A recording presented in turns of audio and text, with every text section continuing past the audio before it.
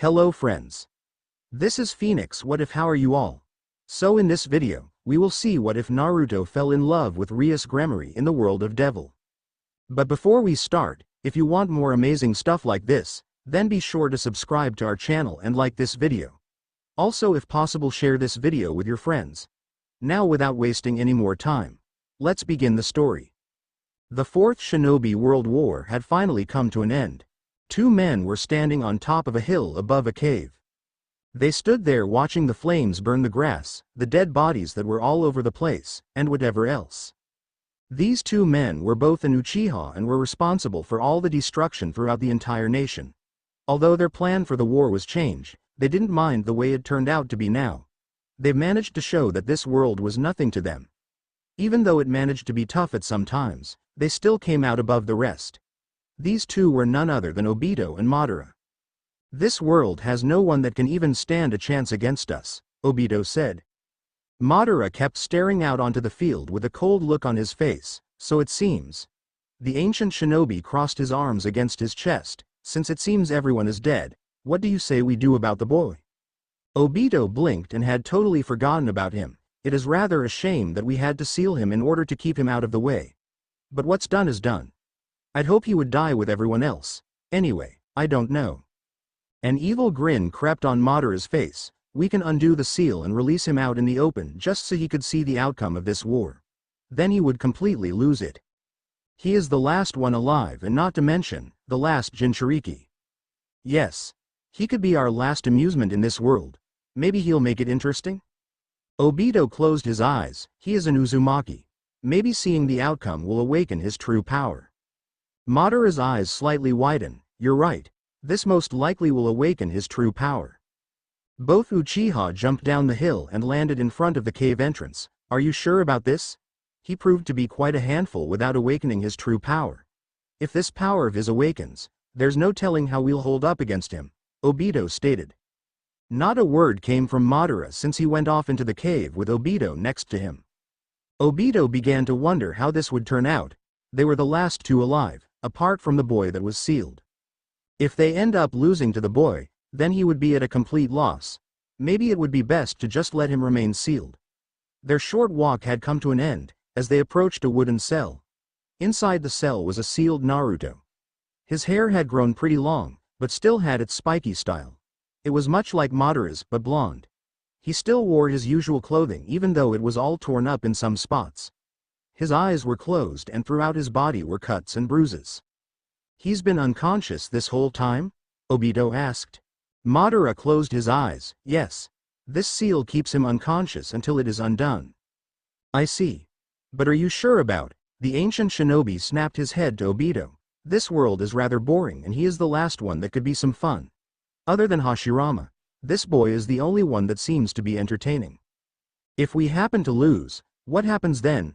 Madara remained silenced for a bit and began to think of both outcomes from the fight. If they won against the boy, they'd most likely travel around the world looking for anyone that could put up a show. But he had his doubts of anyone left to even put up a fight. However, if they lost to Naruto, then he will suffer of being the failure he is. Did he not say that he would protect everyone? Obito sighed. "He did." Madara turned back to face the cell. "Then he will suffer realizing he has failed everyone." Just before he could undo the seal, Naruto's body was covered by a bright light that caused both Uchihas to shield their eyes.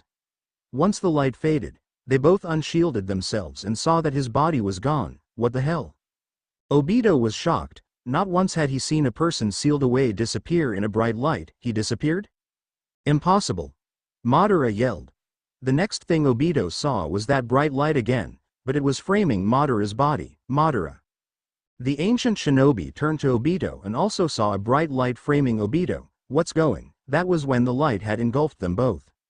The two Uchiha were now going through some sort of portal that showed images of a city. "What the hell is going on?"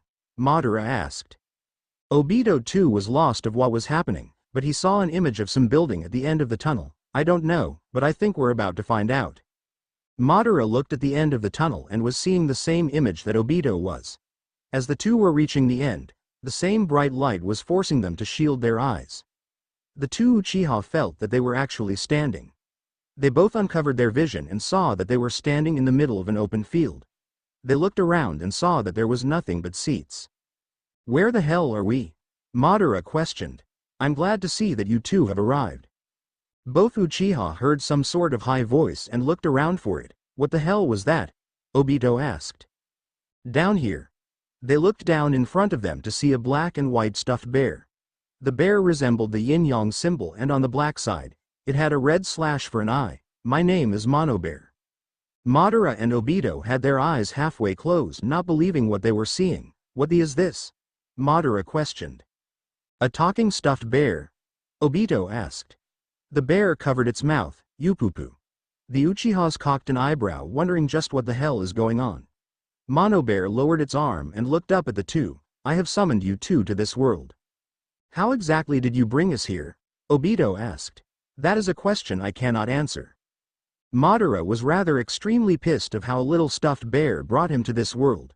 He was about to have his last bit of fun and that was taken away. I'll give you 5 seconds before I tear you apart. Mono Bear panicked and waved its little arms in front. Listen. Listen. I saw how you completely destroyed your world and was getting bored. The ancient shinobi's eyes slightly widened. You saw? Yes. Yes. So, I summoned you here and that boy that was sealed. I have sealed him in one of my own. So he's here too. And sealed in one of yours. What of ours? Obito asked. A sweat dropped down the bear's forehead. Madara's. Both Uchiha weren't shocked of how he would know his name since he claims he was watching them. It was undone while going through the portal.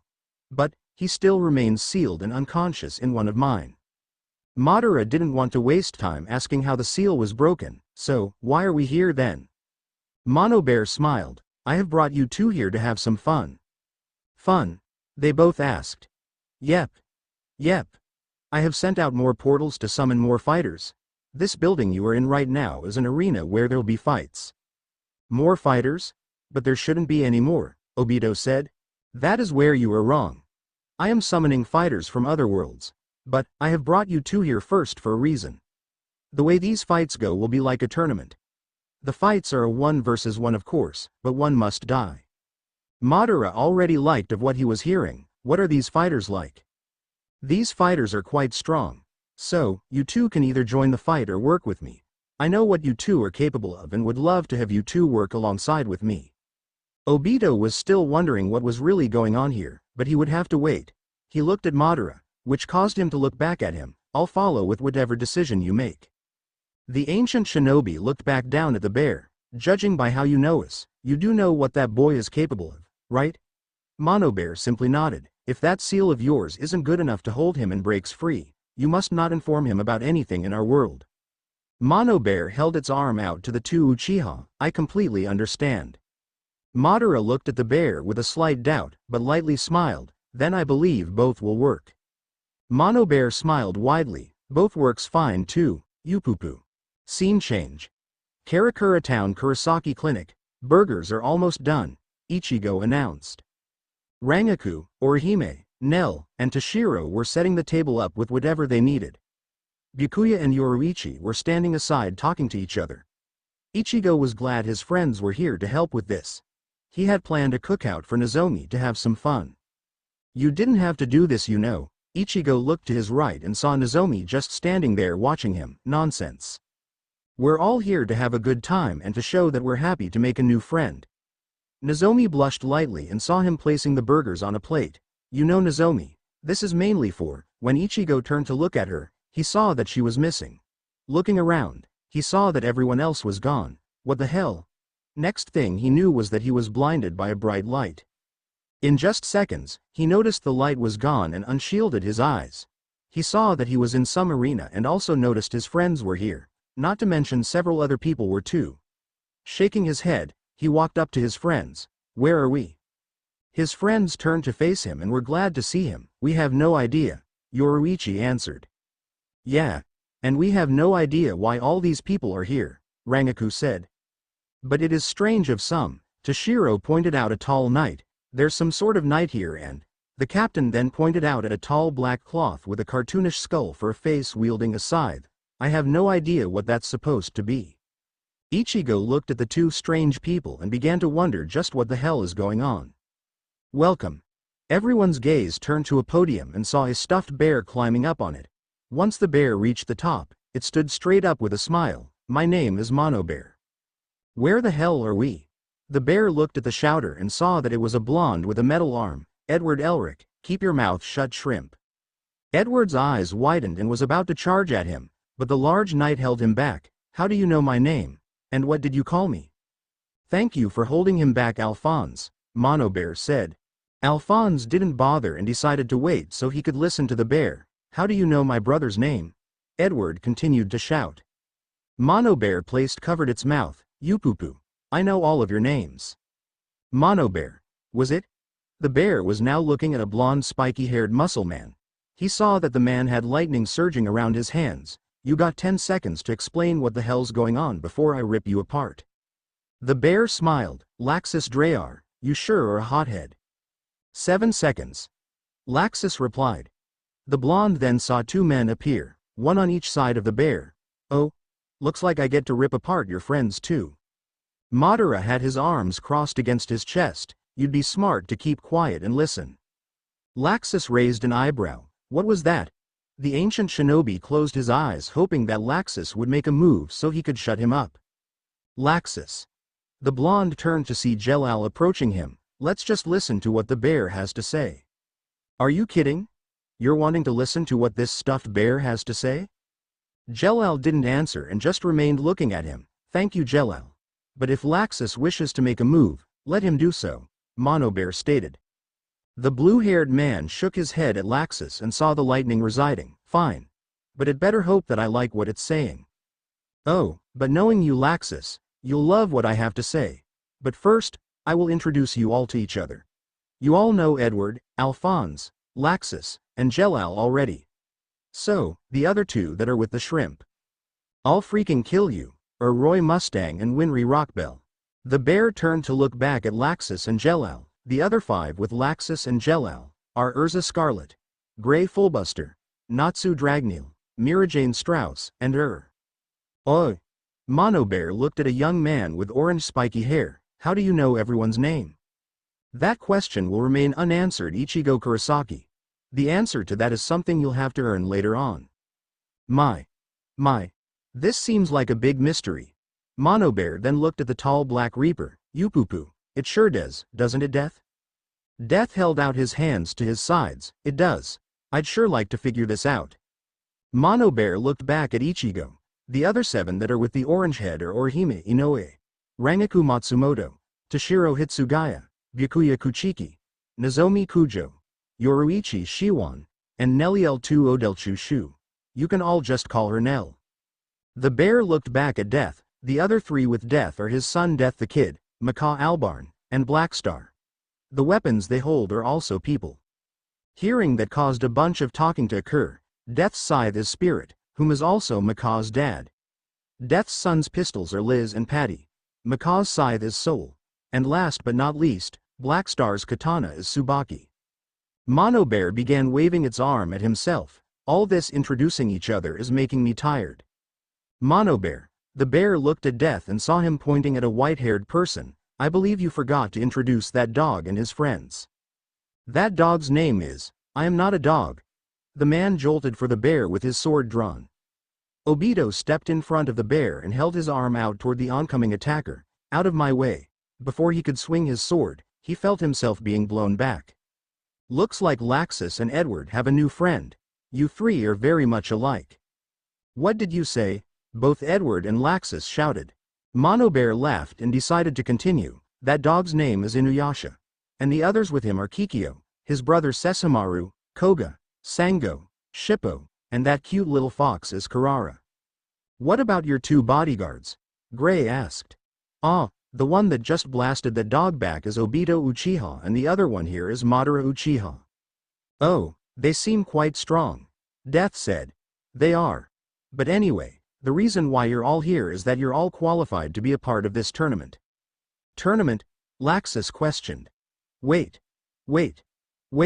You brought us all here just to be in a tournament? Blackstar asked. Yes. Mono Bear answered. Blackstar closed his eyes and smiled widely. Awesome. Laxus crossed his arms against his chest with a smirk on his face. I like where this is going. Well, I don't want to be in this tournament. Everyone turned to face Roy Mustang. We were in the middle of military business and now I find myself here. Send me back. You poo-poo. I'm afraid that's not how it works, Colonel Mustang. You'll make it work or I'll have you burnt to a crisp. You poo-poo. Any act of violence towards me is prohibited. Oh bullshit. Everyone turned to the outburst coming from Koga. I'm going to kill you myself and return home. Before Obito and Madara stepped forth, Mono Bear motioned them to stay to allow the attacker to come. Koga jumped up above the bear and came crashing down on it, which broke the podium to pieces, now returned all of us back to where we came from. Mono Bear was now lying on the ground with Koga's foot keeping it planted. I believe I said that act of violence towards me are prohibited. Mono Bear began waving its arm, activating summoning spell. Save me, Spear of Gingnur. Everyone went completely bug-eyed from the sight they were seeing. Koga began to feel extremely light. What just happened? What everyone was seeing was several spears impaling Koga all around his body. Blood was everywhere and was spilled everywhere when the spears pulled out. When they did, Koga's lifeless body dropped to the ground. Koga! Inuyasha shouted, running to his body. Mono Bear hopped to its feet and dusted itself off. I do believe I did tell him that act of violence towards me is prohibited. So you can't tell me that I warned him. Now, as I said before, you all are here for a tournament. This tournament will show us exactly who the strongest one of you all is. Such pity. The bear looked over at Byakuya. You poo-poo, before you go into your Soul Reaper form, I will inform you that everyone here is able to see you. What? How so? Ichigo decided to ask. You poo-poo, you're all in my world now. So I suggest you all get used to it. Bye. Mono Bear vanished in a swirling vortex, followed by Obito and Madara. Inuyasha was boiling with rage. Koga, that bear will pay. The floor beneath Koga opened, which caused his lifeless body to fall. What the hell? Inuyasha shouted, as he saw Koga's body get swallowed by the floor. Inuyasha, he turned to see his friends coming up to him. This won't be good. Without Kagome here to have him sit, another assault like that will get him killed. Sango thought. Everyone else began to examine the place and talk about what just transpired. Attention competitors. The fighters all looked around and heard the voice around the arena. I forgot to inform you all that whenever we have a winner after a match, the loser gets to die. Everyone's eyes widened. The first match begins tomorrow. There are rooms throughout this arena. Everyone gets to claim their own. Rest up fighters, you poo-poo. People are going to die? Several shouted. With Ichigo. This is crazy. Ichigo yelled. There has to be a way out of this. Rangaku said, hoping she's right. Byakuya was being his usual quiet self and was coming up with some ideas. Yoruichi spotted this of him. What are you thinking, Byakuya? The others turned to the quiet captain, while the Kuchiki closed his eyes. I believe there could be a way out of this. How? Orihime asked. First, we do a little spying. He looked at Yoruichi, which she caught onto him. You should be able to find those three quite easily since you were the former leader of the stealth force. She smiled. I sure can. Good. But I don't think it requires being too stealthy. You should take Nell with you just in case the worst happens. Those two bodyguards are an extreme threat. Yoruichi turned to Nell to see the greenette jump a bit from the attention. Are you ready? Nell smiled. Yep. With that, the two vanished. Are you sure the two of them can handle it? Toshiro asked and saw Byakuya nod. Second, we should get to know everyone and hear what the others are planning. Everyone should be pretty much coming up with ideas of how to get out of here. I see. Then let's not waste time. Toshiro replied.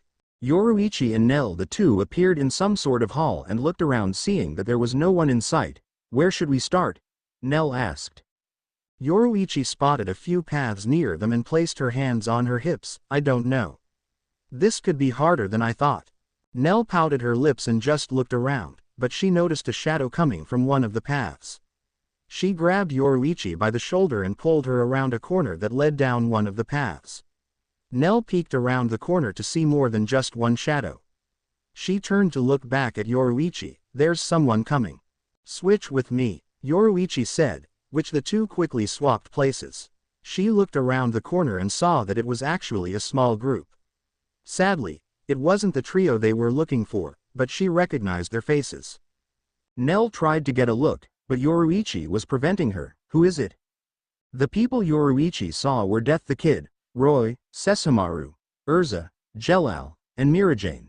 She decided to come out from hiding. What are you all doing here? She called out. Nell was a bit wide-eyed seeing that Yoruichi just decided to step out in the open, but she had no choice but to join her. The small group turned to the voice and spotted the duo. So it seems you two are just as curious as we are. Death the Kid said. Depends. What exactly are you all doing? Yoruichi asked. Quit acting foolish, girl. Yoruichi cocked an eyebrow and was looking at Sessamaru. You two are simply trying to find those three just like we are.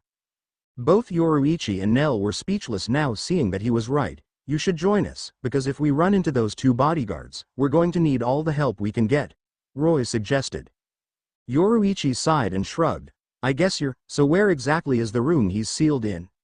The small group fell dead silent and spotted three shadows coming down from another hall. They all quickly turned back from the paths they came from and hid around the corner. Ah, you wish to see him already? Mono Bear asked. Yes, we want to see this seal of yours, Madara answered. The trio turned the corner into the hall where the others had met. Okay, Mono Bear stopped, which caused the two Uchiha to halt as well. The bear held out its arm. The two Uchiha saw the bear pointing at the end of the hall to see a door, so he's in there. Obito asked. Yes. Mono Bear continued walking, followed by his two bodyguards. So, what do you think of the fighters so far? Madara closed his eyes. Only a couple seem amusing to me. As for the others, they're just ants waiting to be crushed. Oh, which of them actually had your eyes peeled? The bear asked. That Ichigo kid and Death. Yupupu, don't worry Madara. I plan to summon some more fighters. But if I do, I'll have to postpone the tournament. That is fine. I'd rather see more fighters than start the tournament with this bunch. Mono Bear covered its mouth to laugh quietly. Then it shall be done. The trio came to a stop when they approached the door. Mono Bear opened the door to where the Uchiha saw a beam of light that looked as if it was connected from the floor to the ceiling. That beam of light was sealed inside a large glass cylinder-shaped case that also looked connected to the floor and ceiling. Inside that case was the boy that the two were looking for. Their light in the beam of light was none other than Naruto Uzumaki. Madara walked into the room looking up at the floating blonde. This doesn't seem like a seal. It may not be what you're capable of making, but this will do just as good. The ancient shinobi walked around the pillar. If I wasn't mistaken, you were about to release him back in your world, am I right? Mono Bear asked. Madara stopped when he came back around and stopped in front of a table that seemed to control it. You are. Then why do you not want to release him now? Simple. I wish to see how these fighters are before he is released. Obito decided to walk in to get a better look. Not only that, but if he was released and found out about what happened in our world, his true power will be awakened. Yes, I know, but what exactly is this true power capable? Listen, Bear, if he finds out, without a doubt his power will come forth. When that happens, he won't be able to control it to where it'll be a big problem. He already has great power that he can access. That blasted fourth Hokage gave the other half of the Kyuubi's power back to him. It greatly increased the Kyuubi's chakra, but other than that, there's nothing new. Obito examined the blonde closely and recognized he was wearing different clothing. How is he wearing different clothes? Madara looked back in the pillar and also noticed. Oh, I thought he'd be better off with that. Yupupu. Naruto was no longer wearing his usual clothing. Instead, he was now wearing black combat pants with black combat boots and a small green sleeveless combat vest that wasn't buttoned. He has quite a body at such an age. Mono Bear stated. Madara looked back down at the control table, and is this keeping him sealed? Yes. And that's the only way for him to get out too. I see. Madara noticed how there weren't many controls. This looks as if anyone can operate it.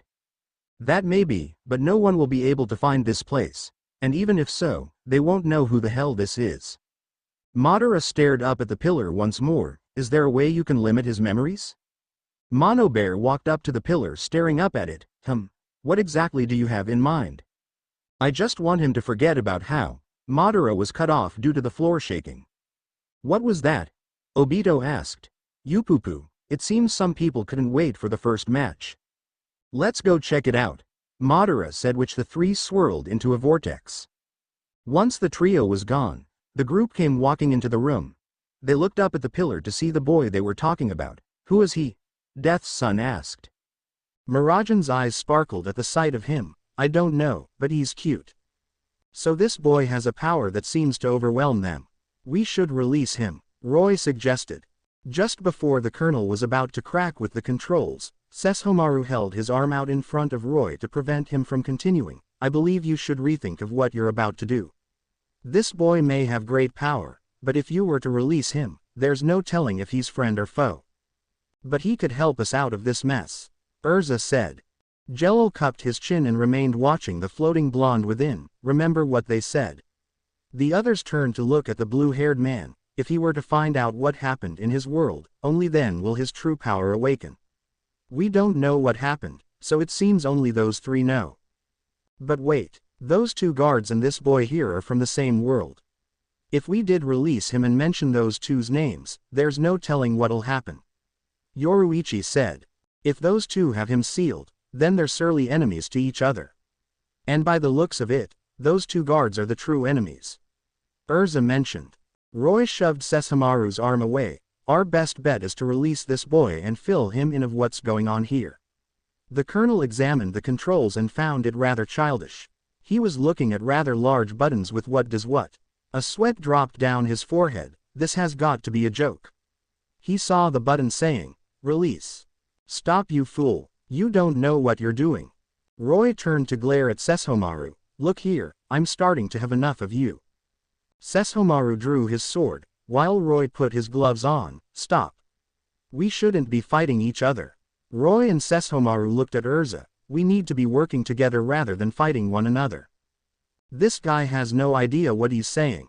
If we were to get out of this place, we should free this boy. Roy said. Again, there's no telling if he's friend or foe. I've had it, Roy shouted, which Sesshomaru jumped back to gain some distance. Urza and the others saw that there was no way of stopping the two since they were ready to tear each other's throats out, so they walked out of the room to watch from the outside. You don't know what you're getting yourself into, Sesshomaru warned. Roy narrowed his eyes and snapped his fingers to where fire began to spin around his target. I'm going to burn you to a crisp. Roy thought he had his target trapped within the fire, but Sesshomaru came charging out of it with flames burning on his body still. Sesshomaru swung his sword at the colonel, only to have missed. He continued to swing at him, but Roy was managing to avoid them. So you can trigger fire at your will, interesting, Sesshomaru commented. Roy snapped both fingers to cause a fire spear to come shoot at his target from both sides. Sesshomaru jumped up to allow the fire spears to collide with one another, but Roy snapped his fingers again, which caused to make one bigger fire spear to shoot up at him. Die. Sesshomaru vanished out of sight, causing Roy to look around. He appeared right in front of the colonel and kicked him hard against his chest. The impact caused Roy to crash against the table, and little did he know that he managed to hit the release button. Roy got right back up and started performing a series of finger snapping. Several fire spears formed all around the room, all pointing at Sesshomaru. The flames that were burning away on Sesshomaru burned out only to show that it had done nothing to him, except burn away some of his clothing. So you can heal quite quickly. Guess I'll just have to beat you to a pulp to where you can't heal fast enough. The fire spears all shot down at Sesshomaru. As the spears closed in, all of them were engulfed in a swirling vortex. Looks like I was right about there being intruders. Everyone saw the swirling vortex opening to see Obito walking out of it. So, it seems you all have been spying on us earlier. Shit, Death's son said. I was told to eliminate you all for intruding, and so Obito saw the pillar that held Naruto sealed inside slowly lowering down from the ceiling. His eyes widened. No. Obito charged for the table. Roy snapped his fingers to have a giant fire wall form in front of the Uchiha. I won't have you stop it. Sesshomaru decided to not get involved since he didn't like either of the guards and didn't want to help Roy keep Obito from stopping the release. The fire wall that was formed began to get swallowed by a vortex. What the hell? Roy said. You're of no match and I will stop that seal from releasing that boy. Obito was right in front of Roy and just backhanded the colonel, which sent him crashing hard against the wall. Obito looked at the table and saw the strange set of controls, but managed to find the button saying, Seal. Obito Uchiha, was it? The Uchiha looked to his side to see Jello standing there with his arm aimed right at him. I'm afraid this boy should be released and I can't have you prevent him from being free. Before Obito could press the button, he felt himself being blasted away. What the hell? That felt just like Shinra Tensei. Obito ended up crashing against the wall on the other side of the room, but instantly got right back up. Just as he was about to charge for the table, he was surrounded by flaming walls, again with this. The flames vanished before he could absorb them and saw Yoruichi above him about to slam her foot down on him. He grabbed her leg and threw her back towards to the others. Looking at the pillar, he saw the blonde still floating, but the pillar had managed to lower more than halfway. Shit. Bullets were fired right at the Uchiha, only to have the projectiles phase right through him. What? They went right through you? Death's Son questioned. Obito saw that he wouldn't be able to reach the control table on time with these people slowing him down. I must inform Madara and that bear. Obito then began to get Ed into a vortex leaving the sealing room. He left. Mirajan asked. Seal deactivated. The group looked at where the beam of light was to see the blonde still floating. He's still not awake. Roy said. Maybe there's something else we need to. Before Urza could finish, everyone watched the beam of light getting thinner. In a split second, the light vanished. The blonde then began to fall due to the seal being deactivated. Yoruichi quickly appeared next to the blonde and caught him. She landed next to the others and laid the unconscious blonde on the floor. He's not waking up. Nell said. Sesshomaru came up to join them and looked down at the boy. He ignored the others talking about if they've missed something or more about wondering what he's like. One thing that Sesshomaru was wondering about was what is sealed inside him. This boy has some sort of demon within him. But I can't quite. He was cut out of his thoughts, along with everyone else chatting when the blonde's eyes shot open to show them his crimson eyes.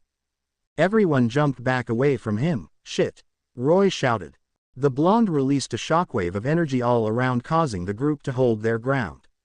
Naruto looked around, noticing that he was in some strange room, not to mention the group of people that he's never seen before. Naruto Uzumaki. The blonde snapped his head toward the redhead. That's you, right? He ignored her and held out his hand in front of him. Staring at his open hand, a Rasengan formed instantly. The group was on high alert from that move. Careful everyone. Jello shouted. Naruto's eyes widened slightly, feeling a familiar presence. His gaze locked to the ground. Madara. Obito. He said in a rather deep mellow tone. Naruto. Wait. Roy called out, but it was too late. They all watched him slam the sphere of energy to the ground. The floor was blown open to where the blonde descended. The group ran to the hole in the floor and looked down to see several more holes below. He's headed to the field. Sesshomaru stated. We need to get there quick. Jello said. If Madara and Obito are there, who knows what'll happen. Death's Son jumped in. Roy was completely shocked and regretting that he released him. What have I done? Madara and Monobir were standing in the stands watching the fight between Inuyasha and Ichigo carry on. I wonder what caused this fight. Madara wondered. All the other competitors were up in the stands as well, watching the two try to cut one another down. Ichigo was in his Shinigami form, of course, and was only using his Shikai for the time being. He blocked an oncoming strike from Inuyasha. Why don't you calm down? The teen shouted. Shut up. The dog-like demon growled and kicked the teen hard against his chest. Ichigo was skidding back and stabbed his sword to the ground to stop himself. Ichigo looked up at Inuyasha coming down at him. He held his sword out in front and placed his free hand over his other, Bankai. Spiritual energy spun around the teen, trapping him inside. Inuyasha back-flipped away from the energy and stood across from it. The energy dispersed to reveal Ichigo now holding a katana. The dog demon didn't care of his change. Wind Scar. He shouted and swung his sword to unleash a powerful energy wave blast right for his target. Ichigo held up his katana, Getsuga Tensho.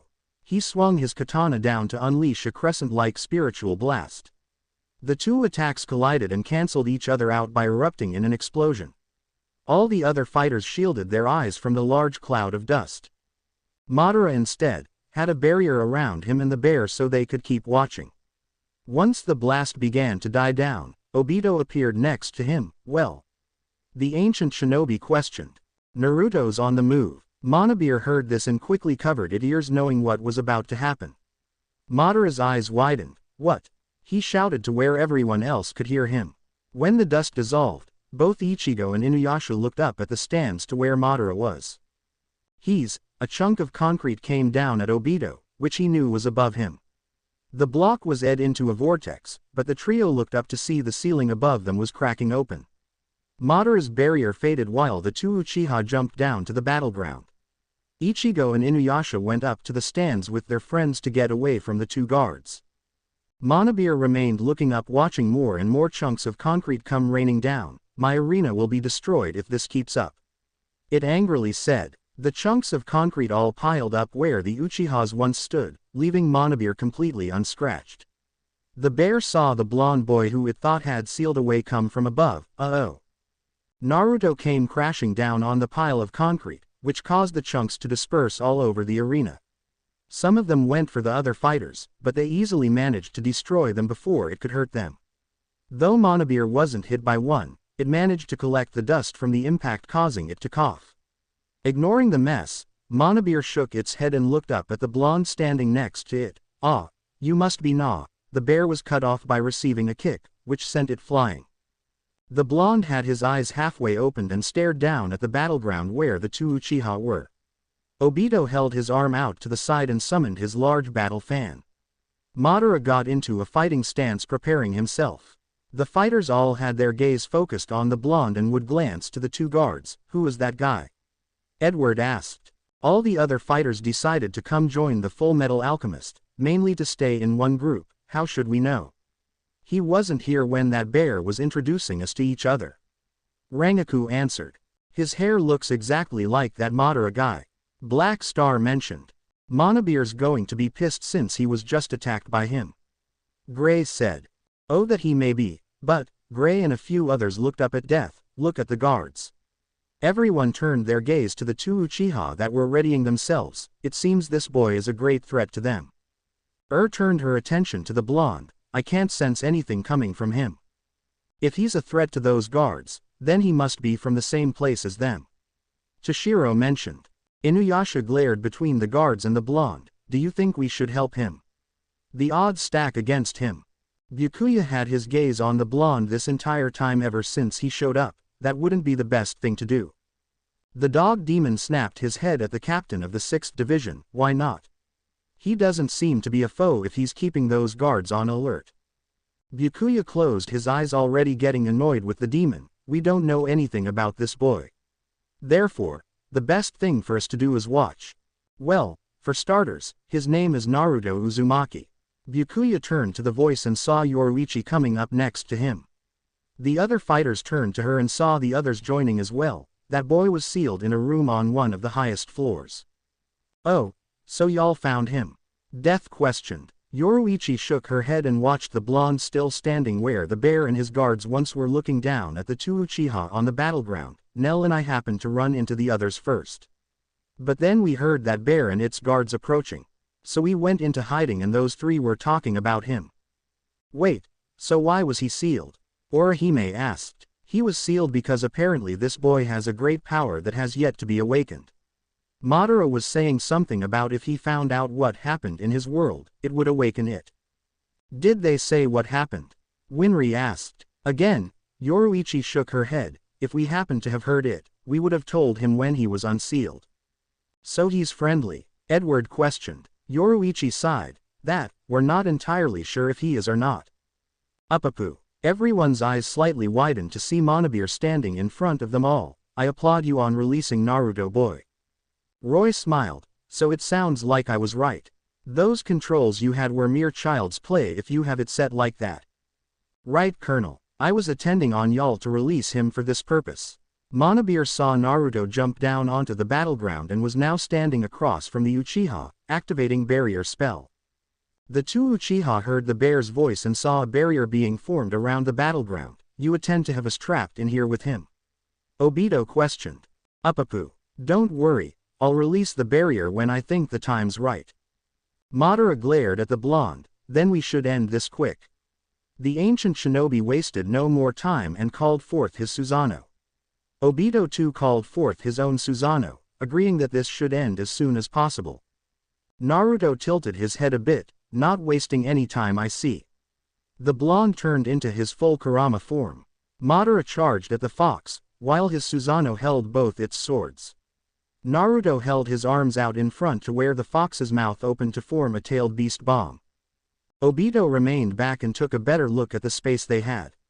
He saw that Naruto in his full Kurama mode, plus Madara and his Susanoo was already taking up most of the portion. If Naruto fired that bomb, all three of them would get caught up in a devastated blast. Wait. Madara didn't stop, and neither he nor Naruto realized that his bomb would clearly cause severe damage to them all. His Susanoo held its swords up getting ready to strike at the fox, but wasn't quick enough. Tailed beast bomb.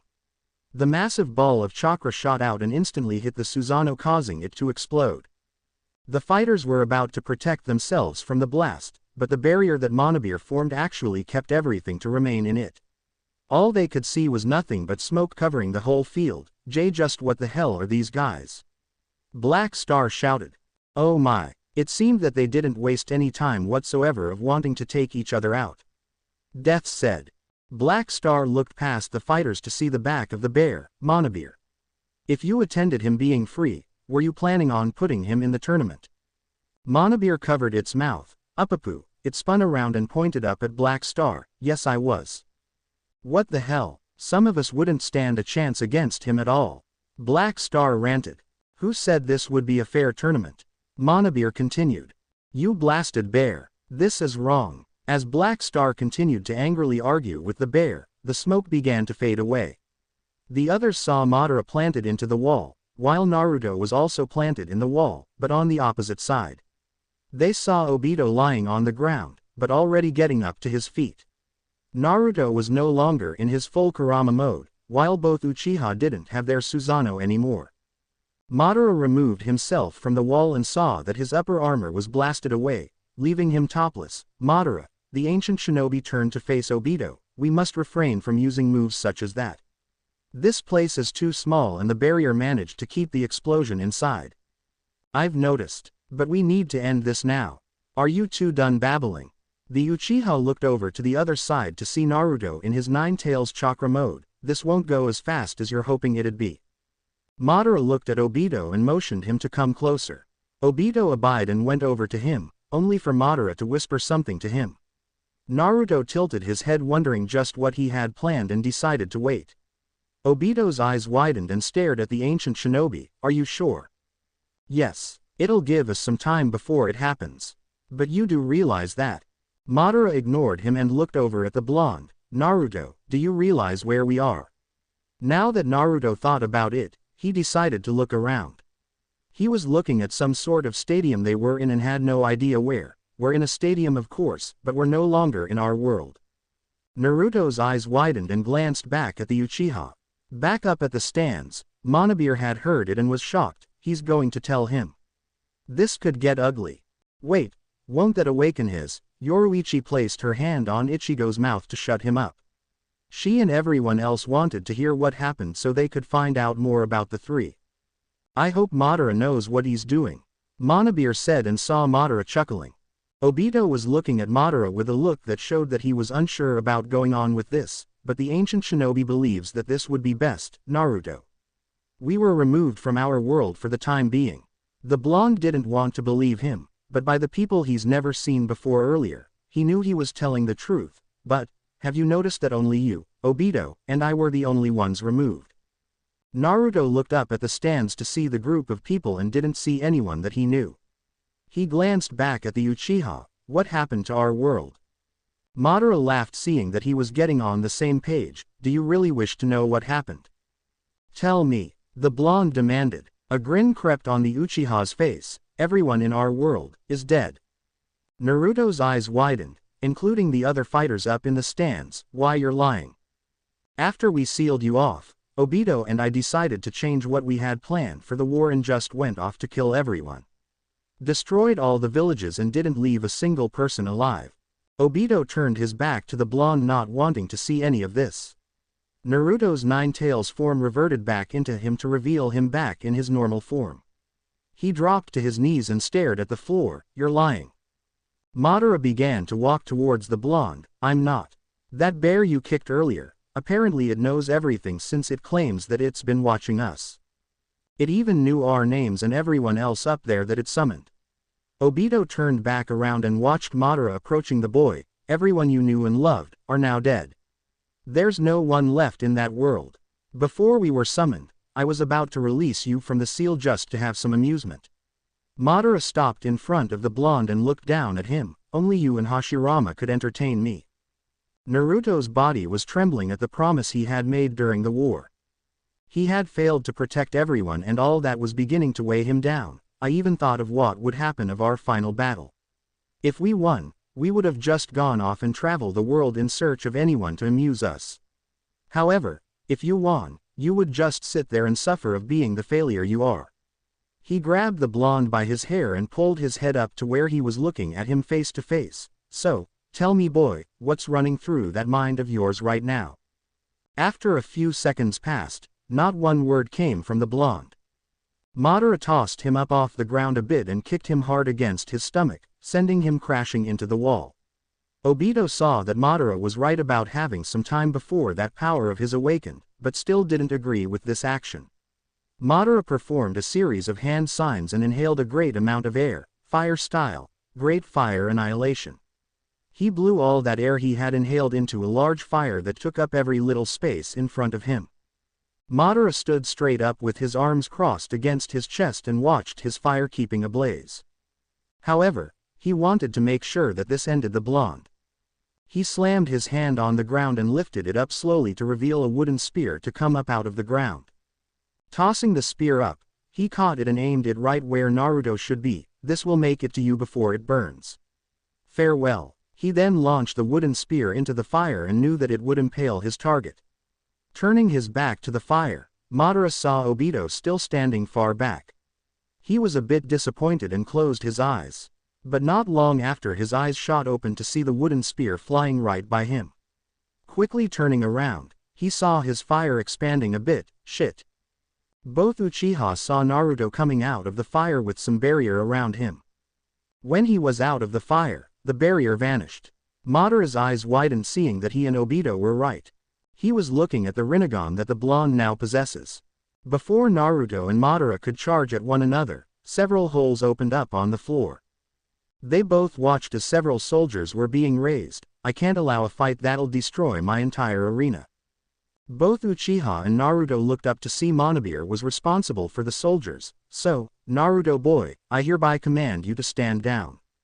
The army of soldiers aimed their guns at the blonde, which Naruto kept his gaze up at the bear. "Don't you even dare think about attacking my soldiers." Naruto raised his arm up aiming at the soldiers, but kept his attention at the bear. "Put that arm down." He then instantly turned back into his nine tails mode. "No. Revert back to your normal form this instant." The blonde unleashed a chakra arm at a soldier and grabbed him by the head. Monobir held its arms out in defeat. "Well, I tried." Naruto looked at the soldier and removed his soul right from his body. Madara's eyes widened. "So he can use the human path. He'll most likely be able to use Diva path as well." Fire. All the soldiers began unloading on their target. Their bullets weren't hitting his target since they were being reflected.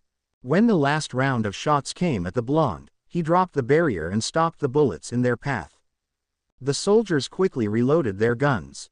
Naruto released a force that caused the bullets to go right back to their shooters and ended up nailing them right in the head. All the soldiers dropped dead the instant they were impaled in the head. Naruto then felt himself being pulled. He looked ahead and saw that it was Madara. His gaze looked up to see Obito above him with his arm aiming down at him. Next thing he knew was that he was planted to the ground head first. Obito landed next to Madara and watched as the ground around the blonde being cracked open. "How should we handle this?" Obito asked. Madara narrowed his eyes at the blonde removing himself from the ground. "We should wait for an opening before we decide to go on the attack again." Monobir was getting rather upset to see his soldiers had just gone to waste. "That damn blonde. You better kill him." Madara and Obito. A flash of light appeared next to the bear. which caused everyone behind it to shield their eyes. What just happened? The fighters unshielded their eyes to see a new group of people show up. It's good to see you all made it here. Issei Hyodo, Rias Gremory, Akano Himahima, and Xenovia. Monobir said, not taking his attention off the fight. Issei looked down to see that a stuffed bear had said their names. Oi! How is a stuffed bear talking? Monobir saw Naruto rising up to the air and had his arms up above his head. Uh-oh. Inside the barrier, Madara and Obito quickly caught on of what the blonde was about to do. Obito formed a barrier around the group in the stands, while Madara covered him and Obito with his. Naruto looked up at his hands, and just before he brought forth his arms, he muttered those two words, Shinra Tensei. A massive force shot out all around him that was quickly expanding. The barrier took the attack and was beginning to shake. Monobir was actually shocked. My barrier can't withstand it. The stuffed bear watched as its barrier was destroyed and saw the force coming up to them. He's going to destroy my arena. Just as the bear said, the sheer force that was unleashed was too much for the arena to handle. The entire arena was demolished with chunks and pieces of it dispersed all over the area. The two Uchiha and the group of fighters remained safe, but looked around to see that they were now outside. The fighters looked around and saw that they were in the middle of nowhere. Edward shouted. Monobir didn't turn to face any of them. Yes. We're in the middle of nowhere. But shut up, shrimp. Tokyo's only a few miles from here. Not everyone was upset like the metal alchemist was. The grass looked to be freshly grown, apart from some areas being smashed by chunks of the destroyed arena. The barriers protecting the Uchiha and the fighters vanished. Monobir saw the blonde descending back to the ground, still focused on the Uchiha duo. You destroyed my arena.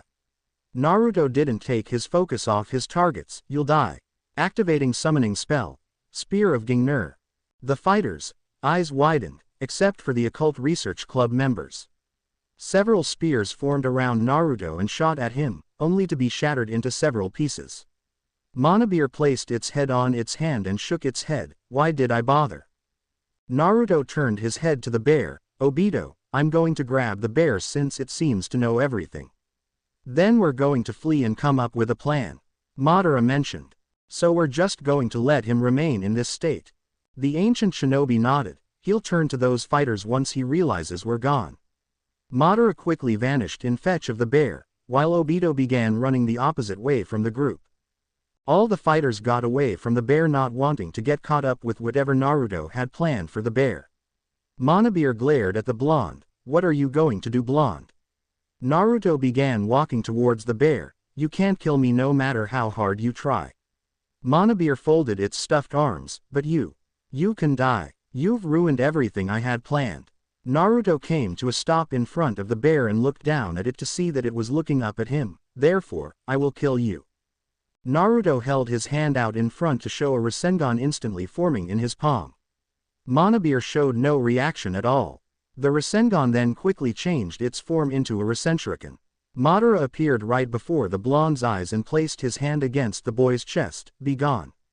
The ancient shinobi released a force to send the blonde soaring back. Madara picked the bear up and placed it on his left shoulder. We're getting out of here. What? No. The boy must. The two swirled into a vortex before everyone could hear the bear finish. Issei looked completely dumbfounded. What the hell's going on? So that bear summoned more people. That's great. Black Star said sarcastically.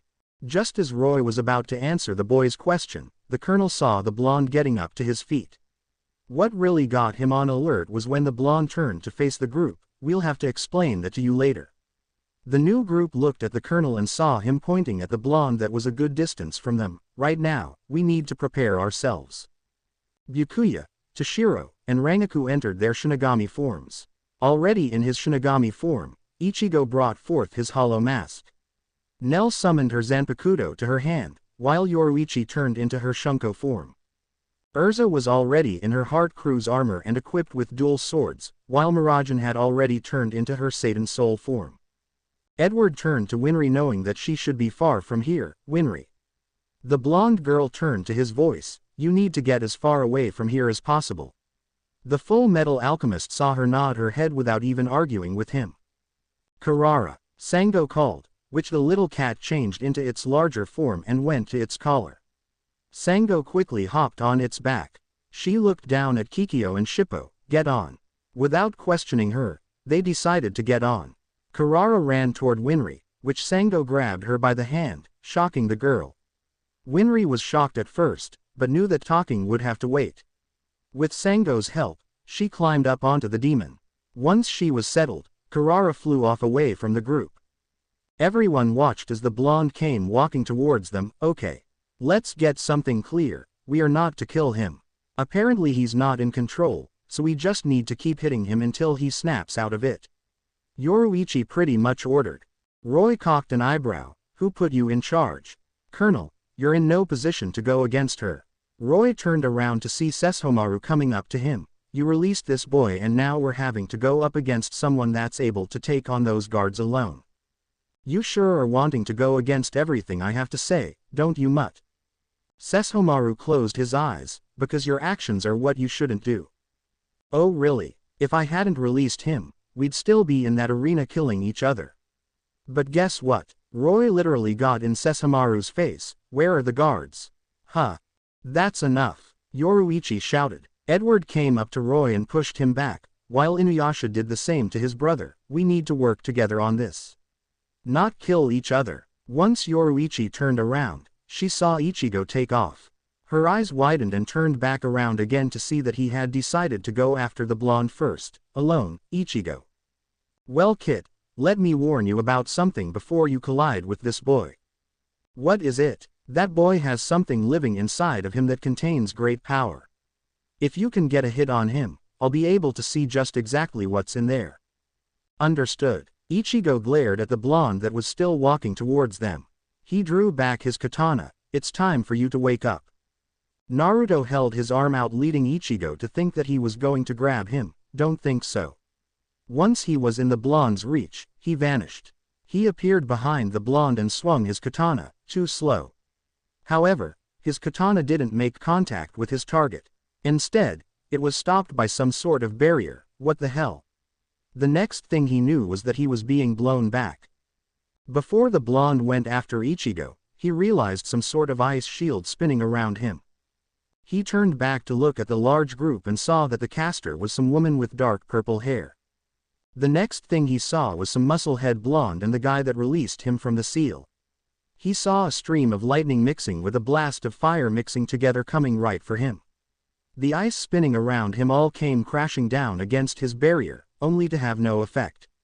Then the blast of lightning and fire came striking his barrier.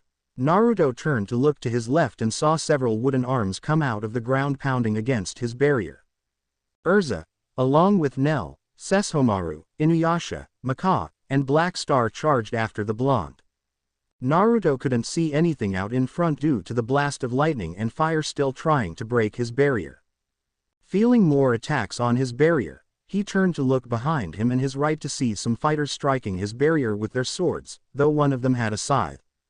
Again, he felt his barrier being attacked, but was coming from above. Looking up, he saw some boy on some sort of board that could fly shooting down at him with 2 pistols. Seeing that he was having enough of this, just as he was about to blow them all away, the front of his barrier was taking on more attacks. He saw more lightning being added on and some blue lightning as well. Akeno and Edward had decided to add more power to the front assault. How is this not enough? The blonde alchemist shouted. Roy didn't break his focus and kept adding more fire. Concentrate full metal. Naruto was looking all around him, looking at all the attacks. His attention came back to the front once more and saw ice-like arrows being added on. A crack was revealed in the front of his barrier, but showed no reaction. Death saw the barrier weakening and stepped up. Front assault, move back.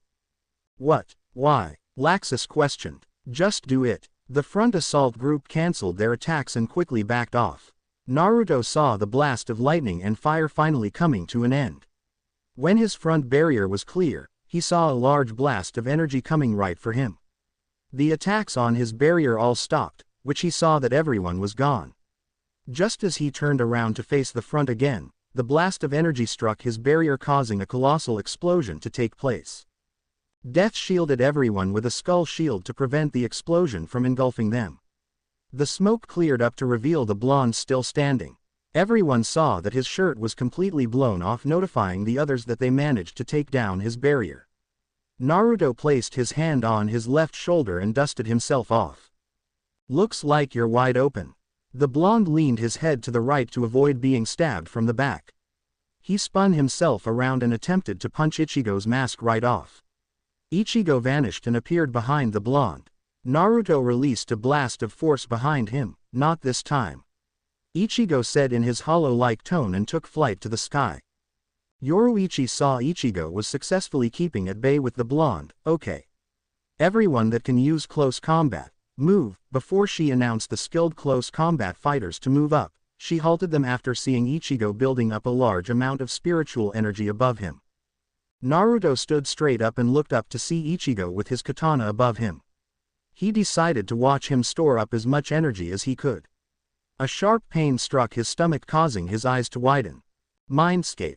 The blonde found himself standing in a sewer, only hearing a couple droplets of water splashing to the ground. "Naruto." He turned around to face none other than Kurama. "You must get a hold of yourself." Kurama remained staring into the boy's eyes. "I know what happened back in our world is truly hurting you. Believe me, but you must maintain control over the Rinnegan." The fox saw that Naruto hasn't budged the slightest, nor said a word still. "Listen, I'm truly sorry about what happened. But Madara and Obito are out there still. If you wish to take them on, you need to first snap out of it." Again, nothing came from the boy. The fox sighed and glared at him. "Remember when you released me out of the seal? Well, I'm pretty much free now. Don't make me get out and kick your ass myself." Even with the threat coming from the Kyuubi, Naruto still didn't say a word. Kurama growled, "That's it. I'm going to make you snap out of it." Kurama began to glow. Reality. Ichigo kept charging up spiritual energy and wondered why the blonde was just standing there watching him. It was rather strange to allow an enemy to charge up an attack, unless the enemy wanted to prove them that it would have no effect on them. Ichigo didn't care. Getsuga Tensho. With a powerful swing downward, he unleashed an enormous blast of spiritual energy down at the blonde. Much to Ichigo's avail, his attack was vaporized. Naruto's stomach began to glow, causing him to grab his head with both hands. A stream of light shot out of him, which turned into a tiny ball of light. The little ball of light began to immense rather quickly. Once the ball grew to be about a human size, the shape began to take on a form of a human. Starting from the bottom, the light began to uncover the feet of the human. It revealed that the person was wearing crimson-colored combat boots. The light kept revealing more of the person as it continued going up the form. Next thing showed that the person wore black pants, followed by a black sleeveless shirt with an unbuttoned jacket that had a mixture of crimson and black over it. Once the light revealed the last bit of the human, it showed that this person was a man with long crimson hair and had fox-like ears. The man stood there with his arms crossed against his chest. "It's time that you calm down, Naruto." Everyone looked completely lost as to what just happened. Black Star was the one showing that he was more lost than anyone else. Did a man just come out of him? Issei's eyes widened and quickly covered his mouth. "I think I'm going to be sick." "Who cares? It seems that he's on our side," Roy stated. Kurama remained standing his ground and narrowed his eyes after seeing Naruto slowly gaining his posture back. "Naruto." The blonde looked over to the new person entering the fight. "You need to gain control quickly before you really get hurt." Still not a single word came from Naruto, and instead, he charged after Kurama. The human form of Kyuubi closed his eyes. "Then so be it." And with that, Kurama held his arms back and charged after his host. Their speed picked up quickly, and in just a second, the two were right in front of each other. The two brought forth their fist and punched the others with their own, causing a shockwave to erupt. Ichigo quickly got out of there and joined back up with the others. "What the hell's going on?" he asked. No one answered him since they all had no clue what just happened before their eyes. All they could do was watch for the time being. Naruto was forced to slide back after receiving a kick to his stomach. Kurama held his arm out to the side. The blonde shook his head and saw a purple-like ball form in Kurama's hand. "Last chance. Snap out of it, Naruto." Kurama saw Naruto hold his arm out and formed a Rasenshuriken in his hand. The fox-like man chuckled. I see. Maybe this will wake you up. Kurama held his other arm out and formed miniature versions of a tailed beast bomb on the tip of his fingers. With a flick of his wrist, he shot out all 5 mini beast bombs at his host. Naruto dodged the first one and charged for the Kyuubi. Slightly tilting his head to the left, the second one flew right by him. The third one was reflected by a small force barrier. Coming down to the last 2, Naruto was ready to reflect them as well, but the remaining 2 ended up making contact with the ground ahead of him. An explosion occurred from the 2, causing a large smokescreen to form. The blonde shielded his eyes before entering the smoke, and once he made it through, he saw Kurama with his tailed beast bomb in hand. Naruto quickly brought his Rasenshuriken up front just in time for it to collide with Kurama's. The collision of the 2 attacks didn't cause uproar of an explosion right away. Instead, a sharp dim light was formed in between them. Death quickly caught on, along with some others. He quickly formed a skull shield in front of everyone just in the nick of time before a massive explosion occurred. Just seeing the explosion still caused some fighters to shield their eyes even though they were shielded from it. After a short while, the smoke died down and Death's shield vanished. Everyone saw Naruto lying on the ground unconscious, while Kurama remained standing with some slight tears in his clothing. The fox-like man looked down at his host with sorrow in his eyes. After hearing that everyone in his world was dead, it was too much for him to bear. He knew that there was no one left for him in his world. Kurama's lips formed into a saddened frown. I'm so sorry, Naruto. Kurama heard several footsteps and knew it was the others running to come join in. He knelt down and scooped the blonde into his arms. Hey. Kurama stood back up with Naruto in his arms and turned to face the others. You really helped us out there. Miragen said. Yeah, if you hadn't come out of Naruto, I'm sure we'd be in trouble. Death mentioned.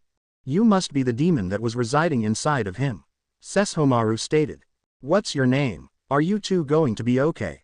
Kurama shook his head hearing all these statements and questions aimed right at him. I'm afraid I can't really answer your questions right now. I need to get him somewhere that he can rest. Black Star smiled and pointed at the fox-like man's direction. That stuffed bear mentioned something about Tokyo being not too far from here. Kurama turned around in the direction seeing the kid pointing that way. Thank you. He began walking in that direction, leaving the others. Everyone froze for a slight moment. Is everyone okay? Inuyasha looked back behind them to see Sango and the others joining back with them. Yes, it's over. The dog demon answered. Wait. Black Star shouted and went after Kurama. Maka attempted to grab him when he ran right by her and failed to grab him. Black Star. Death followed next and held his hand above his head. We'd be best heading to this, Tokyo, rather than being out in the middle of nowhere. The others examined the current area they were in and then all followed Death. With Madara Tokyo, the trio managed to make it to the city and were sitting at a table outside a coffee shop. That blasted Naruto. Monobir shouted. People that were walking by turned to the shouter to see a stuffed bear standing on a table and waving its arm in the air. Both Uchiha kept seeing how the people walking by would look at them and mutter to whoever they were with about them. It seems we stand out with what we're wearing. Obito mentioned. Madara closed his eyes and leaned back against the chair, not to mention that we have a talking stuffed bear shouting. Monobir faced Madara and pointed at him with his little stuffed arm. Shut up. I should have left that damn boy back in your world. Maybe we should find some different clothing so we don't stand out so much. Not to mention, we can remain hidden from Naruto and the others until we're ready. Monobir looked back and forth between the two. Now that you mention it, you're right. The bear raised its arm into the air. Then we can find somewhere to stay and Monobir saw the two Uchiha looking above him. What? It turned around to see 3 schoolgirls and one of them was holding a camera. Can we take a picture with your bear? One of the girls asked. Madara cocked an eyebrow, as the girl didn't wait for an answer and handed him the camera. The ancient shinobi fiddled with the device. What am I supposed to do with this?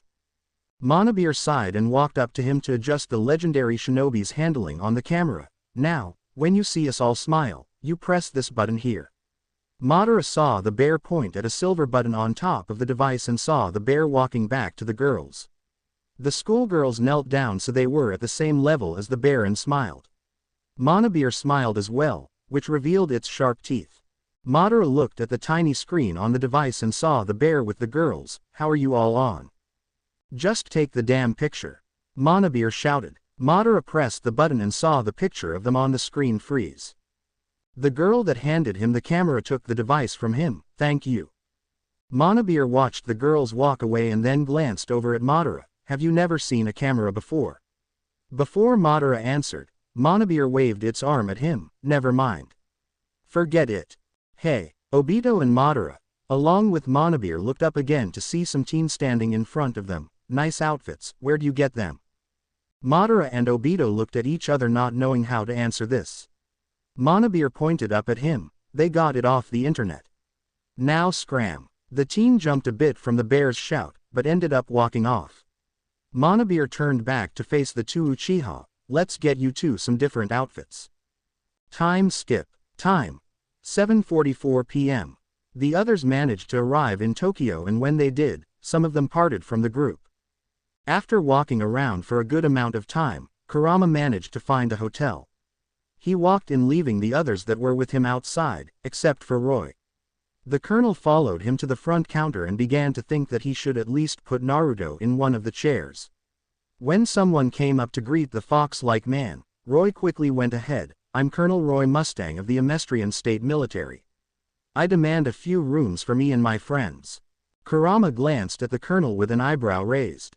The lady behind the counter looked at Roy with a clueless look. I'm sorry, but I have no idea what you're talking about. Roy slammed his hand down on the counter, scaring the lady. I need a few rooms for. I'm sorry for my friend here. How much is it a night? Kurama asked. Roy turned to face the red-haired man, seeing how he was interrupted by him. The lady turned her attention to the other man and saw him carrying an unconscious boy. Is he okay? He will be after he gets some rest. Oh. Well, it's 4,193 yen a night. A night? The lady jumped a bit from Roy's outburst. What kind of hotel are you running here?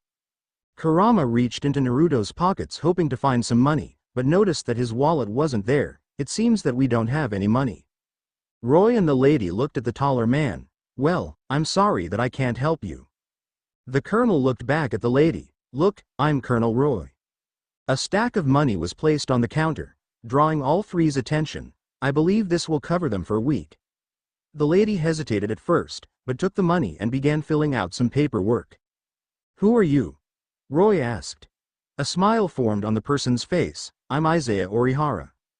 The continuous amount of people screaming before their deaths ringed in the blonde's head. Naruto was standing in the middle of a battlefield watching large fireballs rain down from the clouds above. One by one he'd see the fireballs strike down on a group of shinobi and hear the screams of what he's been hearing. His eyes were wide open and his body was trembling at the sight of another group being incinerated. Naruto. The blonde snapped his head to the right and saw Team Guy coming towards him. Before he went to go join them, a massive fireball came smashing down on them. His body froze the instant he saw his friends being burned alive. Help us, Naruto. The blonde turned to the voice and saw Ino and her team. Again, a fireball came down on them. He looked around, seeing the rest of his friends being burnt to a crisp one by one. His gaze locked onto Sakura that wasn't too far out in front of him, and Naruto. She was on the ground lying on her stomach. The pinkette raised her arm up as if she was trying to reach for Naruto. Please. Naruto began to run to her. Help. Then the blonde stopped to see her being struck by a fireball. Naruto fell to his knees watching the fire burn his first love. He couldn't believe this was happening to him. All his friends had been taken down right in front of him, and not to mention, his home village was completely obliterated. He had failed to protect everyone from the destruction of this war. Looking up, he saw a fireball coming down straight for him. He just sat there and closed his eyes once it got closer. A pair of eyes shot open to show their blue color. Well, it's about time you woke up. That voice sounded all too familiar to the boy. He leaned up on the bed to see a man with long red hair. With a confused look on his face, he questioned, Kurama? Kurama smirked and closed his eyes. Yep. Naruto narrowed his eyes after being confused from what he was seeing. But, how are you a human? There are still some things you don't know about me. The blonde tilted his head a bit and quickly placed his hand against his forehead after feeling a strike of pain in his head. You ought to get some more sleep. Ignoring the pain, He waved at Kurama with his free hand. No, I'll be fine. Kurama sighed. Do you know what you just went through? After feeling the pain subside, Naruto leaned back up and looked at the Kyuubi. I remember. An image of some new faces and a talking stuffed bear flashed in his mind. Some people freed me. Then I felt Madara and Obito's presence nearby, so I went after them. When I found them, I saw a talking stuffed bear trying to talk to me. And then, his eyes widened remembering Madara telling him the situation they were in. We are no longer in our world. Only you, Obito, and I are here. Because everyone back in our world is dead. Naruto's lips curled downward into a frown and his eyes remained halfway opened. He looked down at the sheets. This caused Kurama to frown as well, seeing his host feeling this hurt. The fox-like man saw a tear drop to the sheets. I'm sorry, Naruto. Kurama walked to the door and grabbed the handle. Without turning around, he said, I'll let you have some time to yourself. Pushing the handle down, he walked out and closed the door behind him. The tears continued to drop and soak the sheets a bit. I couldn't protect everyone. Little did he know that the window was open and that there was a black cat sitting on it, watching him. I failed, pervy sage. I failed you and everyone. He shut his eyes closed to hopefully stop the tears, but failed. After feeling something soft and warm entering his lap, he opened his eyes to see a black cat lying on him. Wiping the tears away, he gently pets the cat. His sobbing was starting to ease down slowly. The cat looked up at his face and saw his frown turn into a straight look showing some seriousness. I will avenge you all. Madara and Obito will die. Kurama, when the Kyuubi had walked out of the room, he ended up sitting in the hall to think some things through. He sat there, one leg over the other, arm resting on the armrest, head resting on his hand, and his eyes closed. Inside, he was hurting. He never really liked seeing Naruto hurt like this. How is he? Kurama removed his head from his hand to see Roy, Ichigo, Nell, and Edward. The Kyuubi turned his attention to the side. He'll be fine. He's just going through a hard time right now. Ichigo scratched the back of his head. What's your name? The Kyuubi blinked slowly and then looked at the team. My name's Kurama. Roy cupped his chin with his pointy finger and thumb. Kurama, huh? The red-haired man lowered his head, not being able to bear what Naruto's going through right now. However, Kurama saw a hand in front of his vision. He looked up to see that Roy had extended his arm out. It's nice to meet you, Kurama. Kurama looked at the colonel's hand and grabbed it to engage in a handshake with him. The same goes for you, Colonel. Roy was about to ask how he knew his name until he remembered back at the front counter when he told the lady who he was. Kurama saw another hand reach out to him and saw that it was Ichigo's. I'm Ichigo Kurosaki. The Kyuubi shook his hand as well. You're the boy that tried to take Naruto on alone. A sweat dropped down the back of the teen's head. He closed his eyes and laughed sheepishly. Yeah. Sorry about that. I just wanted to wake him up before he ended up hurting someone. I'm Nell. Kurama turned to face the greenette, and then looked at the short blonde that had his thumb pressed against his chest. And I'm Edward Elric. So, would we be a bother if we'd ask what exactly happened back in your world? Roy asked. The Kyuubi glanced over at the colonel and began to think if it was best to share their end or if Naruto should be the one, but he remembered that Madara had already spilled it. Letting out a sigh, he said, well, as you all know, everyone in our world is dead. The cause of it was because of. Okay. Kurama and the others looked down the hall to see Izaya approaching them. The paperwork is done. And I see that everyone's settled with their rooms. Ah yes, thank you. Roy replied. Izaya's smile turned into a straight look. There's just one thing. He saw the group look at him curiously. Try to not show off your abilities in the city. Roy cocked an eyebrow. How did you know that we? Izaya waved the colonel off. Don't worry about it. You and everyone else should try to keep from. The door between Izaya and the group slammed open to reveal Naruto in the same clothes, not to mention still shirtless. Kurama shot out of his chair. Naruto, what are you doing? The blonde glanced to his left to see Kurama with a few others, which the Kyuubi saw his host's eyes were in the Rinnegan state. His eyes widened. Naruto. He watched as the blonde walked their way. Seeing how that the blonde was going to walk past them, Kurama stepped in front of him. What do you think you're doing? Naruto blinked and tilted his head up a bit. None of your business.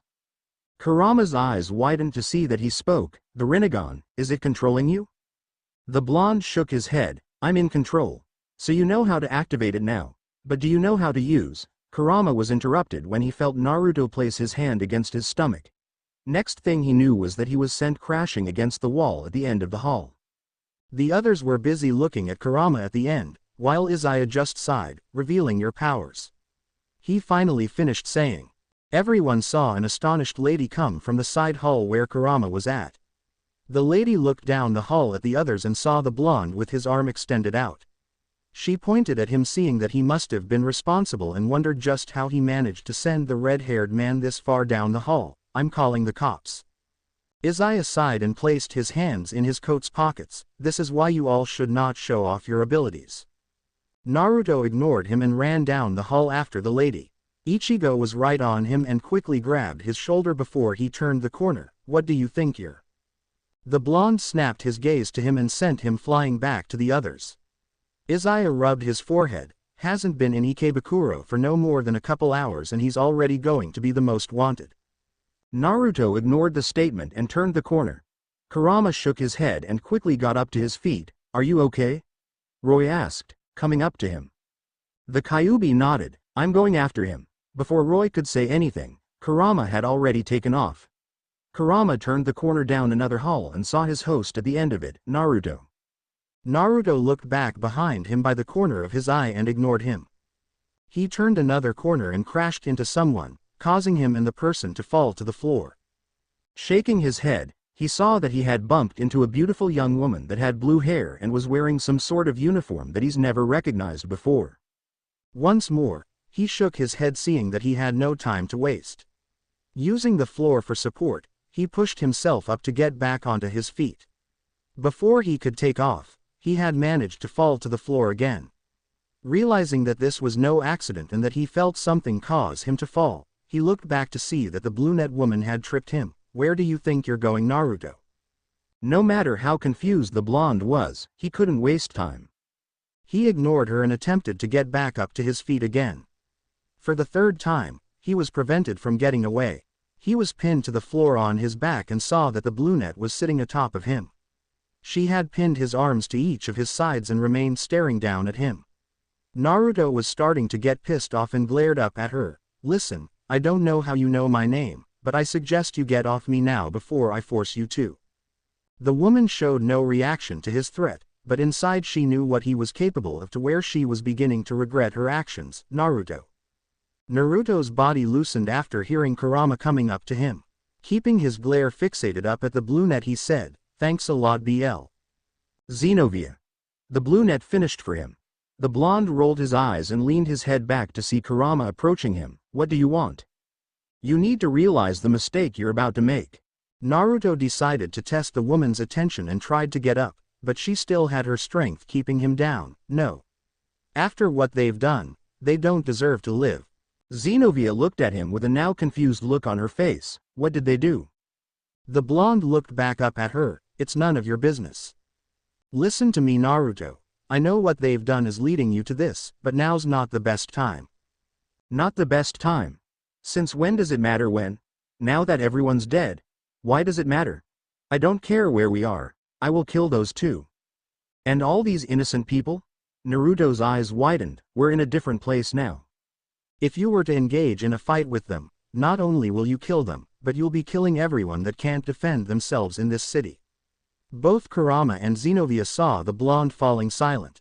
His eyes narrowed and his lips formed into a saddened frown. Kurama felt that feeling earlier when he was sitting in the hall waiting for his host to calm down. I know I've said this quite a bit, but I'm sorry, Naruto. There's nothing we can do to bring everyone back. After hearing the statements between the two, Xenovia was wondering just what happened in their world. Her sight caught tears escaping the blonde's eyes. You don't understand. My friends, they were like a family to me. I do understand, Naruto. I've known you since you were born and watched you grow. I watched you work long and hard for whatever achievement you aimed for. I got to watch you become one of the strongest shinobi alive. Hell, you can even put up a fight against Madara. The Kyuubi saw that his host had his eyes closed, knowing that he was trying to keep the tears from escaping. You're no longer dead last like you were back in your academy days. Everyone got to watch you pass them up, while they did missions rather than train their ass off like you. Although, that trip you had with the pervy old man, some of your friends became Jonin, while the rest went up to Chunin, leaving you to be the only genin left of your group. But who cared? You were still stronger than any of them, despite their rank. Xenovia felt the blonde's strength fade and saw that he was no longer going to try to resist, but she still remained pinning him down just in case. Hearing all this was still getting to her, although she was getting to know a little of his past, she still wanted to find out just what exactly happened. Your parents are extremely proud of the young man that you've become and you know it. They both even told you themselves when you met them. But think about it, if you chased after those two to do everything you could to bring them down, would your parents be proud if you succeed in taking them down even after having innocent people killed off during the battle? Kurama and Naruto ignored the footsteps they heard, but Xenovia looked past the red-haired man to see Ichigo and a few others with him. Is everything okay? Kurama didn't take his attention off his host. Yes, he's just. Freeze. Xenovia turned her head to the side and saw a group of cops behind her with their guns out. We heard that some blonde was. The officer looked at the brunette and noticed her sitting on top of the boy they were looking for. Oh.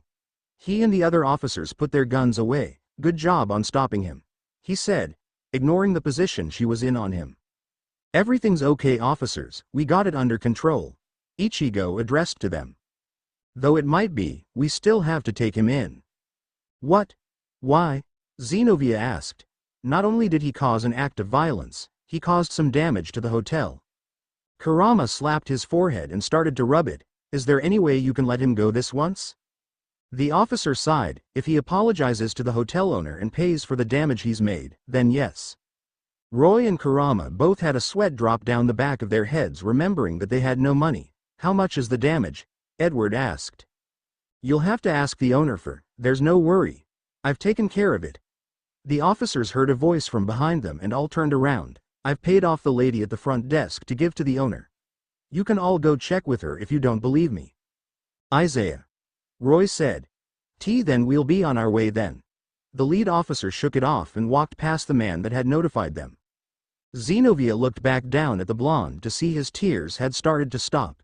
Seeing the last bit of them on his cheeks, she gently wiped his cheeks to remove the tears. She noticed the light blush spread across his cheeks. You're lucky I was in their line of sight. If they saw your eyes, they'd most likely come up with some excuses to take you in just to get some answers out of you. Naruto's eyes reverted back to show his oceanic blue ones after imagining the attraction that they could draw. Xenovia's eyes widened slightly at how beautiful his eyes were. She adored them so much that all she could do was keep staring into them. Her body felt so relaxed from the beauty. The blonde's blush slowly darkened due to her continuing to stare at him. Mind letting me up? Snapping out of her thoughts, the brunette shook her head and got up off him. Naruto too got up to his feet and turned to Kurama. I'm sorry. Kurama smiled slightly. Don't worry about it. But, before you get all relaxed, you're going to have to meet everyone and introduce yourself. Naruto sighed. Do I really have to? Hey, I already went through it when you were sleeping. But they all know my name for some reason. Yeah, that'd be because of me when I fought you. Then why'd I have to introduce myself? Because it'll be more formal if they heard it from you. Again, Naruto sighed. I don't care about being. The blonde was cut short when he felt himself being pushed forward. Hey. Before he turned around, he was being forced to continue walking forward. Xenovia was the one causing this since she kept pushing him. Quit being a stubborn ass and let's go. After being pushed once more, Naruto found the chance to turn around and face her. Hold up.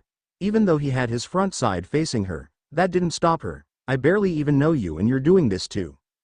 That's enough, blonde, she said and gave him one hard push around the corner, leaving the others behind.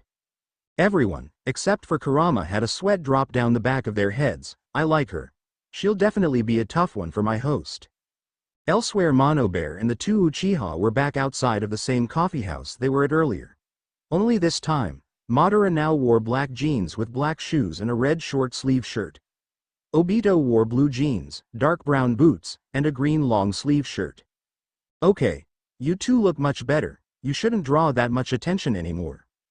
Madara had his arms crossed against his chest. Obito.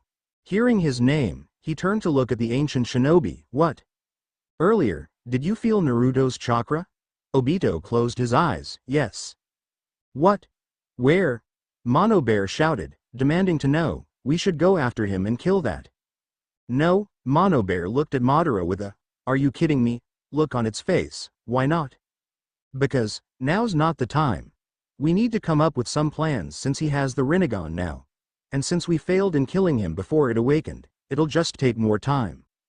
Mono Bear narrowed its eyes and waves its arms, as it stomped on the table angrily. I want to kill that blonde now. Quit your ranting. We'll get him within due time. Obito sighed due to the bear being so focused on wanting to get revenge on Naruto. You really are one impatient stuffed bear. Back with Naruto and others, the blonde found himself surrounded by nearly everyone. He was sitting on the foot of a bed with people in front of him and some sitting on the bed behind him. It was making him feel a tad uncomfortable to have this much attention from people he's never met before. Well, actually, let's say people that he hardly knows. They've already introduced themselves to him and he's introduced himself to them thanks to a certain brunette that was sitting next to him. The questions they kept asking him were getting to him. Most of them asked him that one question, what happened in your world? Every time he heard that, his body would tense. His eyes widened slightly, feeling a soft hand being placed on top of his. He looked to his side to see the brunette. Why was she acting like this to him? This was only making him confused. She barely knows him and she's trying to keep him calm. Shockingly, it was working, but it was strange. Rias and Akainu took notice of Xenovia's behavior and began to wonder just what was up with her. The redhead leaned towards her queen's ear and whispered, "Do you have any idea what's with Xenovia?" Akainu placed her hand against her mouth and giggled, "I don't know, but it seems like she has a thing for Naruto." "But why? We all just got to know his name. Maybe she just wants to help him feel welcome." Naruto looked down at his feet and sighed, "I'm sorry, but I can only answer questions that I feel like answering." The boy felt like he was some famous person being bombarded with questions from paparazzi. "I got one." Everyone fell silent and saw Laxus stepping up. "Just how powerful are you?" The blonde kept his eyes on his feet, obviously not strong enough to protect everyone. Laxus narrowed his eyes. "Hey, I asked A." Naruto looked up at the musclehead. "I guess you can say I'm close to achieving God." Everyone then began to mumble to one another from that answer. "I got one." Naruto looked to the side a bit and saw Edward. "When we were going up against you, that red-haired guy, Kurama, came out of you. What is he exactly?" Immediately, Naruto replied, "I'm sorry, but I can't answer that question." "How old are you?" He looked to the opposite side and saw Mirajane had asked him. "I'm 20. Mirajane clapped her hands together, as her eyes turned into hearts. "You're perfect." Those two bodyguards. Naruto looked next to Mirajane to see Jelal. "What is your relationship to them?" Naruto instantly clenched his fists and again felt Xenovia's hand being placed on top of his hand. Like before, he seemed to ease down. "They're enemies of mine." Jelal sighed, "Clearly, but what's the story? That Madara guy said something about everyone in your world is dead." The blonde's body tensed again from hearing that. Thinking back to what Kurama had said to him earlier, he knew that he had to keep a cool head. "Yes. Back in our world, we were in the middle of a war." "War?" Winry asked. "Again. Yes. Obito declared war on the nation since we wouldn't hand him." Naruto stopped and thought that if he were to tell them, that he would have to explain what Kurama is, the Kyuubi and Hachibi. Then, what's a Kyuubi and Hachibi? Naruto closed his eyes hearing that question and then looked to the other side at Issei. There was no avoiding it now. What he had hoped to not be asked came right at him when he mentioned them. Letting out a sigh, "Kyuubi is what lives inside me. Or so, used to live inside me." "Hold up. You mean Kurama is the Kyuubi?" Naruto nodded. "Yes. He's a demon fox with very great power. Everyone feared him in our world. Kurama was sealed in my body when I was born. As I grew, I eventually met him and I too was really scared. But as time goes, I slowly began to understand him. Although it took quite some time, during the war, he finally began to loosen up to me." "Wow. He must be powerful if everyone's afraid of him," Natsu shouted. The blonde chuckled and narrowed his eyes. "He is. But wait, how was he sealed into you?" Naruto's eyes shot open and looked over at Rias. The poor blonde just couldn't get a break.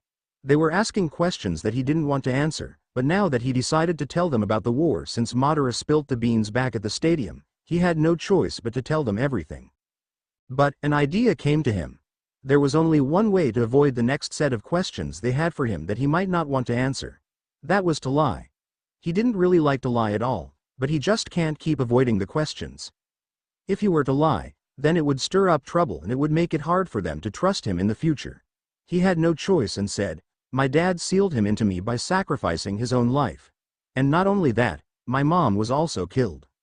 Everyone's eyes widened to realize that he had grown up with no parents. "My dad was known as the fourth Hokage of my village, which means leader. My mom was known as the red hot-blooded habanero since her red hair would fly wildly when she was angry."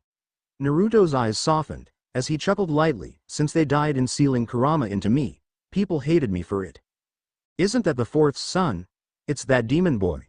Why doesn't the Hokage kick him out of this village for the sake of us? You deserve to die. Die, you monster." The villagers would always say that to me if they saw me walking around. Every time I would try to make a friend in my age group, their parents would come and take them away saying, "You shouldn't be playing with that monster." Everyone in the room was dead silent hearing such cruelty. Naruto noticed their reactions and also began to feel hurt. All those villagers that had hated him actually began to like him when he saved them from Pain's attack. Now, according to Madara, everyone's dead. Naruto got up from the bed. "I need some air." A path was made when they decided to step aside. They all watched him open the door and walk out, closing the door behind him. Outside, Naruto looked down at the floor and sighed, "I'm surprised you went on to tell them." "I had no choice. I couldn't find myself to lie to them." A small smile formed on Kurama's face. "I'm impressed though. You decided to be honest rather than lie, which could cause issues." Naruto looked to his left to see Kurama was leaning against the wall. Well, it seemed to be the right thing to do. Kurama's small smile grew. "I'm proud of you." The blonde smirked lightly, still having that hurt feeling roaming around. The Kyuubi removed himself from the wall and began walking down the hall. "I'm going for a little stroll," he said and waved back at his host without turning around. Naruto stood there in the middle of the hall with all sorts of thoughts going through his mind. "Mom, Dad, pervy sage, although I failed to protect everyone, I will not fail to protect the world." The door opened, which drew the blonde's attention. There he saw Xenovia staring at him. "Zeno." The brunette quickly wrapped her arms around the boy's waist, making him shocked. She rested her head against his shoulder. "I'm sorry for what happened in your world. I don't want you to be alone. That's why." Removing her head from his shoulder, she looked at him eye to eye. "I will be right there with you." The eyes of Naruto were wide. He understood that some people would feel bad for him, but Xenovia seemed to be coming off rather fast. "I won't allow a friend to suffer anymore."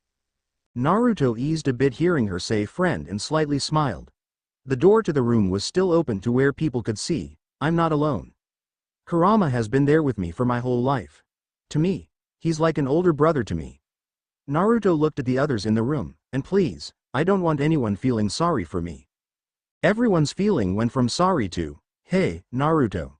The blonde examined the group and saw Natsu removing himself from the crowd. Naruto saw a serious look on the boy's face.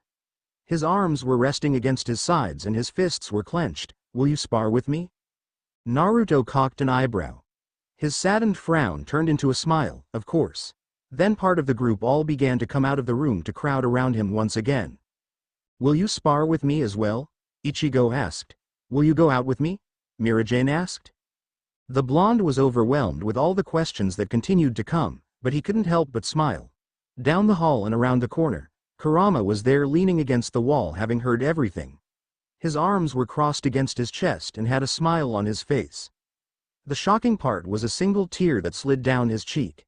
He chuckled as he removed himself from the wall to make his way to the exit and muttered to himself, "That idiot."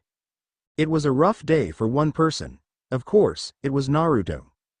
After becoming everyone's friend and telling his story, he managed to get some time alone. He had left the hotel and decided to walk the sidewalks. Even though it was evening, it was still clear to see. Due to all the buildings being close and how the lights all emit, it made people feel as if it was still day. Before he left the hotel, he had put a shirt on that was given to him by Jelal. He wondered how he had a shirt to spare after being teleported to this city.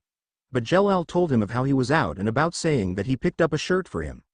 The shirt the blonde was wearing was just a plain green shirt. He had his hands in his pockets as he continued to walk down the sidewalk. Quickly thinking, he tried to wonder where Kurama had run off to. When he checked with the lady at the front, she had told him that he left. Surely he couldn't be that far off, could he? A sigh escaped his mouth as his head hung low. "Where are you, Kurama?" he whispered to himself. "Naruto." The blonde stopped in his track and turned around to the call of his name to see Rias coming to him. Once she got past the crowd of people, she stopped in front of him. "Mind if I join you?" He shook his head and turned back around to continue his walk, but this time with Rias next to him. "You obviously didn't come after me without a reason. What is it?" "Well, I came to you to ask a favor." Naruto cocked an eyebrow. "A favor?" Rias smiled lightly. "Yes. You know Issei." The redhead looked at him and saw him nod. "Well, I was hoping that you could help me train him." She saw the blonde stop once again. He turned to look at her with a confused look on his face. "You want me to help train him?" Seeing Rias nod, he sighed. The redhead followed him, seeing him continue walking. "Negative." "May I ask why not?" "I have no interest of training someone. Besides, if I were to help you out with training him, there's no guarantee that he'll live. He's already died once and came close to dying a couple times." Naruto closed his eyes and still kept his hands in his pockets. "Sounds like a lucky kid, but I'm still going to have to turn you down." "What would it take for you to change your mind?" The blonde quirked an eyebrow and looked to see Rias facing him. He saw her with her arms crossed under her rather large breasts. Examining her up and down, head to toe and back up again, he saw a sad frown on her face when he looked back up at her. "Is that what it's going to take?" Naruto shook his head and continued to walk again with the redhead next to him. "No, I'm not one for wanting arousing enjoyment when someone asks me if there was anything they could do to get me to do something." Rias narrowed her eyes and looked at him. "Then why were you checking me out?" The blonde shrugged. "Because you're beautiful." A blush spread across the redhead's cheeks. She saw that he didn't even look at her when he said that. But she snapped out of it to get back to the topic at hand. "I'm being serious, Naruto." Another sigh escaped the blonde. "Why me?" "Because he has power that just needs to be awakened to its full potential. And if you helped, I'm sure he'd be one step closer. Besides, since we're in Ikebukuro, Issei, Xenovia, Akano, and I aren't far from our home.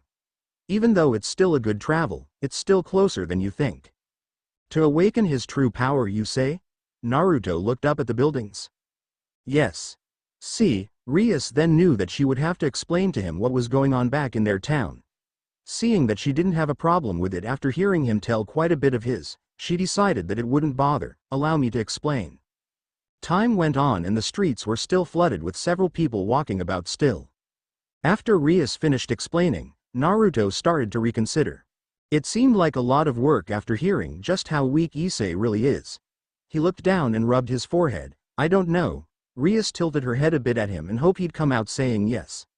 Naruto sighed and looked at her, but before he could answer, the two of them heard screaming coming from across the street. They and everyone else around them looked to see a car being tossed at some guy running. Naruto saw that the guy that was running was Isaiah. Rias felt a hand on her shoulder and saw Naruto. "I'm sorry, but I'll be right back," he said. Before Rias could stop him, she saw him run across the street, easily avoiding oncoming cars. He quickly joined Isaiah in running. "What's going on?" Isaiah looked next to him to see the blonde and smiled. "Well, it's good to see you again." "Likewise, but what's happening?" Isaiah chuckled. "Well, this guy is after me. In fact, he's been after me for a long time now." Naruto narrowed his eyes. "Who? Isaiah?" Naruto looked back behind them to see an infuriated blonde that looked to be in his mid-20s wearing a bartender's outfit. "Stop running, you coward." "Shizuo Heiwajima." Naruto looked back at Isaiah. "How does he have that kind of strength? Why don't you ask him yourself? That way I can get away." Isaiah looked at the blonde and saw that he had a serious look on his face. Isaiah frowned. "Are you sure?" Seeing the blonde nod, he said, "Just remember what I said back at the hotel, and try not to use your abilities." Naruto nodded once more and stopped running. He turned around and saw Shizuo approaching him. "Get out of the way, boy." The younger blonde readied himself, which pissed Shizuo off even more. "Don't you even think about getting in my way." "I'm afraid this is as far as you go, Shizuo." The bartender grew even more pissed seeing that he knew his name. He went from running to walking and grabbed a light post. Naruto saw him rip it out from the ground and continue walking towards him. You must really have a death wish. You sure are. Naruto's gaze looked up to see the light post above Shizuo and was astonished by his brute strength. The bartender slammed the post down at him, but Naruto managed to jump to the side at the last second. The impact from the post hitting the ground caused it to make an imprint. How do you have such strength? Shizuo narrowed his eyes and glared at the younger blonde. Don't worry about it. He charged after the blonde. Naruto ducked from a kick that was aimed for his head and tackled the bartender. But the tackle wasn't enough to knock him down. Instead he pushed him up against a wall. Shizuo looked down and interlocked his hands to swing down at the boy, but Naruto managed to jump back on time. The bartender swung his arm at the boy, but Naruto ducked and saw how his attacks were sloppy. He saw a smile on the bartender and received a kick hard against his stomach, which sent the younger blonde flying back. The citizens screamed seeing the blonde crash into a car that was parked on the other side of the street. Naruto's collision caused the car to smash inward from his impact. The younger blonde rubbed his head. How can a normal human have so much strength? I have to use my powers to pass him, damn it. But deciding to try again, he slowly moved forward to get out, but felt a sharp pain in his right arm. He looked at it and saw a chunk of the door had broken off a bit and pierced through it. Shit. Looking out ahead, he saw Shizuo walking towards him. Naruto's eyes squinted, as he began to pull his arm from the metal. He screamed out in pain once he tugged his arm free for blood to shoot out. Damn it, that hurts. Shizuo stopped a few feet out in front of the blonde. You've got some guts to be standing against me. Naruto covered where his arm was pierced with his free hand and glared at the bartender. You sure are cocky. The bartender closed the gap between them and delivered an uppercut. Naruto easily avoided it by jumping up on top of the destroyed car. Shizuo quickly lifted the car, causing Naruto to lose his balance. Naruto had to get off, but before he jumped down, he saw the ground shrinking. His eyes were widened when he felt the wind blowing down on his back. No way, did he just? He looked up to see that the buildings looked as if they were lowering. He threw me this high. Feeling his takeoff slowing down, he felt himself slowly being removed from the car. Quickly, he grabbed onto the busted door. I have no choice but to. His eyes saw a flagpole that was extended out from a building down below. When he was lowered to where it was in his sight, he saw that it might be able to catch onto it. That's exactly what he did. He quickly jumped off the car and grabbed onto the pole. The pole shook from the sudden weight being added on, causing his body to swing a bit. The arm that was pierced began to burn badly. Naruto cursed to himself and felt that arm losing its grip. He looked down to see that he was still pretty high up and saw the car was completely flattened. His eyes locked onto Shizuo still down there. Damn it. I need a distraction so I can get down. Saw. Hey. Shizuo and the citizens turned to the voice to see some red-haired man walking onto the street and toward the bartender. Don't tell me you're going to interfere too. Kurama closed his eyes and held his hands out on each side. I'm not really one to interfere with people's fights. Shizuo narrowed his glare. Then get lost. The Kyuubi sighed and walked right by the bartender. Suit yourself. Shizuo turned to see him dismiss himself, only to receive a deadly punch right to his face. The bartender stumbled back a bit and shook his head to see Naruto in front of him. How? Naruto smiled. I guess you can say it was magic? The bartender growled and charged after him. Naruto sidestepped to avoid a punch aimed for his face. He kneed the older blonde against his stomach. Shizuo remained hunched over a bit and leaned back up to see Naruto running at him. He had no time to react and received a deadly spear that sent them both to the ground. The bartender was lying on his back after having the wind knocked out of him, while Naruto was sitting on his knees looking down at him. The younger blonde rose to his feet and remained looking down at him. You may have incredible strength, but you lack intelligence. Once he turned his back to the bartender, he heard laughter coming from him. Lack intelligence? Did you think you really beat me? Naruto turned to see the bartender already back on his feet. The younger blonde was astonished and didn't react on time to avoid a harsh kick to his side. His body seemed to bend towards the kick a bit and was sent flying. A group of citizens panicked and quickly moved aside to see the blonde crash against the wall. The impact on the wall managed to make a print of the boy's body. Naruto fell to the ground and felt his side aching horribly. After receiving that kick, he knew that it managed to crack a few of his ribs. The bleeding on his arm managed to come to an end, but after receiving that kick, it drained a lot of energy out of him. Nearly his entire right side of his body was about to hit its limit. Naruto, Rias called out. Before she could go after him, she was stopped when an arm prevented her from going. She looked to the side and saw Kurama. No, he doesn't really like when others get involved in his fights. But he's almost at his limit. Kurama shook his head, he won't be using it. He doesn't want to stir up too much trouble in this city. Then why not get him out of this fight? Again, the Kyuubi shook his head. When he gets in a fight, he doesn't stop until one stands over the other. Rias's eyes widened. Like a fight to the death? Not necessarily. There's always been another fight with the same person before. Every opponent that he's had so far, he admired the power and wanted to fight that person again. That's if he won though. If he lost, which he has before, sometimes his opponent will do the same, but there were times to where they tried to kill him. That's when we jump in to assist him until he could get back up again. The two red heads watched Naruto getting back up to his feet. Rias didn't like the idea of this fight continuing, but after hearing Kurama, she didn't want to find out if he was telling the truth or not. Naruto was breathing heavily and looked back out at the street to see Shizuo walking towards him. You sure are persistent. I'm surprised you're not running. The bartender complimented. The younger blonde straightened himself to stand back up at his full height. I never run away. A smile formed on Shizuo's face. Good, then I can continue beating you to a pulp, the bartender charged. Naruto leaned his head to the side to avoid a punch and grabbed his wrist. Before the bartender yanked his arm free, the younger blonde delivered a kick of his own against his chest, forcing the bartender to take a couple steps back. Shizuo attempted to punch him again, but Naruto ducked and shot his leg up to kick the bartender up against his chin. Shizuo's head was forced to lean back and felt himself being taken off his feet. Now was Naruto's chance. He jumped up and slammed his leg down on the older blonde's stomach, sending him crashing down on the road. When he landed back on the ground, he attempted to stomp on the bartender's chest. His attack was stopped when Shizuo grabbed his foot with both hands. He pushed the younger blonde up by his foot and sent him in the air a bit. Having bought himself enough time, the bartender got up to his feet quickly and caught the younger blonde by his neck. The younger blonde quickly kicked up at Shizuo's face, causing him to lose his grip on him. He then punched the older blonde against his jaw, followed up by his chin, and then flat out hard on his nose. Every strike was making the bartender take a step back each time. Before Naruto could land another punch, he and everyone else heard a loud hoarse sound.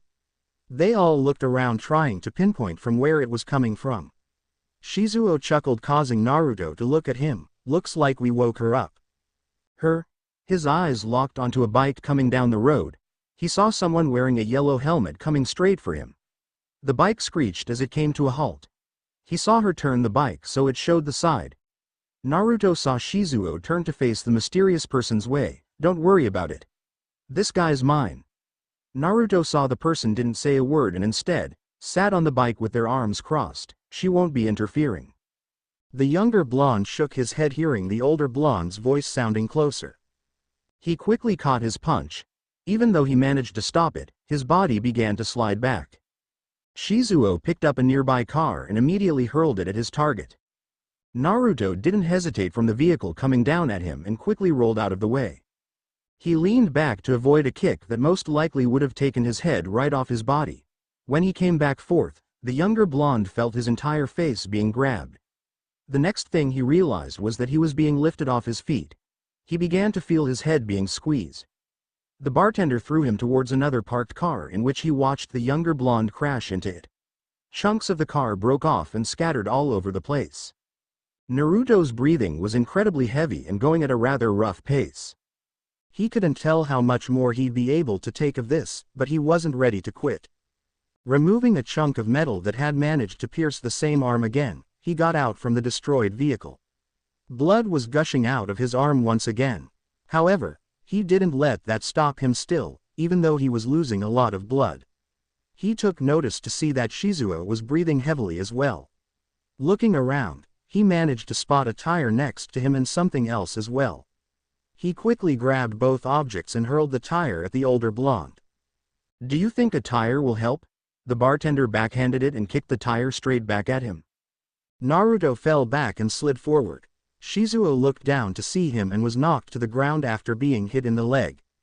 The younger blonde quickly rose to his feet and brought forth a pipe that he hid behind him. Shizuo pushed himself back up to his feet, and just as he turned around, he was hit hard against the stomach from the pipe. The bartender's eyes widened as he hunched forward. Naruto removed the pipe and then slammed the pipe down on his back, causing the older blonde to fall on all fours. A small amount of blood spilled onto the road. Naruto saw that Shizuo was coughing out blood. Seeing how that this was just about over, he lined the pipe just above his head. He raised the pipe up. It's over, Shiz. The blonde was cut off as the pipe that was in his hand was sliced to multiple pieces. His attention immediately turned to the person on the bike and saw a black shadowy scythe in their hand. His eyes widened, knowing damn well that he was going to have to use his powers for this. There was no way he would be able to go up against the person in his current state. The biker began making her way towards the blonde. Naruto's eyes widened when he saw a massive wall of shadow on the ground following behind her. The blonde felt himself starting to feel really lightheaded. He looked to his arm and saw that his arm was still bleeding. I have to get out of here. I'll pass out soon at this rate. Taking a couple steps back, the rider would only speed up their pace towards him. He took one more step back and instantly dropped to one knee.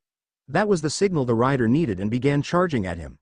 However, she came to a stop as a small purple ball floated in front of her.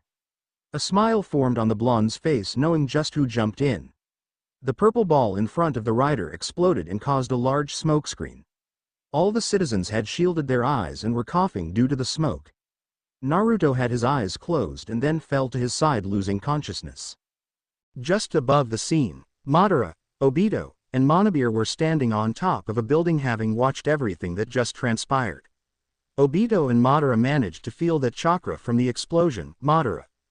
The ancient shinobi smirked. The Kyuubi decided to remove itself from the boy. Madara chuckled. This will make things rather more difficult. Uppapu. That was quite entertaining even though he didn't use any of his powers. The boy lacks skill in his hand-to-hand combat. He wouldn't last a second against me, Madara stated. Obito crossed his arms and saw the rider looking around for the blonde. His hand-to-hand combat is only good when he's using the Kyuubi's chakra. Monobear just had a bolt strike through its head and glanced up at the two Uchiha. Wait, he was about to pass out, and how come we didn't jump in to finish him? We're still not ready quite yet, Obito answered. You're kidding? He was at his weakest to where? Silence, Bear. If we did swoop down, he would have activated the Rinnegan. Despite his condition, his power and will would keep him up. Monobir glanced back down at the crowd down below. This seems like a bunch of bullshit. The trio turned to be Ed into a vortex. We'll make a move within due time. Morning. Naruto's eyes opened and first thing he saw was the brown-colored ceiling. He leaned up to where he was sitting and saw that he was back in the hotel. Seeing how Kurama wasn't here, he must have already been out and about. He looked down to see that he was shirtless and that his body was partially bandaged up. His body still felt rather light due to all the blood he lost. He placed his hand on his head and closed his eyes. Man, my head. His eyes widened, feeling the bed moving. He felt a pair of arms wrap around from the back of his neck and also felt a pair of large breasts pressing up against his back. Good morning. That voice sounded all too familiar to him despite it sounding more seductive than usual. Rias. The red-head demon withdrew them and snaked them around his waist so she could rest her chin on his shoulder. Yes? Hearing the confirmation, he panicked and turned to see her form. What are you doing here? I treated your wounds. Naruto rose his arm up and pointed at her. But why are you naked? Rias tilted her head a bit. I don't like sleeping with clothes on. I feel more comfortable sleeping without them. She saw the blush on his face was pretty dark and saw that he was holding his hands out trying to imagine her covered. What's wrong? You don't like what you see. As much as he wanted to see, he refused to look and turn into Jiraiya.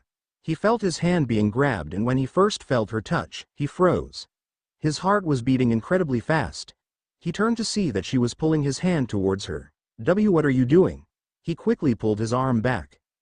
Rias wondered why he was acting this way. which was until one possible thought came to her mind, Naruto.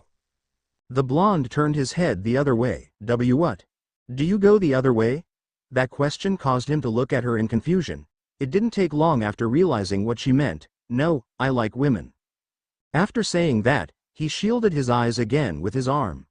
Rias smiled as she got on all fours and slowly crawled to him. Then, why are you hiding? Naruto moved his arm and saw the redhead coming closer. He crawled back. Damn it, A loud thump was heard, but Rias already knew what it was since she saw that he had managed to fall off the bed. She went to the edge to look down and saw him lying on his back with some of the sheets that he brought down with him covering his lower region. Rias had slightly widened eyes at first, but closed them as she giggled. The blonde heard her little giggling and just continued to lie there looking to the side. It's not funny. In fact, you caused me to fall with these injuries I have. Naruto froze when he saw her foot in front of his sight, causing him to go bug-eyed again. You sure are a funny one, Naruto. The blonde clamped his eyes shut. He didn't want to see the beautiful redhead's full-on form. Sure, he's already seen her upper body, but he didn't want to see her lower region. Although he did like what he saw, he just didn't want to continue seeing her and lose control. He heard her giggle, which was pretty close. I take it you've never seen a woman before? Rias saw the blush on his face darken to where it could match the color of her hair. You would be the first, he answered, still not opening his eyes. Oh, well, I'm honored then. Naruto turned his head to face the other side and then opened his eyes. A sigh of relief escaped him. Well, I'm going to take a shower. The blonde's eyes widened and quickly turned back around and saw Rias standing straight up. His eyes locked onto her legs and slowly shifted their way up. Noticing he was now looking at her thighs, he quickly shut his eyes again. This was absolute torture for him. After going through probably one of the hardest fights in his life without using any powers, he finds himself back in the hotel with the gorgeous redhead demon. The sound of water running drew the blonde out of his thought. His eyes shot open and heard the shower was on. Damn it. I'm going to turn out like pervy sage if this. As he removed the sheets from himself, he felt his lower region feeling a bit cool. His eyes were wide, having not realized this sooner. He looked down at himself to see that he too was also completely. Rias was in the shower smiling, hearing the blonde scream, assuming he found out that he was naked as well. She heard footsteps coming to the bathroom. Why am I naked? Naruto nearly shouted. The redhead demon giggled. Naruto stood at the doorway of the bathroom and could see her figure through the steam that was inside. Your clothes were pretty torn up from that fight last night, and I didn't think you'd want to sleep in them. Some thoughts took over the blonde's mind. Did. No, I wouldn't do anything like that. Another sigh of relief escaped the blonde. Naruto. The blonde heard her soft voice. Would you mind scrubbing my back? Naruto nearly lost his footing hearing that question. He stared at the glass shower and still saw the steam shielding her entire body, still only showing her shadow form. His body began to walk toward the shower. Wait, why am I? The door to the shower opened and an arm came out to grab him by the wrist. Rias pulled him into the shower and closed the door.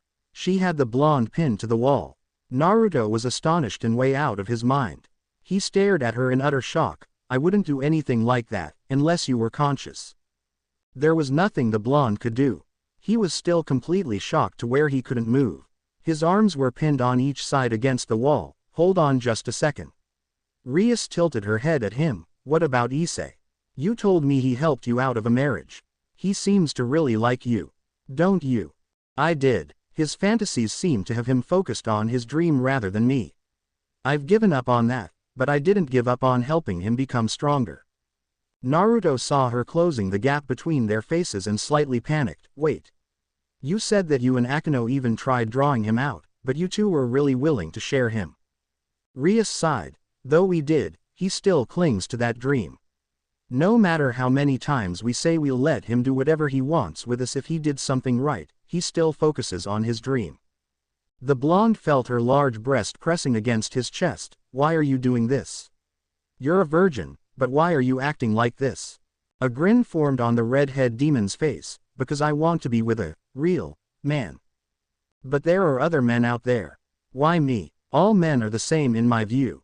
Perverts, money hungry, only want one thing from a woman, you name it. Rias inched closer to where her lips were just millimeters from making contact with his, but you're different. Naruto leaned his head back against the wall trying to get some distance, but what's Akano going to think about if she... Era. Think about what, Naruto? That had about done it for the blonde. Hearing that voice, he saw Akano right next to Rias and felt both of them pressing their breast against his chest. Akano and I have been friends for a very long time and told ourselves that we'd be willing to share a man. Naruto began to panic again. Hold up. Akano and Rias looked at him with a curious look. I just have one more question. Foo. Naruto, you sure are getting aroused. The blonde felt his erection had poked Akano's thigh and mentally cursed at himself. What's your question? Rias asked. I'm going to assume Xenovia might make a move on me. Now, if the other women somehow decide to come onto me and I go along with it, what of then? Rias and Akano looked at one another seeing how that the other girls might try to make a move on him. They've already seen Xenovia already starting up earlier.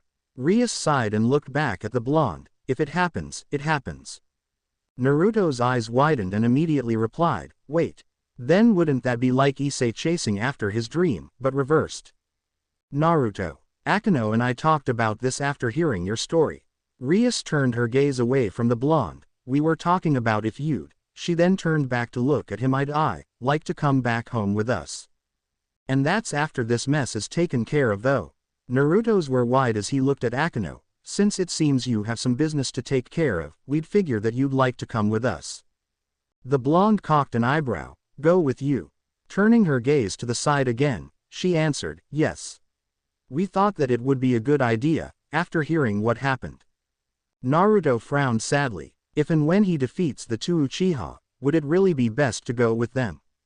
A lightning bolt struck his mind. He obtained the Rinnegan. What if he went back to his world and brought everyone back to life? His eyes softened knowing that he would end up sacrificing himself and wouldn't be able to see everyone. The warm water continued to pour down on the three. Rias and Akano saw that he was going through some sort of process from the look on his face. Now that he was in this world, he made new friends and by the looks of it, a few relationships already building up. He had two choices the way it seemed.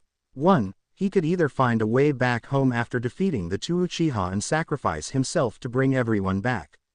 Or two, he could go with Rias and the others back to their world. It was hurting his head, but then his train of thought was interrupted when he felt a pair of arms wrap around his neck. You don't have to decide now. You have plenty of time to think about it, Rias said. The blonde looked deep into the redhead demon's eyes. His eyes remained halfway closed. What am I going to do? His train of thought was broken, feeling his lips being invaded.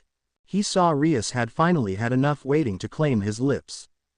Naruto's eyes were widened and didn't return the kiss. He was still rather confused as to why these two were coming onto him still. It wasn't coming to his mind as to what exactly, but something seemed a bit off and he would have to wait in order to find out. Given his current state, he didn't know how to play this out. He's never done this once before and didn't know what to do. Rias placed her hands over his, shocking him even more when she placed them on her waist. I'm sure it'll be fine since we're all virgins here, Rias said and started to hear the blonde's heart rate increase rather quickly. The redhead looked down at his chest after hearing how fast his heart was beating. Naruto, it's okay. Just as she lifted her head back up to look back at him, she was switched to where she was against the wall. This time, it was Rias that was shocked. Naruto was on the offensive this time as he claimed her lips. Rias wrapped her arms around his neck and closed her eyes, while continuing to kiss him back. Foo. Naruto continued to kiss the redhead demon and felt Akano's arms wrap around his midsection. He felt her large mounds press against his back and then felt her kissing the back of his neck. It seems like Naruto's finally registering. Then it hit him. Naruto continued to kiss the redhead, but now he was sure he didn't want to go any further than this. Stopping the kiss, he eyed Rias. I'm sorry. Rias tilted her head slightly. Sorry. Akano didn't let go of him and just kept kissing the back of his neck. I don't think I'm ready to go any further. And besides, you should be saving your virginity for someone special. The redhead demon chuckled lightly and placed her hand on the blonde's cheek. You sure are thoughtful. Naruto smiled lightly. As he felt Akino's arms were gone from him, he turned for the door. But something felt strange within him. His smile grew and went back to Rias to engage in another kiss. Rias was caught off guard by his assault, but she smiled into the kiss and returned it with her own. The kiss didn't last long since the blonde had some plans of his own to attend to. He broke the kiss and turned for the door. Again, something felt off to him. But that didn't take long, as he turned to Akino and began kissing her too. Akino wasn't shocked since she was going to jump him if he had forgot her, but she knew that he wouldn't. The kiss was ended since the blonde broke it. He turned to the door and walked out of the shower, leaving the two best friends. Walking to the closet, he opened the door and grabbed a towel to dry himself off. As he wrapped the towel around his lower region, he walked out of the bathroom and immediately heard a knock at the door. He unlocked the door only for his eyes to widen in complete astonishment. "Good morning, Naruto." The blonde shook his head and glared at the man. "What are you doing here, Obito?" Naruto and Obito were walking within the crowd of civilians. The two of them were mostly quiet ever since they left the hotel. It was rather strange for them both right now. Flashback. "What are you doing here, Obito?" The Uchiha narrowed his eyes at the blonde. "I've come to only have a chat." "Bullshit. A chat." Naruto punched the door, forming a print of where his fist made contact. "What makes you think I can trust you?" "I don't expect you to trust me. I only expect you to hear what I have to say." "I knew I smelt something was off." Obito turned to look to the side and saw Kurama, Kyuubi. "Here kid." Kurama tossed a pair of clothes at his host, not taking his stare off the Uchiha. "I figured you'd need some new clothes." Naruto caught the clothes and closed the door to put them on. Kurama and Obito were at a complete stare-off with one another. "So, you managed to remove yourself from Naruto. What are you doing here?" Obito blinked slowly. "As I said to the boy, I've come to talk." "To talk about what?" "About Madara and that bear." Kurama cocked an eyebrow from the topic. "What about them?" "Well," Obito buried his hands in his pockets and sighed, "it seems they're planning something. And even I'm not aware of what it could be." Kurama grinned. "How sad. Does the little baby Uchiha feel left out from his daddy's plan?" Obito rubbed his forehead and sighed once again. "I'm glad to see you're taking this serious, Kyuubi. I don't care what's going on. I just know that when the time comes, you and that bastard Madara are going to die. Listen, I know you two can't trust me right now, but I just want you two to at least take it into consideration." Kurama narrowed his glare at the Uchiha. "What is it?" "I'm going to assume that they plan to take control of you." The Kyuubi's eyes widened. "Take control of me? Why would they want to in this world?" Obito closed his eyes. "Monobir is dying to get revenge on Naruto for ruining its plans. Now, reason I assume they would take you over is to not only have you destroy this city." Obito saw Kurama's shocked face, "But they want to use you, to fight against Naruto." Kurama was completely speechless, but then there was no telling if what Obito was assuming is right or not. The door opened, which caused the two to see Naruto wearing a pair of blue jeans, black shoes, and a red shirt. The blonde saw Kurama's eyes softened and noticed something was disturbing him. He glanced at the Uchiha with a killer's intent gleaming in his eyes. "What did you do?" "I did nothing. I've only told him of what might happen." "Bullshit. Why is he, Naruto?" The blonde glanced at the Kyuubi. "He's telling the truth." Kurama turned his back to them to leave them. "I think it's best you two talk. I have some other matters to attend to." "Kurama, this is Obito here. Why are you walking away?" "The man's only here to chat. You'll be fine." End of flashback. Naruto placed his hands in his pockets. "So, what is it you have to tell me?" "Listen carefully, Naruto." Obito leaned his head back a bit to look up at the buildings that were ahead. "Madara and Monobir are planning something that I'm not even aware of. As I told the Kyuubi, I'm assuming that they're going to take control of the Kyuubi." The blonde snapped his head to look at his teacher's former teammate, take over Kurama. Thank goodness that the crowd of people was a lot louder to where they couldn't hear the two. "Not unless you were right next to them, yes, for two reasons that can be taken care of in one go." Obito scooted closer to the blonde and whispered a little loudly so he can be heard over the crowd. "To have the Kyuubi fight against you to where the two of you will wind up destroying this city." Naruto's eyes widened. while Obito pulled away. The blonde looked at the Uchiha to see that he was looking up ahead. If what you say is true, then why would you tell me this? Because Madara is losing it and I don't like the idea. The blonde shook his head. Don't like the idea. This is coming from you of all people. Obito looked around the crowd and spotted a red-haired woman not far out ahead of them. His eyes locked onto a building to the side and saw an orange-haired teen with a dark-skinned woman on the roof. Looking back down at the crowd around them, he spotted a man with black hair off to the side near them. That is something I'll explain later. Right now, just at least take my warning. Just before the Uchiha took his leave, he felt a hand on his shoulder and turned to look at the blonde. Tell me why exactly you're telling me this. Seeing Obito shake his head, Naruto questioned, why not? We'll discuss that in private. Obito answered and walked off. Naruto froze watching Obito's form disappear into the crowd. They're planning to have Kurama fight against me.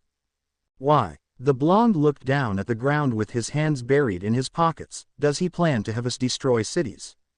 That would have an army coming after the two of us. Naruto narrowed his eyes, but why would he do that? I thought he enjoyed destroying everything. A jolt of pain struck his head, but he ignored it. If they plan to take control of Kurama and have him fight against me, his head started to feel tough pressure, causing him to stop his train of thoughts. He placed a hand on his forehead and closed his eyes. This is giving me a headache. Everything okay? Naruto removed his hand from his head and turned to look at his side and saw Roy. We noticed that Obito guy and decided to stay close. Why yeah, he didn't do anything. Then why was he walking with you? Roy and Naruto looked to the left and saw Urza joining in. He surely must be tricking you into something. Not a word came from the blonde. Right now, he had too much to think about and didn't want to tell anyone. All he wanted to do was talk to Kurama about it. Shrimp, you're in no position to be calling me a shrimp, you shrimp. The trio looked past the crowd and saw Edward arguing with some school kid. Roy sighed, I'll catch up with you two later. The colonel said and waved off at them before he dismissed himself. Urza looked at the blonde seeing him just look ahead. Since he didn't answer her question, she knew damn well something was definitely up. The S-class mage grabbed the blonde by his shoulder making him come to a halt. Are you going to answer my question or not? Naruto looked at the redhead with a look that showed, you'd best watch yourself, kind of look. His eyes followed her arm until it stopped on her hand and then right back up her arm to look her eye to eye. No. He answered and shook her hand off to continue walking. Urza watched his form disappear into the crowd and narrowed her eyes in anger. Looks like we're going to have some issues with him after all. Time. 1:26 p.m. The scarlet-haired teen winded up following the blonde to a sandwich shop. She decided to stay back in the crowd. You may think it'd be hard for her to remain hidden since she has red hair, but there were some girls around her age that walked around with the same color. Not only that though, since she kept a great distance from him. She watched him take a seat at a table outside in front of a sandwich shop. The next thing that really caught her attention was seeing Izaya going up to him. She saw him hand a sandwich to the blonde as he sat down. They began to talk about something, and this is where Urza cursed at herself. If she were to get closer to where she could hear them, then there'd be no doubt that she'd wind up spotted. But what if Naruto was talking about his encounter with Obito? Her anger began to boil. If she kept thinking whether they're talking about the encounter or not, then she'd truly lose it. Calm down, Urza. Just calm down. The redhead clenched her fist. Why is he eating lunch with Izaya though? Better yet, how'd they even know to meet each other here? She was just about at the urge of going flip wire. Her thoughts were cut off due to people bumping into her. That only fueled her anger more. She felt another bump and instantly shoved the guy aside. The man stumbled, and once he got his footing straight, he looked at the redhead that wasn't paying attention to him. He walked up to the redhead. What the hell's your problem, girl? Urza cocked an eyebrow and once again, cursed at herself for drawing attention. She closed her eyes and took a deep breath to help calm down. The S-class mage stayed in her head to continue calming down, but that was all wiped away when she felt a hand on her shoulder. Now some of y'all may think that she would try to calmly approach the matter. Then there are others that think she'll just continue to ignore, or did y'all? Look here, girl. The redhead turned around and placed her hands on both his shoulders. I'm a bit busy right now, so if you don't mind. The man felt the young woman's grip tighten, causing him to wince in pain. Get lost. She yelled and hurled the man with brute force. The man was soaring back, knocking down people that were in his flight's path. It wasn't long till he had finally crashed against a wall. Urza saw the path was clear since everyone was on the ground from the man she had thrown. She slapped her forehead seeing how everyone was looking at her. Great, I bet. She turned around to look where Naruto and Izaya were to see that they were gone. She looked around and spotted them walking ahead. Urza took one last deep breath and trailed the two. After a few minutes of walking, Urza followed them to a clothing store. The redhead quirked an eyebrow. Two guys going in a clothing store together. What the hell? She saw them walk in and started to push her way through the crowd. Once she walked into the store, she saw that the store wasn't entirely big. That wasn't good for her end. Since it wasn't big, she couldn't spy on them without having to hide in racks and such. Her body nearly jumped when she saw that the two were practically next to her. On her left was a bunch of shirt racks close to the window. She immediately jumped into one of the racks to listen in on them. So, you and Obito must have had a nice chat, Izaya stated. Naruto slid the shirts aside to look at whatever one came up next. I wouldn't say nice. Izaya cupped his chin and rubbed from side to side. Oh. So what exactly happened? The blonde found an orange sleeveless shirt and removed it from the rack. Well, you already know Kurama. He looked over at Izaya and saw him nod. Obito warned me of Madara and that bear are planning to take control of him. Take control, huh? Yeah, he said that they were. The blonde found a black short sleeve shirt and removed it from the rack. They were going to have him fight me. Izaya quirked an eyebrow with slight interest of what would happen. So they want you two to kill each other off. Naruto nodded. If that happens, several innocent people will die. Well yeah, you, Kurama, and the two guards of that bear are the strongest beings to step foot into this city. Even with those other fighters, if they were to try and protect everyone, they wouldn't be able to hold forever. I know, but I can't help but think as to why Madara plans on doing so. He's usually one to kill everyone and enjoy it.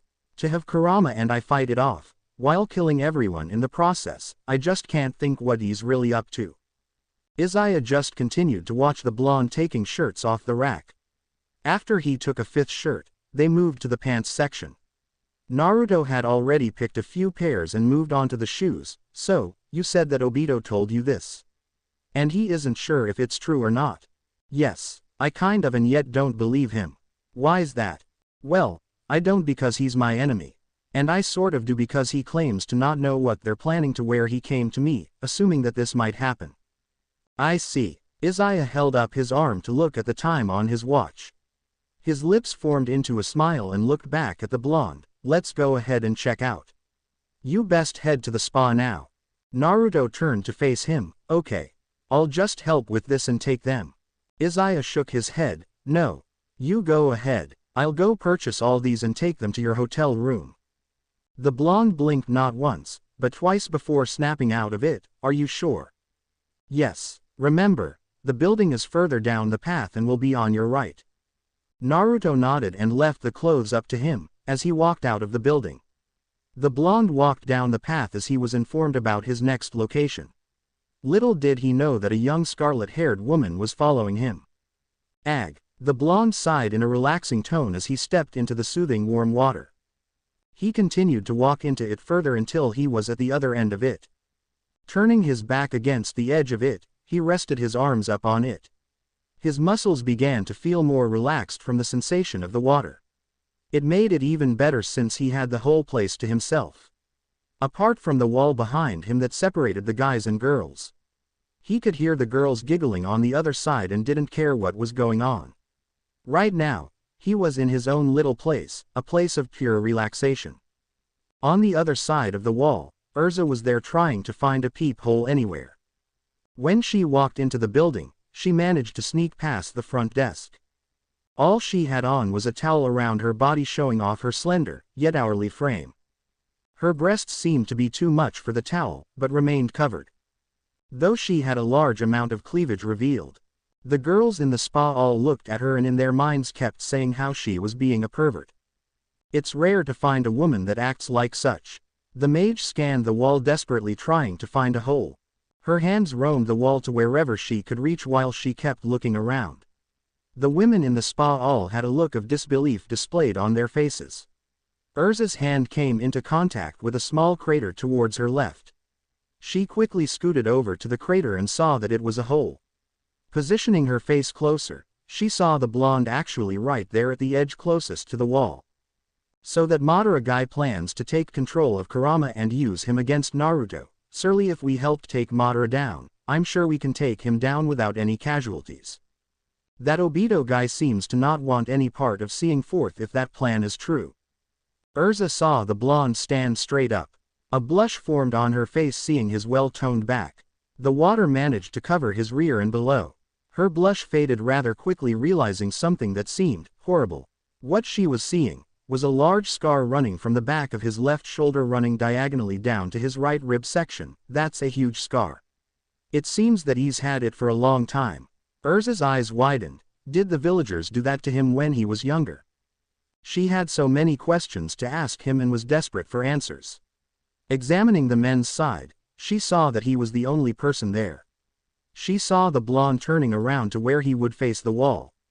That was when she got up and made her way back inside. The women all kept watching her until she was no longer in their view. She's too good looking to be such a pervert. One of the ladies said. Yeah, she's too good to be acting like that. Another lady said. This lady though, however, decided to make her way to the wall.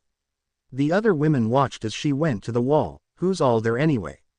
She questioned. Once she reached the wall, she wrapped her towel around her body and knelt down to peep through the hole.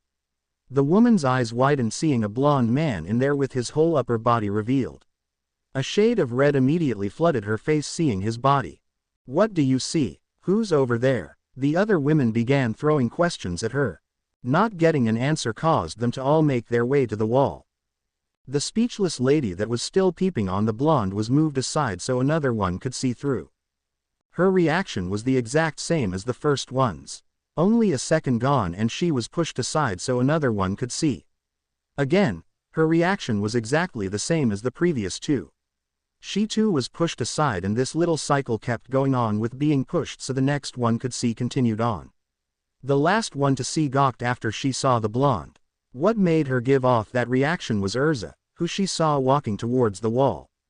What's going? One of the ladies whispered. What's with that look? The group of women was pushing each other wanting to get a look again. Move. Let me see. Quit shoving. The lady that was peeping saw the blonde looking at them with a confused look on his face. She panicked to where her body jumped back after being caught. Another one took advantage and looked through the hole to see the blonde looking at them. Did he hear us? She asked. On the other side, Naruto just kept staring at the wall hearing so much whispering going on that sounded rather close. Just as he was about to get out to get a better look, Urza walked up to the wall and covered the hole up with her towel, exposing her body. Naruto went bug-eyed as a dark shade of red coated his cheeks. Just what the hell was going on with the girls approaching him completely naked? He saw Urza turned his way and step into the water. His body began backing away from her. Why are you here? Once Urza was all the way in, she began making her way to him. You owe me. Naruto kept backing away from her. Oh you. What the hell are you talking about? How did you even get in here? The redhead stopped and saw how he stopped as well. She saw that the distance between them was only a couple feet. Yes. You. Before she finished, she launched herself at him. The blonde was too stunned from her move and felt water overcoming his entire body. The two of them were both underwater. They were wrestling around for a while, but didn't last long at all. Both of them came out from under, but Urza had his back pressed against her front. She had him in a choke hold. Owe me some answers. Now tell me. If Jiraiya were to see this or hear about this, he'd be one proud sensei. Of course, he would have heard about the incident with Rias and Akino, but with another girl getting on him, Jiraiya would have a lot of stories for his novels. Naruto felt her large mounds pressed against his back, but also felt her s. The blush on his face pretty much took over his whole face, apart from given the fact that he was being choked by this woman. If he wanted to, he could easily break free. But he was actually enjoying his current position. I heard you at the clothing store. Madara wants to take control of Kurama and use him against you. Why? That did it. The blonde shook his head to snap out of it, but didn't try to break free. You stalked me. Yes. Now answer me, she demanded and tightened her hold on him.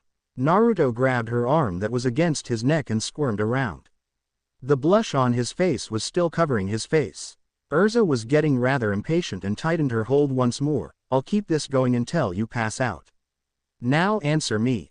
The blonde began to cough roughly. Okay. Okay. His eyes nearly bulged out of their sockets, feeling her hold tighten even more. Let me go first. You promise? She asked in a calmer tone. She saw him nod and sighed, as she let go of him. Naruto took a couple steps forward and began to catch his breath. As he was catching his breath, he decided to turn to look at her. Why, you're crazy. A tick mark struck the mage's forehead. Urza looked at him with a deadpan look. You know, she walked up to him, and this time, the blonde didn't back up since he was still trying to catch his breath.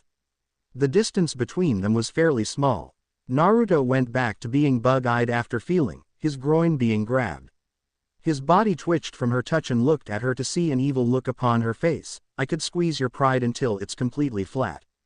This just wasn't going well for the blonde. Here he thought that he'd have a day alone, but that was ruined when Obito showed up. Although, he didn't mind hearing what he was thinking might happen and tell him about it. Then he comes across Izaya, but that was for personal matter. Now, here he was enjoying the relaxation that the spa provided.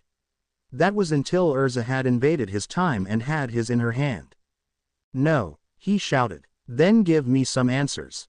She demanded again and squeezed his groin harder, causing him to wince in pain. Anger was starting to take over his emotion. The blush on his face wasn't of embarrassment, but of frustration. He glared at her. That's enough. He warned her. Urza cocked an eyebrow and smirked at him. What's wrong? Afraid I might. She was cut off since the blonde took them both underwater. In just a split second, the two of them both came out from under. Naruto had her in a bear hug, but then Urza pushed down on his head to where they both went under again. They came back up again, but this time Urza found herself being higher than normal. She felt a vibrating sensation hit her womanhood, causing her to blush, and she looked down and saw that his face was planted against her vagina. The blonde's hands were placed against her lower back to keep her up, but he then removed his arms to allow her to fall. Before the mage fell, she grabbed his head, bringing him down with her. They came back up again, and this time, Naruto saw that he had grabbed something large and soft in both his hands. His eyes widened, seeing that he had grabbed her breasts, and looked at her to see flames burning in her eyes. He removed his hands and chuckled sheepishly with his eyes closed. A smile was on his face as he waved off at her. Hee. Sorry. Urza shot herself at him with her arms out and brought him down under again. The women on the other side of the wall all had their ears up against it. They heard the water splashing and heard them talk, but not anything Madara related. They heard responses like, no, what's wrong, tell me, etc. One of the girls tried to extend her finger through the hole, hoping to knock the towel off. Her attempts were no good, but she wouldn't stop. I can't reach, she stated. Keep trying. Another one said. I could have sworn I heard her earlier. A blush came upon all the women as they all pressed themselves more against the wall, dying to know what was going on. Back on the other side, the two were above water. Urza glared at the blonde with a blush on her face. Naruto cursed at himself, seeing the position they were in. The redhead had her legs wrapped around his waist and her arms around his neck. Naruto avoided her gaze since his arms were around her stomach to hold her up. How do we keep ending up in these positions? The S-class mage shouted. Naruto snapped his gaze at her. I don't know. You keep fighting back. You decided to make a move, so what do you expect? You kept coming onto me. Do you expect me to allow you keep assaulting me like that? Urza narrowed her eyes and gritted her teeth. She brought her arms back to where she placed her hands on his shoulders and pushed all her weight toward him. The blonde fell back underwater with Urza right on top of him. Elsewhere, Izaya walked out of the blonde's room after having delivered all his clothes. Placing his hands in his pockets, he made his way down the hall. After a little walk, he was now outside and began to wonder, Let's see. He looked around wondering what he could do next. All the fighters were out and about exploring the city so they would get to know where they're at. But he didn't care about them since he was only focused on helping a certain blonde, along with his demon. So, I see that you spent some time with the brat. A smile formed on Isaiah's face as he looked to his right and saw none other than Kurama. I did. We were just getting to know each other better. The Kyuubi stood there with his arms crossed against his chest and narrowed his eyes. Although I appreciate your help with the hotel rooms and damage, something just seems off about you. Isaiah shrugged. I just like helping people out. Besides, you guys are new here. It's only proper that I help you all out the best that I can. If that's your intention, then how about we go for a walk? The smile on Isaiah's face turned into a straight look. Sure, where to? Kurama blinked once and looked up at the clear sky. Oh, I don't know. How about we grab some lunch? Isaiah chuckled. Sure, all your treat. The crafty man looked at the demon with a questioning look, but laughed to shake it off. You sure do know me. Minutes later, Isaiah and Kurama were sitting outside of a sandwich shop. Yes, the exact same shop that he met Naruto earlier. Isaiah didn't get anything since he's already eaten, but Kurama on the other hand ordered 2 meat subs. So, do you wish to know what Naruto discussed to me about? Kurama placed his sandwich down in the basket it came in and finished chewing the piece of food he chomped off. He smirked and pointed at Isaiah with his pointy finger to where his thumb was facing up. Bingo. Isaiah chuckled and leaned back in his chair. Well, he has a bad feeling about this plan that Madara might be coming up with. Kurama kept eating his sandwich and said with a full mouth of food, you don't say. He sarcastically replied. Anyway, the results of this fight will be without a doubt beyond horrible. He and I both see the outcome of all these innocent people dying during the fight. Not only that, but you two will most likely wind up killing each other too. That's how I see it too.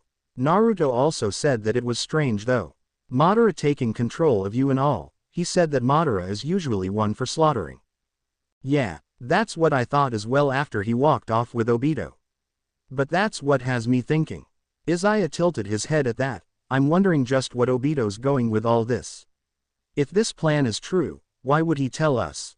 Isaiah saw the Kyuubi take another huge bite from his sandwich. Well, what if he was going to try and mislead the two of you by having you both focus on that? He could just be coming up with a diversion. Kurama swallowed the chunk of food before speaking. That could be. But if this was actually in fact true, then where would Obito be standing? Surely Madara will find out, but does that mean Obito will fight along with us? Or just walk away from all this? Well, if you ask me, I'd say he might fight along you. Why? Because Madara might try to take him out before going forth with his plan. The Kyuubi froze and thought about it. Knowing that this was Madara they're talking about and knowing what the ancient shinobi is truly like, there was without a doubt, you're right. If Obito's telling the truth, then Madara will kill him when he finds out. Then, Isaiah frowned knowing the reaction he was about to get. Shouldn't we invite him to our side once we confirm whether this plan is true? Again, Kurama froze with his sandwich in hand. He placed the sandwich in the basket and stared down at it. Isaiah closed his eyes knowing what was about to come.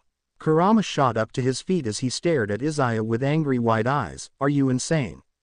All the people that were nearby turned their gaze at the two men. Invite him to our side. Like hell I'd ever allow that. Kurama continued ranting not knowing that he had everyone's full-on attention, and if Naruto even thinks about considering that idea, I'll rip his head right off from his body. Naruto. Fish cake. Who the hell would have such a name? That guy's extremely pissed with whatever it is. Isaiah sighed as he saw Kurama looking around after hearing the questions and statements coming from the civilians. Maybe next time, you should keep your tone down. Kurama sat back down and cursed at himself for drawing so much attention. Anyway, what's wrong with that idea? You have no idea what he's done in the past.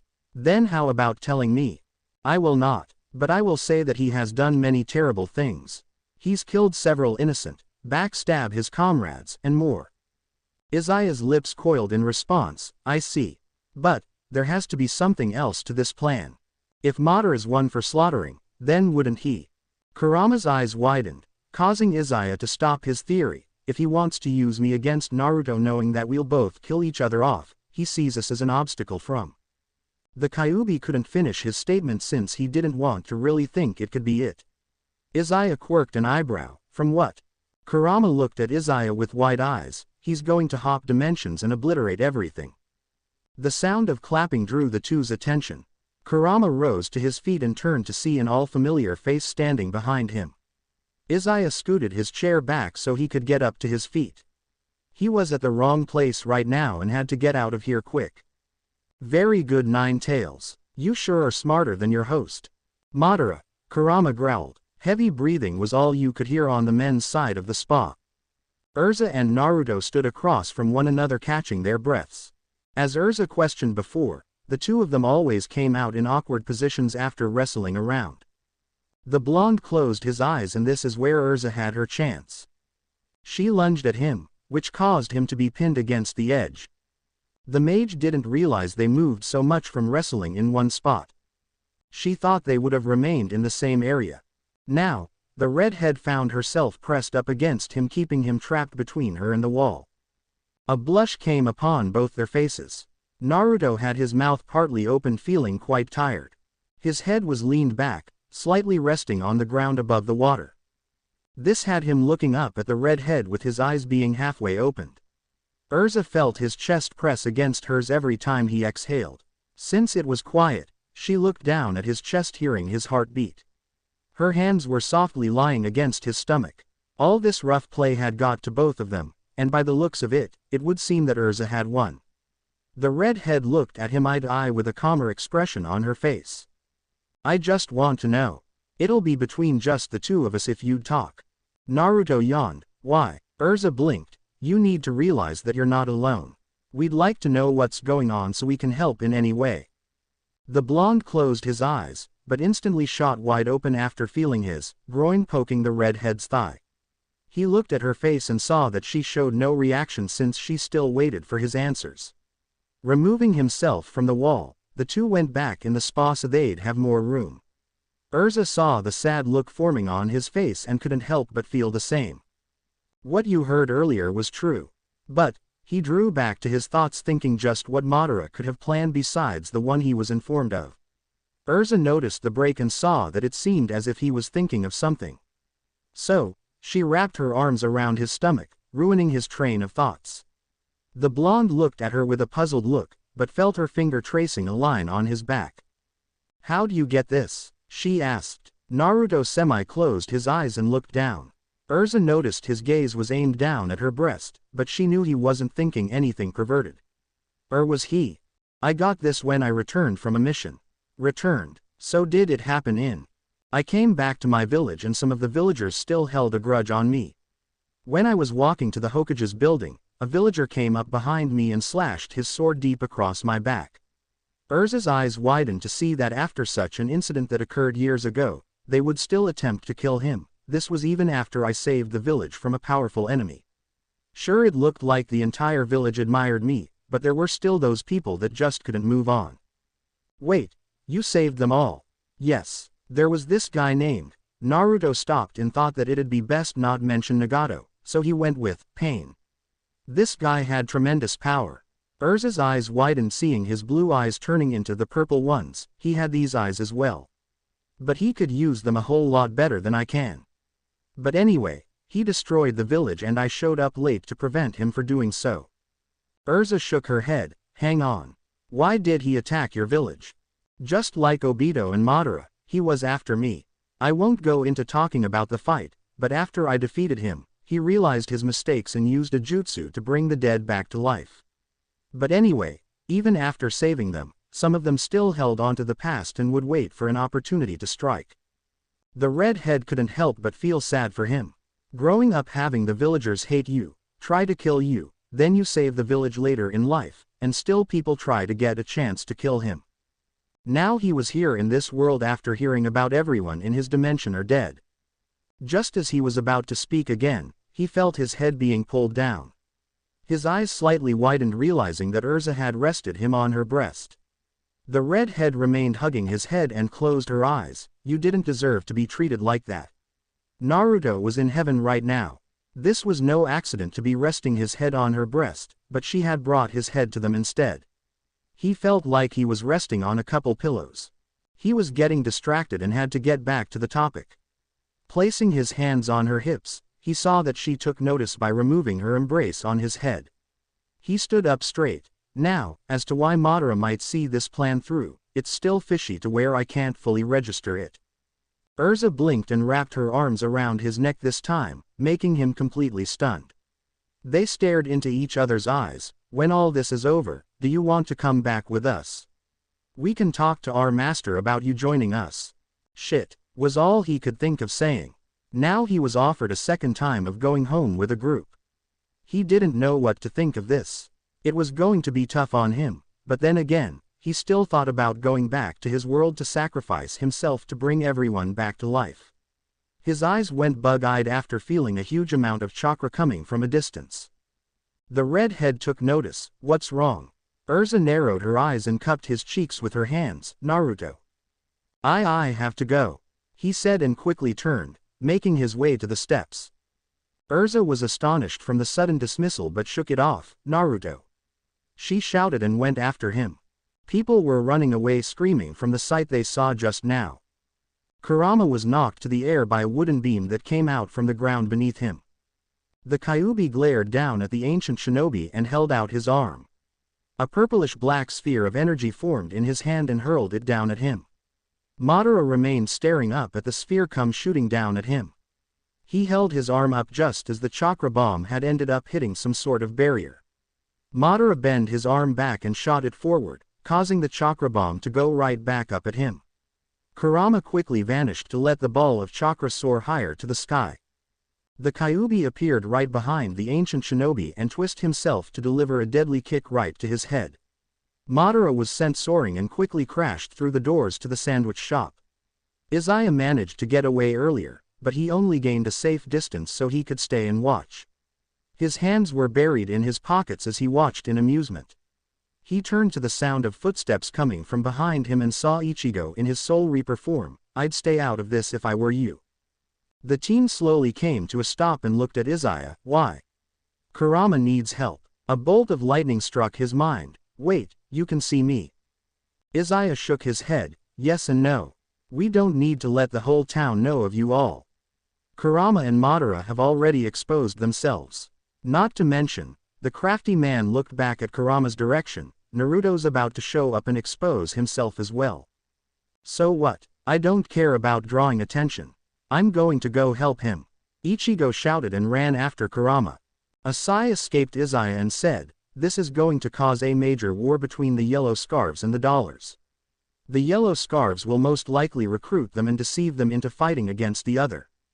Kurama stood his ground and watched as Madara came walking out of the shop. Well, Kyuubi, why don't you just be a good demon and allow me to take you? Kurama growled. You. The Kyuubi held both his hands out, each with a chakra bomb in hand. Madara clapped his hands together to where two wooden pillars came out of the ground in front of him and began to extend towards the Kyuubi. Getsuga Tensho. Madara looked up to see an energy blast come down and cancel his attack by cutting it up. Ichigo, where are you looking at? The ancient shinobi quickly looked back at Kurama closing in on him. Quickly, Madara held out his arm in front. Shinra Tensai. The Kyuubi's eyes widened as he felt himself being blown back. Ichigo came down at the ancient shinobi and was forced to back away to see a large blue flaming-like warrior trap him inside. What the hell is that? Madara blinked once and looked up at the Soul Reaper. This is Susanoo. Damn it. Ichigo covered his face with his hand and swiped it down to bring forth his hollow mask. He vanished out of sight to avoid being hit by Susanoo's sword. The ancient shinobi looked around. Clang. Madara turned around and saw Ichigo swinging his katana at the back of Susanoo. You're fast. Wooden pillars shot out from the ground around Ichigo. The Soul Reaper vanished once more just before the wooden pillars came crashing down where he once stood.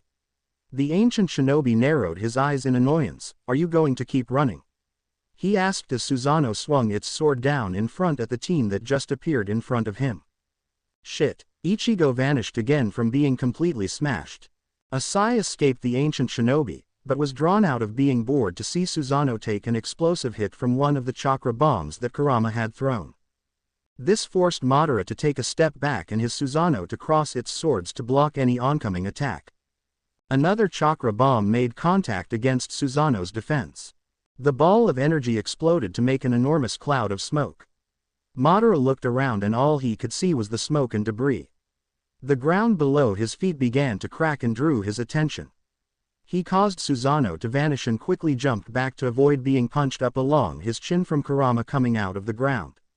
Madara's eyes widened to see 5 tails form from the Kyuubi. He looked to see that his eyes were a deep crimson color.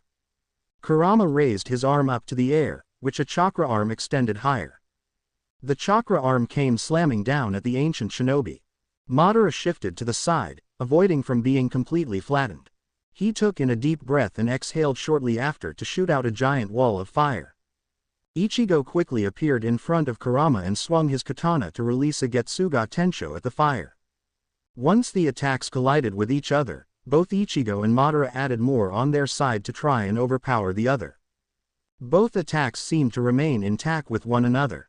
That was until Kurama appeared above the ancient shinobi with a bigger chakra bomb that would fit the size of Naruto's Odama Rasengan in his hand.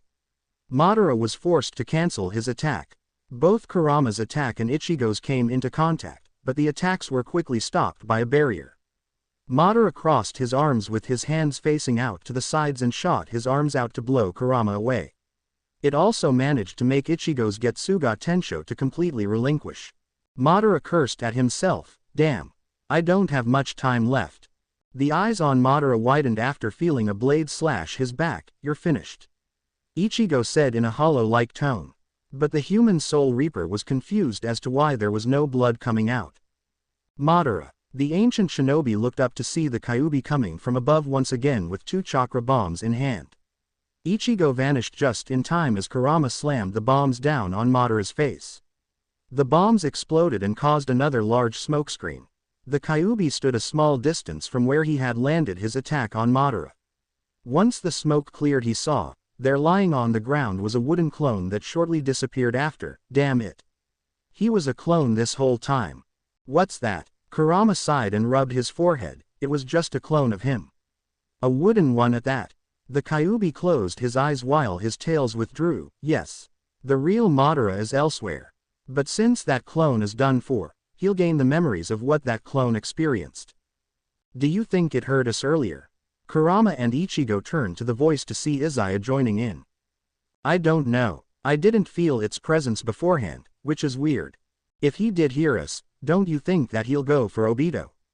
Izaya asked. Kurama growled, he will. It seems that Obito was telling the truth. That's good, isn't it? Ichigo questioned. The Kyuubi sighed, yes and no. Ichigo had a confused look on his face, wondering what the no part was about. Yes, because he's still an enemy. No, because he would fight alongside with us to stop Madara, which I'd much rather see him die by Madara. What? He would. Kurama sighed now that he had to explain everything to the teen. Yes. He came to Naruto this morning. He told me about the plan before the two of them went for a walk. Again, Ichigo had another confused look on his face. What plan? A tick mark struck the forehead of the Kyuubi. His patience with the boy was getting thin. His face began to twitch with his eyes closed to where his teeth would show a little. You're starting to get on my Kurama. The trio turned to the voice and saw Naruto with Urza coming to them. They slowed down as they stopped to join in. I felt Madara's chakra earlier. The Kyuubi sighed after seeing his host having the Rinnegan active. You did. But we've taken care of the blasted clone. A clone? So what happened? The blonde asked. Kurama folded his arms against his chest. Izaya and I were talking while having lunch. We were discussing of what Madara's real plan was behind all this. It turns out that the Kyuubi examined Naruto carefully and saw his host nod at him, that he plans to hop dimensions and destroy every single one of them. Ichigo and Urza's eyes widened. Both Naruto and Izaya closed their eyes since they were already aware of the gist behind Madara's plan. That's what I was thinking when I was at the spa. Naruto replied. Yeah, I'd figured you would have thought the same thing. The group remained silent until Naruto sighed in defeat, seeing what he needs to do even though he doesn't like it one bit. As much as I hate to say this, I think we should talk to Obito before Madara gets to him. Kurama had his fangs showing and growled, no. That Obito can die by him. Therefore we don't have to get our hands dirty. Naruto shook his head. Think about it though, he could help us defeat Madara. I'm sure if we had him alongside with us that we'd win for sure without having anyone getting hurt. The Kyuubi cocked an eyebrow and walked up to his host with a frustrated expression on his face. So are you doubting of what we're capable of isn't enough to take on Madara? The blonde saw Kurama get right in his face and decided to lean back from the fox. No. I'm saying that the more help we have, the less the risk of anyone getting hurt. Kurama clenched his fists and gritted his teeth. We're fine without him. We can't trust him. Kurama, I know, I hate this idea as much as you do, but we. The Kyuubi grabbed his host by the neck with both his hands and lifted him off his feet. His nails extended and lightly stabbed into his skin. The eyes of Kurama turned to a much darker crimson color. No. We will not even consider it. Do you not remember what he did 20 years ago? When he took control of me and used me to destroy your village. When he made your parents sacrifice themselves in order for you to live on. Naruto's eyes were as wide as they could be seeing Kurama act like this. The minor sharp pain around his neck would sting here and there, but it did manage to draw blood. You want that kind of person to join us? A man that can't be trusted. Naruto closed his eyes and knew what he had to say would only piss him off even further. Didn't you trust him this morning? The blonde mentally cursed at himself seeing that he was right. Kurama's eyes widened. The way you're acting now is how I acted this morning. I trusted him because you told me that I'll be fine. Meaning you trusted him. Naruto winced in pain after feeling the grip Kurama had on him tightened. So answer me this. Naruto saw a serious look on his face and behind that look was anger. Do you trust Obito to where you're going to go to his rescue and have him fight alongside with us? Naruto remained silent and closed his eyes. Kurama gave the blonde a disappointed look and dropped him. He turned his back to his host and began walking away. I'll be parting myself from you for a while. Don't even think about chasing me. Naruto just sat there on the ground and placed his hand against his neck. Izaya watched Kurama dismiss himself and couldn't help but shake his head. Ichigo wanted to chase after him, but he knew that he'd wind up getting himself killed. Erza was knelt down beside the blonde and had her focus on his neck. She saw blood all around it and thanked God the punctures weren't deep at all. But once she looked at his face, she looked at him with a confused look. Naruto. The blonde looked at the redhead. What? He saw Erza point at him and noticed that she was pointing at his nose. Placing his hand against his nostrils, he brought forth his hand in front of his sight to see blood. His eyes widened slightly and did it again to see more blood this time. What the hell? Ichigo and Izaya turned to look at the blonde and noticed blood seep out of his nose. Are you okay? Ichigo asked. Izaya placed his hands in his pockets and wondered what happened. It couldn't have been Kurama since he didn't punch the blonde's nose or anything. He saw Naruto's eyes revert back to his normal blue ones and noticed the bleeding was stopping. I see. His body is still unable to control such a power. Even if he forces it to activate, it'll cost him. Just above the group, Madara stood on a roof and had watched everything that transpired. He had a smirk on his face seeing how the Kyuubi left his host.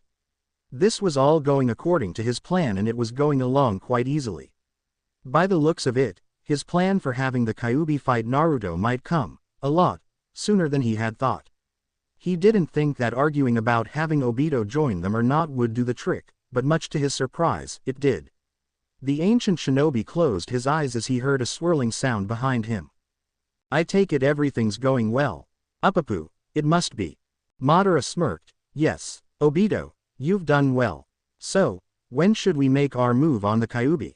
Yeah, I want to see those two kill each other. Monobir went dead silent and had completely forgotten about his revenge. I mean, I want to see Naruto kill that Kurama guy. That way the boy will be at a weakened state to where I can get my revenge. Uppapu. Madara shook his head and opened his eyes to see the group down below had begun to leave. In a distance, he could hear the faint sound of sirens. We're not quite there yet. I managed to hear something about 2 gang groups in this city. One of them is some sort of online gang. Upapoo. Since you don't know what online is and everything, allow me to explain. Monabeer cleared its throat. If it really could and brought its arms behind its back, the dollars is an online group. The way others would join is if they've gotten an invitation. Those that got one are given a password to enter on their website. Monabeer saw that Madara had turned around earlier to listen carefully and had a deadpan look on his face. Oh, right, you don't know what a website is. None of us do, Obito said. Right, well, a website is a location that's connected to the internet. Again, Monabeer saw the same look on Madara. Damn it. The internet is pretty much a way to keep in touch with people worldwide. Devices such as phones, computers, and tablets all have the capability of using the internet. That is if you have access to a connection. Phones can use up data on whatever plans a person has and can set up a hotspot which is like an internet connection. Madara had grown impatient. Okay. We don't need a full lesson on such a thing, just continue explaining the gangs. Fine. Anyway, where was I? Monabeer walked back and forth with its stuffed paw pressed against its mouth. It stopped and shot its arm in the air. Oh yeah. Anyway, those who received an invitation are given a password to enter on the gang's website. When they do, they become a member, and all those who become a member are all known to be invisible. This gang is very secretive about their members. They all have contact with each other and can be quite clever. Sounds like a weak gang if anyone can join. What about the other one? Madara questioned.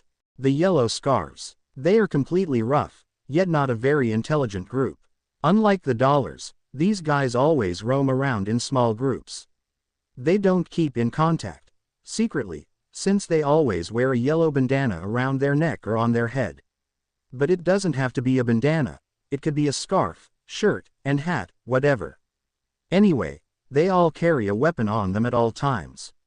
They pick on the innocent by beating them, stealing, or sometimes, even kill. Madara blinked and chuckled lightly. That sounds perfect for. Then there was the Blue Squares. They used to be a great rivalry against the Yellow Scarves.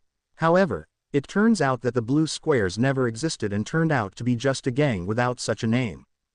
That doesn't matter. The Yellow Scarves, we just need to get the Kyuubi to join them somehow. And as for Naruto, we need to get him to join the Dollars. Is there a way you can do that, Bear? Upapoo. Of course. The leaders of the gangs are actually friends without even knowing. The leader of the Yellow Scarves is Masao Nikita, and the leader of the Dollars is a wimpy kid named Mikado Ryagami. They both go to school together and are best friends, yet, they don't even know that they're the leaders of the gangs. This sounds rather familiar in such a way, Obito thought. Oh, there's one more thing. This girl named Anri Sanahara is in possession of a sword named Seika. The Seika is known as the Slasher. It's a demonic blade notable for its obsessive love for humanity. It has the ability to possess humans by cutting them. The girl Anri also goes to school with the two boys I mentioned earlier. She's currently stuck in the middle of it all. Madara had a huge satisfied grin on his face. This all sounds perfect. Right now, we just need to get the Kyuubi into the Yellow Scarves and get Naruto in the Dollars. Upapoo. I can easily take care of that. The ancient shinobi chuckled and turned back to look down at the streets to see several police vehicles speed towards the direction Naruto went. It seems that the boy will be known to everyone soon enough. Naruto was lying on his bed with only a pair of jeans on. After having that fight with Kurama, he didn't know what else to do. He did want to go after him, but if he did, then Madara would have got what he wanted right there. Maybe it was best to let Kurama go his own way for a while. But what if he ran into Obito and Madara? The blonde shook his head. He wouldn't allow them to take him since he'd be there in a split second once he felt either of their chakra. Then again, if Obito and Madara sent out a shockwave of their chakra, what if it was a trap to lure him? He covered his face with his hands and groaned against them. Why did you have to leave Kurama? Man, this city is always crowded. Laxus shouted. A sigh escaped from Jelil. We have to get used to it for a while until we find a way back. Laxus placed his hands against the back of his head as he looked around at the different buildings. This is bullshit. How could I think it'd be best to not talk about it when we're around all these people. The blonde muscle head groaned in annoyance and then turned to look at Jelil as they continued walking. So, what are you going to do about Urza?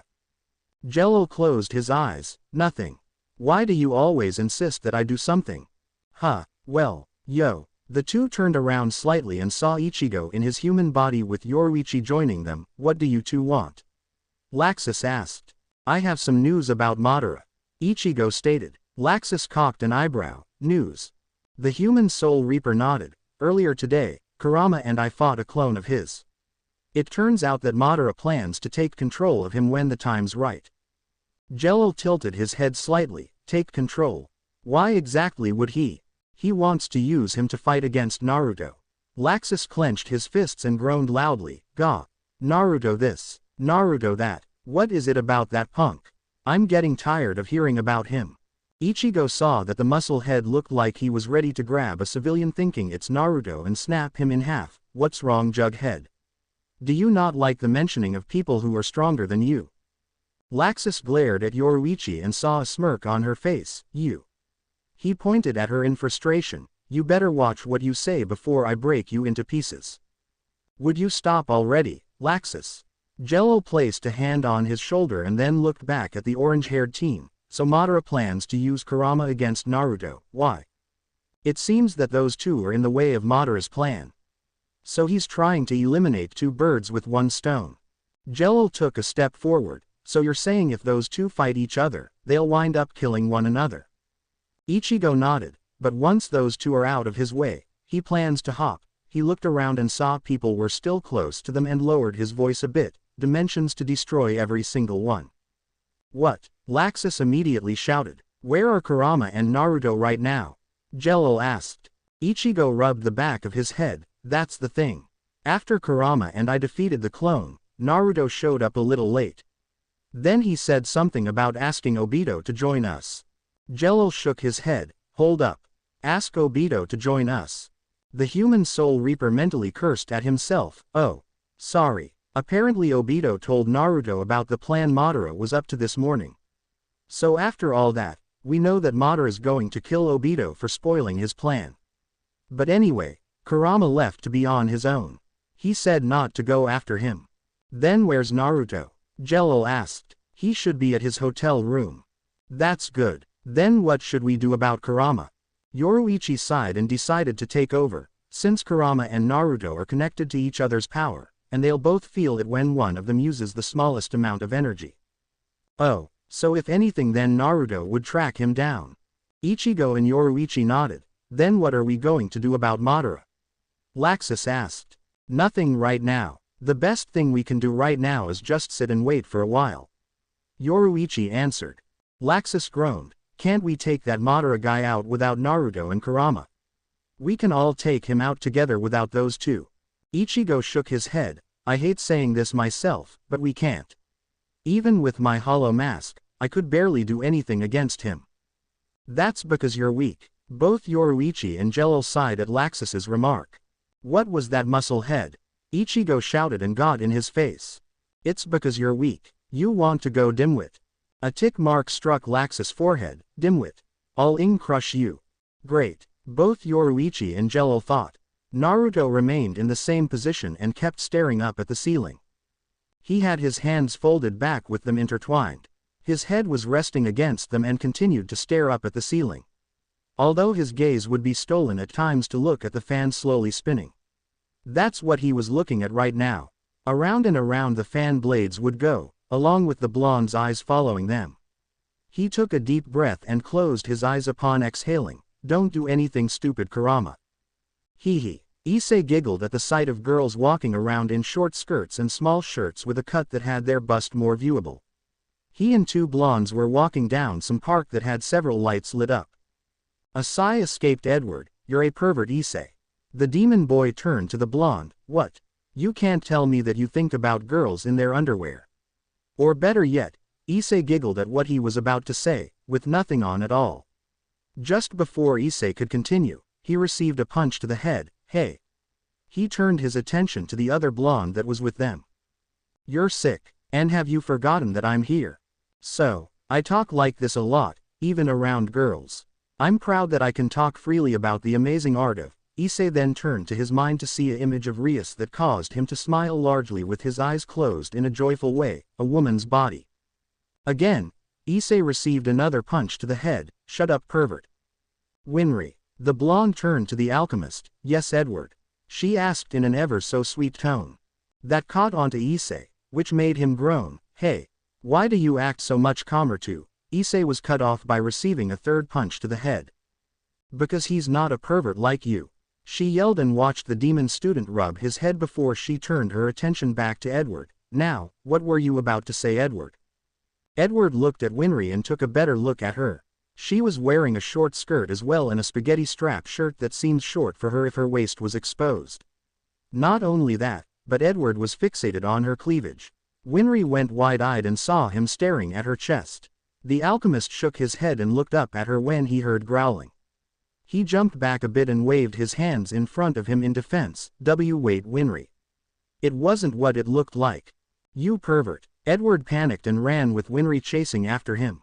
Issei stood there and giggled in a proudly way. I have a new best friend. He cheered. The blades kept on spinning with Naruto's eyes, still chasing one of them. He didn't want to go out and neither did he want to get up. His eyes got tired of following the fan blades and winded up closing again. All that was going through his mind was what happened earlier today and wondered if Kurama would be okay. Wait, what was he thinking? Of course Kurama would be fine. The blonde took a deep breath and had to quickly exhale whatever he had inhaled when he felt weight pressing down on him. His eyes shot open and saw Xenovia sitting on his lap only wearing a dark green bra with matching panties. Immediately after seeing her, a blush flushed upon his face. Zeno. He was silenced after she had put her finger against his lips. You don't need to say anything. She reached around to her back and unhooked her bra to allow her breast to bounce out. Her instincts were having her act fast as she quickly unbuttoned his jeans. Xenovia, he nearly shouted. The brunette ignored him and yanked his jeans right off to see his orange boxers. She grabbed the hem of them and when she did, she saw the front part of his boxers extending. Xenovia, damn it. Stop. The brunette looked at him, not letting go of her grip. What's wrong? Naruto looked at her with a dumbfounded look. What's wrong? Just what the hell are you doing? I'm going to learn the ways of sex with you. The blonde's eyes began twitching and the blush on his cheeks began filling up his entire face. What? Xenovia lowered her head towards his, which caused him to try and sink his head into the mattress. I want to experience how sex is with you. Why do all you girls come to me naked? He felt like shouting that out loud since seeing how this was the third time now. All, so others have approached you in the... Yes. Naruto saw a deadpan look on her face. Did they try to have sex with you? Naruto panicked and had to think what would be her move on whatever answer he gave her. He began to sweat not knowing which one to go with. Either he could tell her yes to where she might feel down and not be there for him as much. Or lie to where everything will continue going the way it has been for her. Those are what he was assuming to say. Since meeting everyone, he's been honest to everyone. So, he went with the obvious one, yes. Xenovia just stared at him with no expression on her face. Naruto began to regret telling her, actually, regretted blurting out why the girls would come to him in the... The brunette's glance turned to the side and frowned sadly a bit. I see. The blonde cursed at himself mentally seeing how her mood seemingly went to a hurtful expression. Before he could say anything, he felt a cool breeze strike his manhood. His eyes were widened seeing that Xenovia held his boxers in front of him. Naruto's entire face began to twitch. I heard that when people act like you were right now, still means they're a virgin. So you're still a virgin. The former human tossed his boxers off the bed and lowered herself down on him to where her face was just a mere inch from his. We'll experience what sex is like together. Why does this keep happening to me? Do I have some sort of spell on me that's attracting all the girls? Naruto thought. In just a split second after his thought, he felt Xenovia's lips planted on his. Naruto's eyes widened and just had a bolt of lightning strike his mind. He mumbled causing Xenovia to stop the kiss. Hang on. Just how on earth did you get in? The brunette pulled a card that was attached to her panties and held it in front of his face. I got another key. Naruto was speechless now. Did he just find his stalker? Now he could see how Sasuke felt when the girls would always chase after him back in their academy days. Shaking his head to clear his thought, he saw Zenobia tossing her panties off the bed. Wait, when did she even remove them? The blonde was sweating. Zenobia, we can't. Again, the brunette silenced him by placing her finger against his lips. She straddled his waist with her womanhood a bit past his. It's okay. The door is locked and there is no other spare key. The blonde shook his head. No. Zenobia, we can't do this. Naruto thanked God that Kurama was no longer in him for reasons like this. If he was still inside him, Kurama would for sure be scolding him and tell him to quit being about it and be a man. A sigh escaped the former priest's mouth. You sure are in denial right now. Naruto cocked an eyebrow. Excuse me. Zenobia tilted her head a bit, still having her face an inch from his. Her eyes were locked onto his. You keep saying that we can't do this because you don't want to. You panic because you're afraid you don't know how to perform during sex. Over and all, you want sex, but you deny it since you're scared of how to handle it. Silence roamed over the two. They both had their eyes locked on one another's. Neither one of them were moving the slightest of bit. Hell, it looked like they were frozen solid. That silence was ruptured by an intense make-out. Zenobia was instantly flipped to where she was below him, so she wrapped her arms around his neck and wrapped her legs around his waist to where she could pull him in closer. The two invaded each other's mouths with their tongues to where they began to have a battle of dominance. Zenobia closed her eyes as she edged into the heated kiss and realized that his tongue was retreating. She opened her eyes after feeling the absence of his lips and felt him kissing her neck. Her eyes closed as she leaned her head back so he could have better access. She planted her hands on the bed and gripped the covers. A smile escaped her when she felt his kisses trailing down. Naruto stopped just above her breast and decided to go back up to kiss her lips instead. This caused Zenobia to wonder why he came back for her, but she didn't mind. She wrapped her arms around his neck again and started kissing him back. This time, Zenobia made them flip to where she was on top of him again. She positioned herself more forward to where her breasts were above the blonde's face. Naruto took her into his mouth and massaged the other one with his hand. Zenobia leaned her head down with her eyes closed, so it seems Zenobia's going to claim Naruto's innocence. The eyes of both the blonde and the brunette widened after hearing that voice. Era, that you're right, Bucho. Naruto's heart stopped beating for a couple seconds hearing that other voice. Zenobia leaned up to where she was sitting on the blonde's stomach. She quickly glanced to the side and saw none other than Rias with Akino. You know, Zenobia, if anyone's going to take Naruto's virginity, it's going to be me. Zenobia narrowed her eyes. I believe Naruto wants me to be his first. Foo. I don't care if I'm first or not. I just want him. Akino glared daggers at the blonde, which caused him to sweat. Rias glared at her knight. What makes you think that? Besides, a light covered Rias to where only her frame could be seen. The light vanished to reveal her completely naked. Naruto went bug-eyed and felt a rush coming to his nose. I believe he likes my body more. Zenobia ignored her king and turned back to Naruto. Let's pretend they're not there and continue. The redhead jumped a bit from hearing that, while Naruto was trembling. Wah, you want to have sex in front of them? He asked. Rias refused to be ignored and lose against her knight. Zenobia and Naruto felt the bed moving. Zenobia ignored it since she knew why it was, while Naruto looked to see Rias next to the brunette. Rias. Zenobia was forced to scoot aside a bit after feeling the aura Rias was letting off. The redhead smiled seeing how Zenobia was backing down for now. Rias looked down at the blonde and brushed her long hair back to best she could so it wouldn't be in her way. Naruto saw her eyes were halfway open and that she was giving him a seductive look. Good evening, Naruto. A trickle of blood escaped his nose. The thought of having 3 girls for his first would be more difficult for him. Although, this would surely make Jiraiya extremely proud. To see his student have sex for the first time with 3 girls would truly amaze him. A bright light drew Naruto's attention as he looked to see it fade and saw a naked Akino now. Naruto was gawking at her, but saw her take a seat next to the table near the window. He could have sworn he had just seen the perfect body that he's ever seen. Akino had a slightly larger bust compared to Rias. She had more of an hourly figure than Rias as well. He was so fixated on her more than Rias and Xenovia. Akeno noticed and smiled with her eyes closed. Naruto. The blonde shook his head and looked back up at Rias. You can enjoy your time with my queen, after we have our time. Was he really about to go through with this? Xenovia pretty much exposed him of what he was really thinking. Then he was always afraid of not knowing of how he would do. He drew back to remembering what Rias had told him the other day. I'm sure it'll be fine since we're all virgins here. And time with me. Naruto looked over at Xenovia. If he went through with this, would he even have enough stamina to make it to Akeno?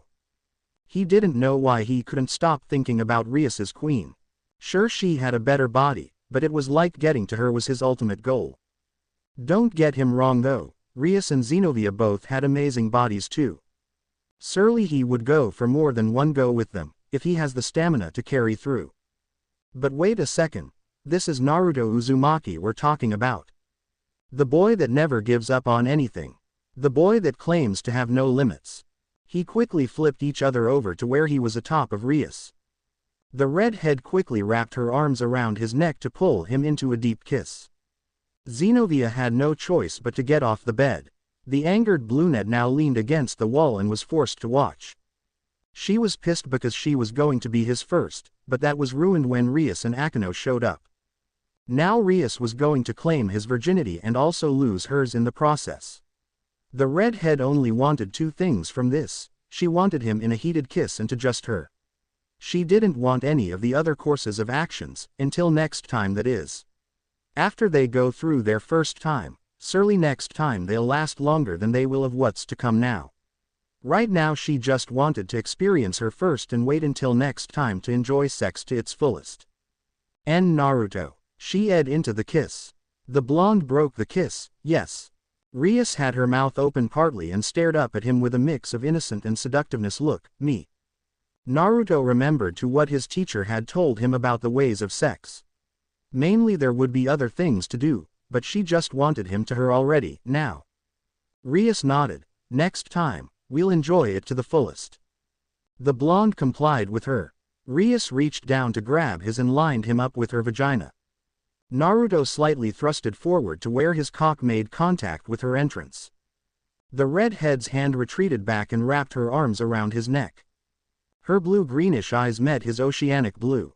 Once Naruto saw her nod, he shoved his deep into her until he met her barrier. He lied there seeing how her eyes squinted.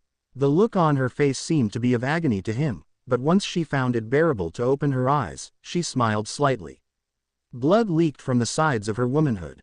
She pulled his head down to engage in another heated kiss and said in between small breaks, "You can move now." Naruto pulled back and shoved his cock as deep as he could go. Rias broke free from the kiss. Ah, ah, ah, ah. She ed after feeling his hit the deepest part of her. The pleasurable feeling of having his cock stretch her insides was amazing to her. Apart from the pain she had to bear with earlier, this was making it a lot more enjoyable. His speed began to pick up as he continued to thrust into her every time he pulled out a bit. Rias wrapped her legs around his waist to have him go deeper and to make this more pleasurable. Akeno bit down on her lower lip ever since Naruto started ing her bucho. Her legs were open to where she would rub her fingers against her own, picturing that he'd be ing her right now. She watched as Rias wanted to try a different position since they were switched now. Naruto was now lying on his back while Rias sat on his lap with his still inside her and began to bounce on him. The blonde reached up to fondle her breasts. He leaned up and decided to take one of her s into his mouth. The redhead continued bouncing on his and would every time she came down on him. Ah, ah, ah, ah, she continued to. Naruto pulled away from her breast and decided to wrap his arms around her waist. Rias felt his cock twitch inside her and also felt her inner walls tighten around his cock. Rias, he ed. The redhead didn't stop and wouldn't allow him to pull out of her. With one last bounce, Naruto shot a stream of his fluids in her and felt her juices pouring down on him. The two of them froze a bit with their eyes closed, still unloading their fluids. Rias's juices came leaking out of her walls and flowed down onto his waist. They both opened their eyes partly and began panting. For only going through the main course, Rias had only one word to describe it: amazing. she said. Rias felt his softening inside her and decided to get off his lap. She got off the bed, decided to lean against the wall. Naruto lied back down and began breathing a bit heavily. He felt the bed move. Using his elbows to lean himself up a bit, he saw Xenovia staring at his. It would seem you're soft now. Let's see what I can do. The brunette grabbed his and slowly began pumping him. Xenovia then spit a little saliva onto his cock and continued to pump him. The touch of her saliva awakened his as it slowly began to harden. Xenovia saw that his was good enough for her next move. She removed her hand and descended her head down to take his cock into her mouth. Naruto's instantly twitched at the warm moist feeling it received. Then his hardened quicker after feeling Xenovia's tongue wrap around him. Damn. How does she know to do this? Xenovia's eyes looked up to see Naruto still looking at her.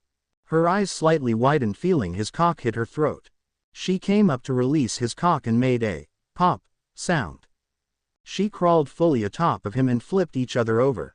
Once she was on her back, Naruto was sitting up watching her play with her own breasts. He scooted closer up to her after seeing where she was getting at. The blonde grabbed his cock and guided it in between her breasts. Xenovia kept her hands on her girls and remained looking up at the blonde.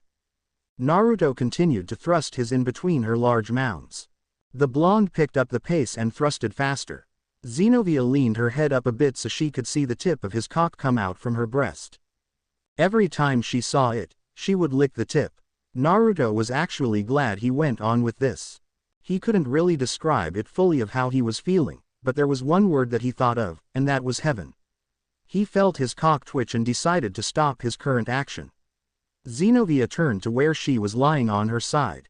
She lifted up her leg once she saw Naruto lying behind her.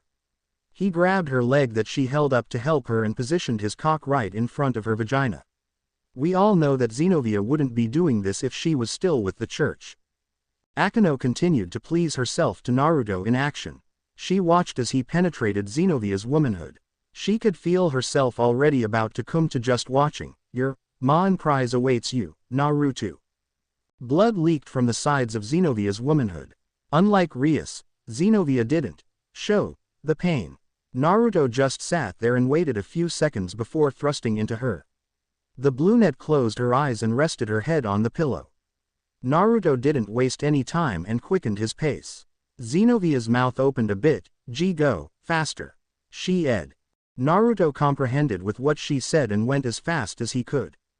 The only thing that could be heard in the room was the sound of flesh smacking flesh and Xenovia's ing.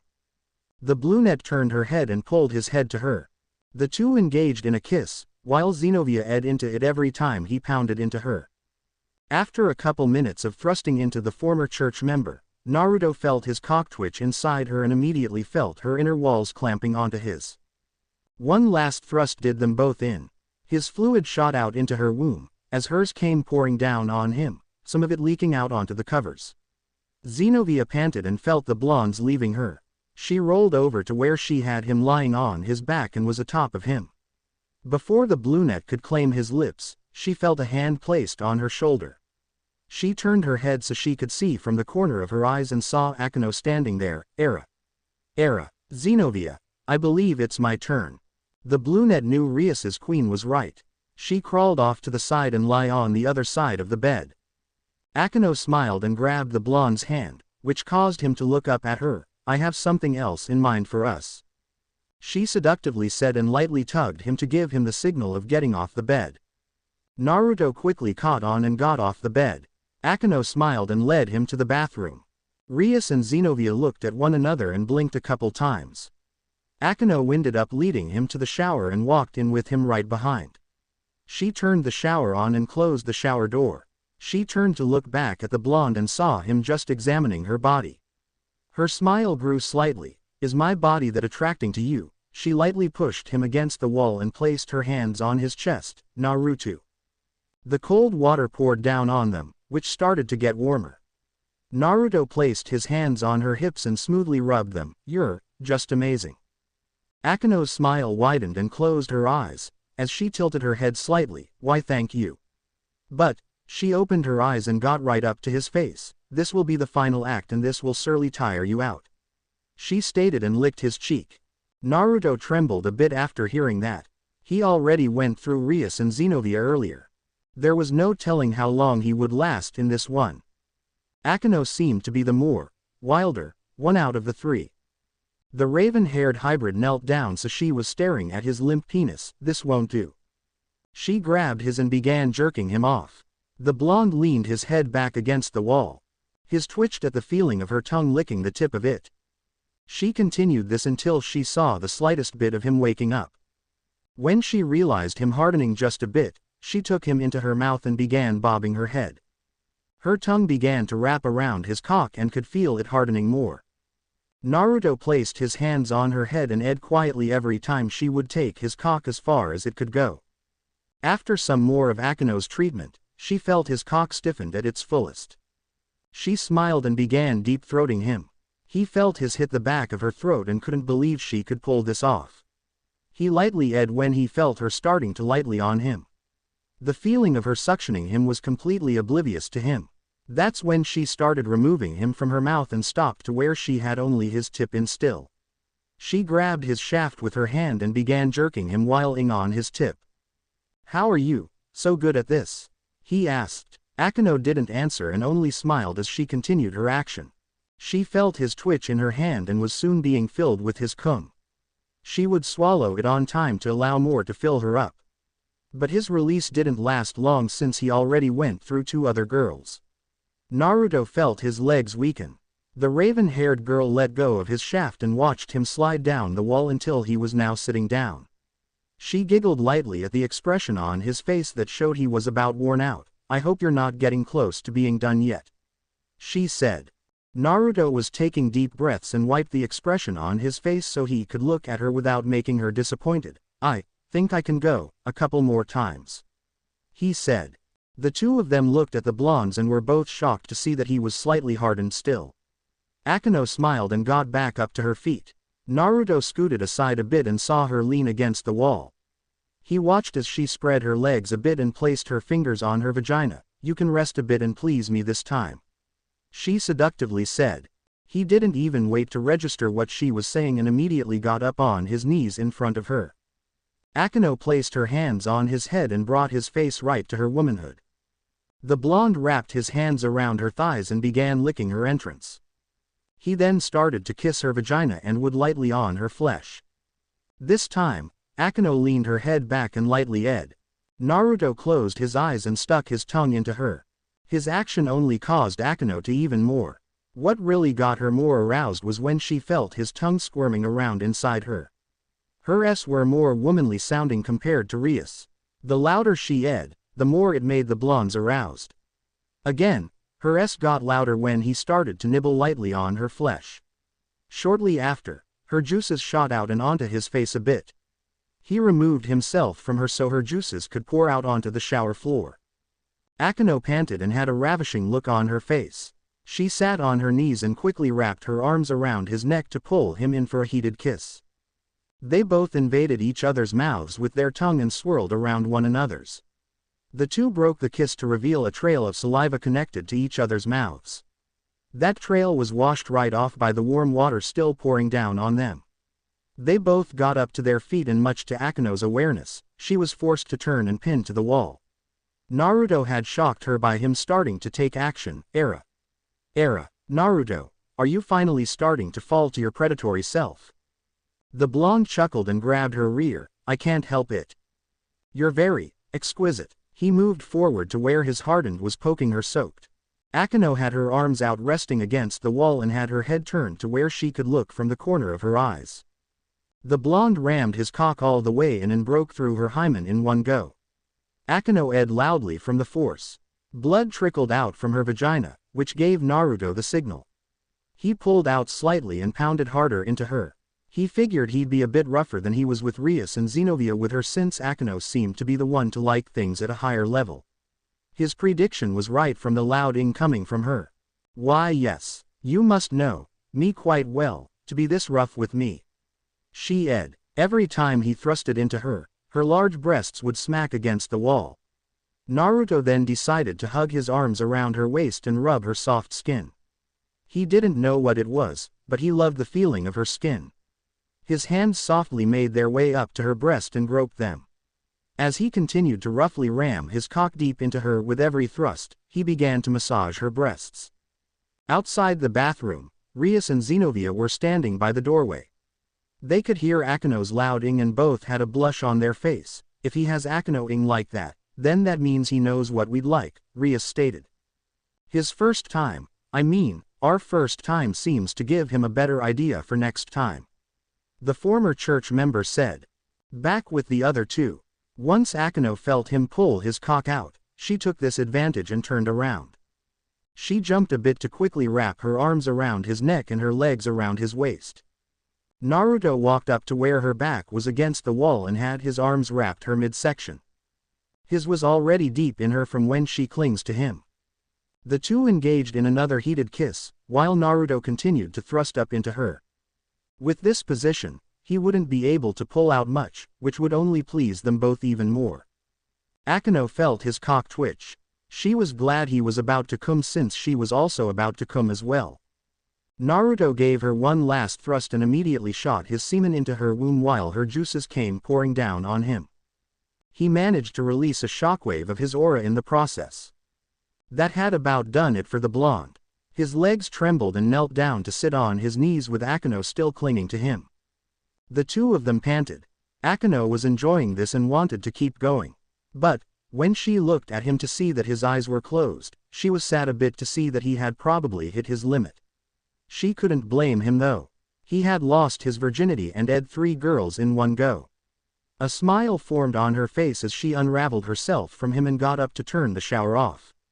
She saw the blonde getting up to his feet. You were quite good, Naruto. Your first time for sex and had all 3 of us. I'm impressed. Naruto placed his hand against the shower wall to help keep his balance. Hey. It was your first time too. Akino closed her eyes and smiled. Yeah. But I would have loved to keep going.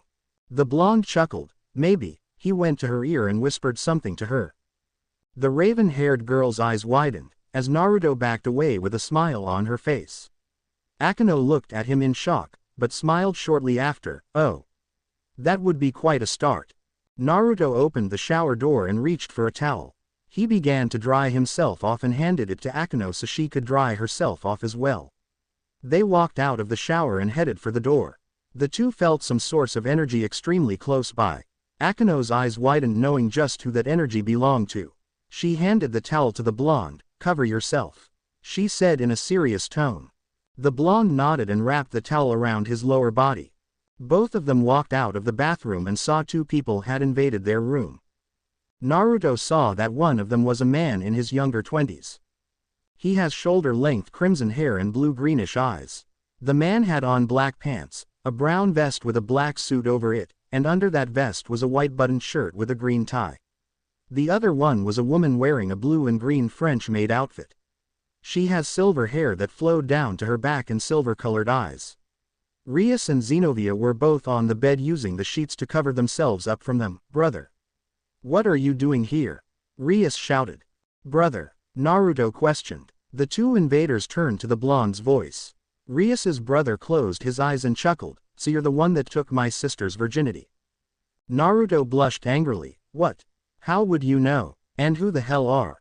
The man placed a hand against his own chest. I am Searsx Lucifer. He began walking slowly to the blonde, while Akino decided to stay by Naruto's side. We're going to have a nice chat. Naruto and Searsx were walking around in a park with very few people around. Flashback. Searsx Lucifer. Naruto questioned. Rias's brother nodded. Yes. I am the leader of the 4 great Satans. Naruto looked at him with a confused expression. I don't know what you're talking about. Searsx narrowed his eyes at the blonde. I see. He turned to Rias. Who is this guy? Brother. Why are you even here? She shouted, still wanting an answer from him. The leader of the 4 Satans sighed. I sensed you lost your virginity and I had to get here as quickly as possible. A blush formed on the redhead girl's face. Why would, wait. Were you intending to intrude in the middle of? Searsx laughed to where he cut his sister off. So dear sister, who is this guy? His laughing died down to him chuckling. Before Rias could answer her brother, the blonde decided to step in. I'm Naruto Uzumaki. Sears X turned to the blonde and went from being a bit goofy to a serious look. And why exactly are you here, Sears X? The red-head man cleared his throat. I have come here to meet you, Naruto. Naruto cocked an eyebrow. Meet me.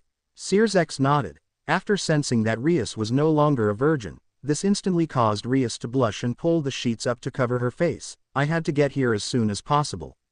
When I saw you, I was rather shocked. I've never seen you before and was surprised that you weren't Issei.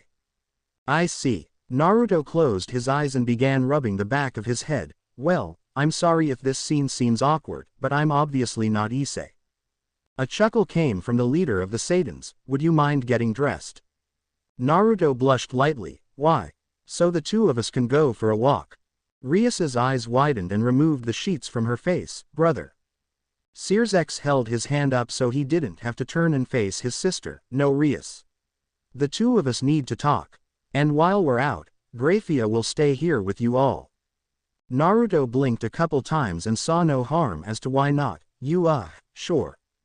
Flashback end. So, Naruto Uzumaki. The blonde shook his head. Naruto's fine. Sears X smiled lightly. Okay Naruto, tell me something. The two continued walking down a path. What are your feelings towards my dear sister?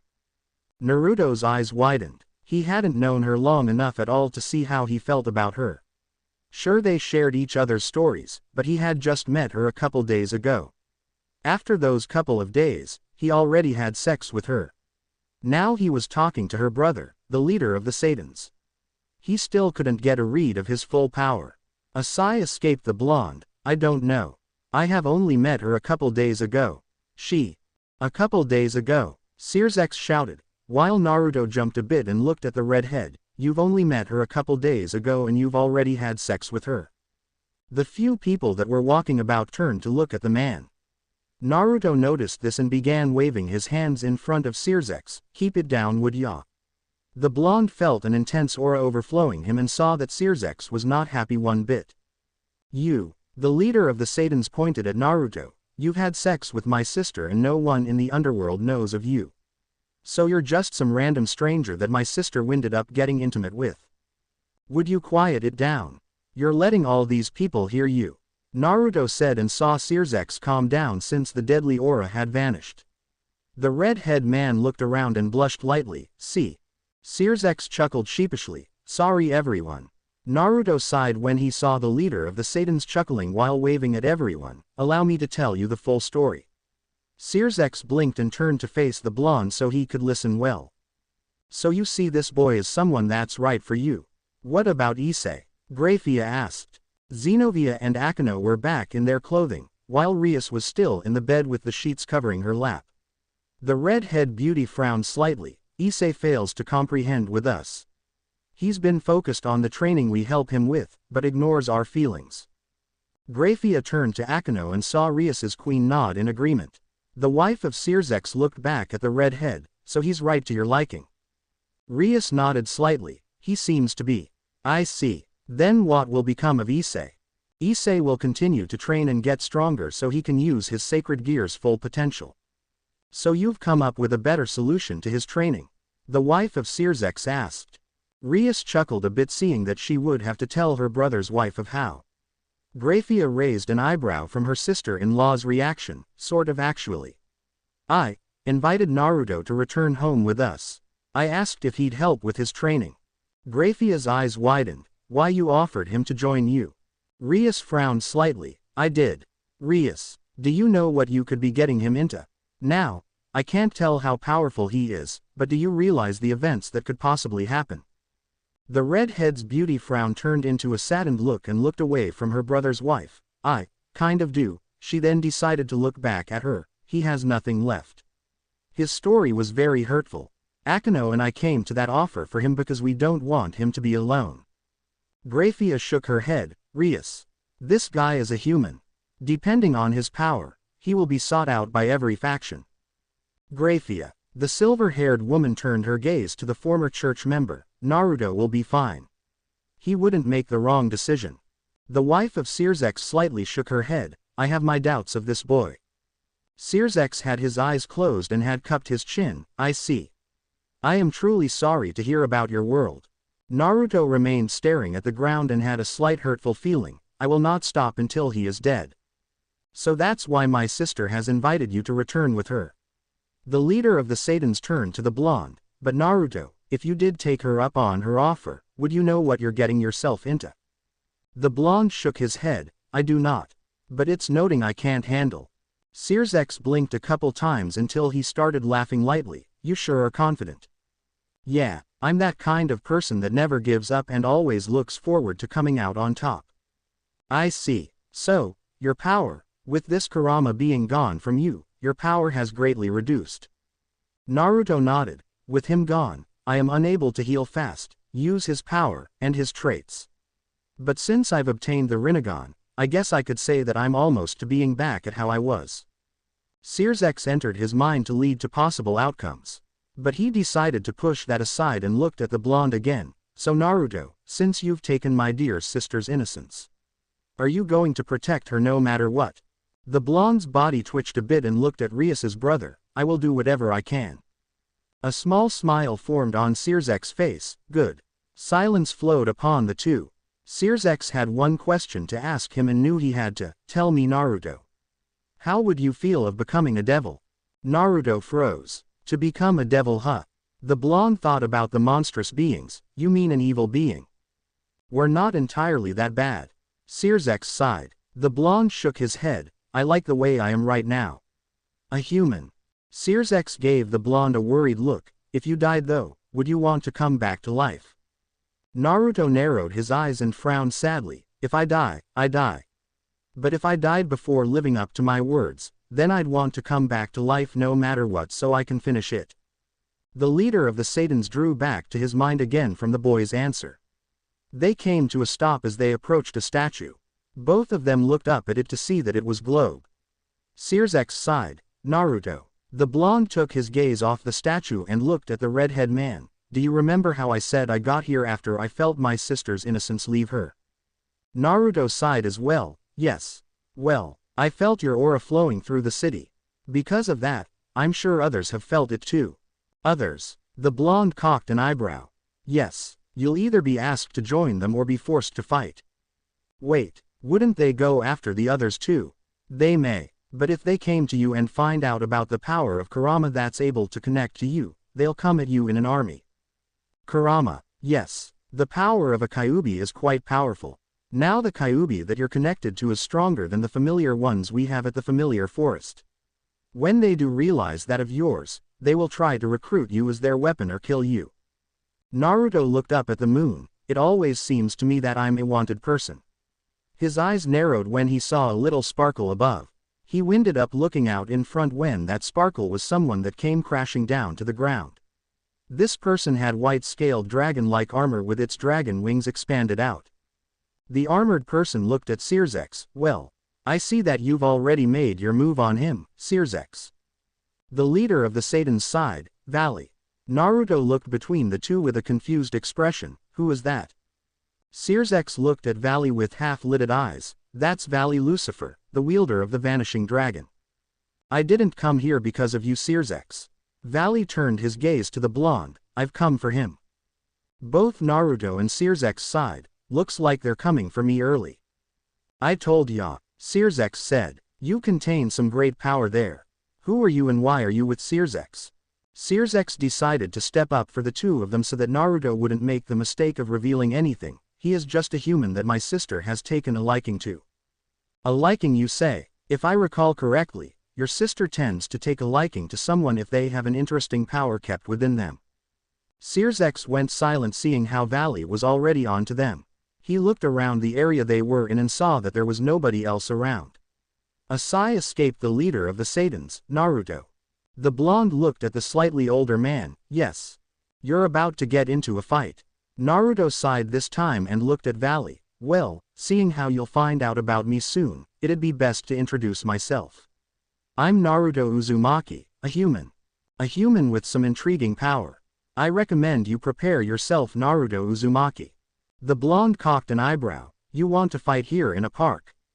Valley held out both his arms in front in which energy began to form in the palm of his hands. It does not matter of the location. Sears X saw that there was no one in range of them. Naruto. The blonde turned to the redhead. Valley's a guy that's hungry for a fight that's interesting to him. I'm going to put a barrier around you two so no one can get hurt. Okay, he replied, and with that, Sears X vanished. Naruto turned his gaze back at Valley and saw a yellow-colored barrier surrounding them. The barrier reached out to cover 70 yards in width, 100 yards in length, and stood a good 1,000 feet high. Now you shouldn't have to worry about holding back since you're a human. Valley said and shot off the spheres of energy. Naruto held out his arm. His eyes changed into the Rinnegan, and just as the blasts came closer, he formed a barrier. The energy blasts were both deflected and shot off against Sears X's barrier to only vanish. Valley examined closely and saw that his eyes have changed. Interesting. So you can deflect projectiles. Valley soared after the blonde. Look here, Valley. Naruto remained holding his arm out in front. Only two people have business with me. The blonde narrowed his eyes, and you're not one of them. Just as Valley was about to punch the blonde right smack on the face, the White Dragon Emperor felt himself being blown back. What the hell? Valley flipped backwards in the air and made himself come to a halt. What was that? Valley, I recommend you back out of this fight.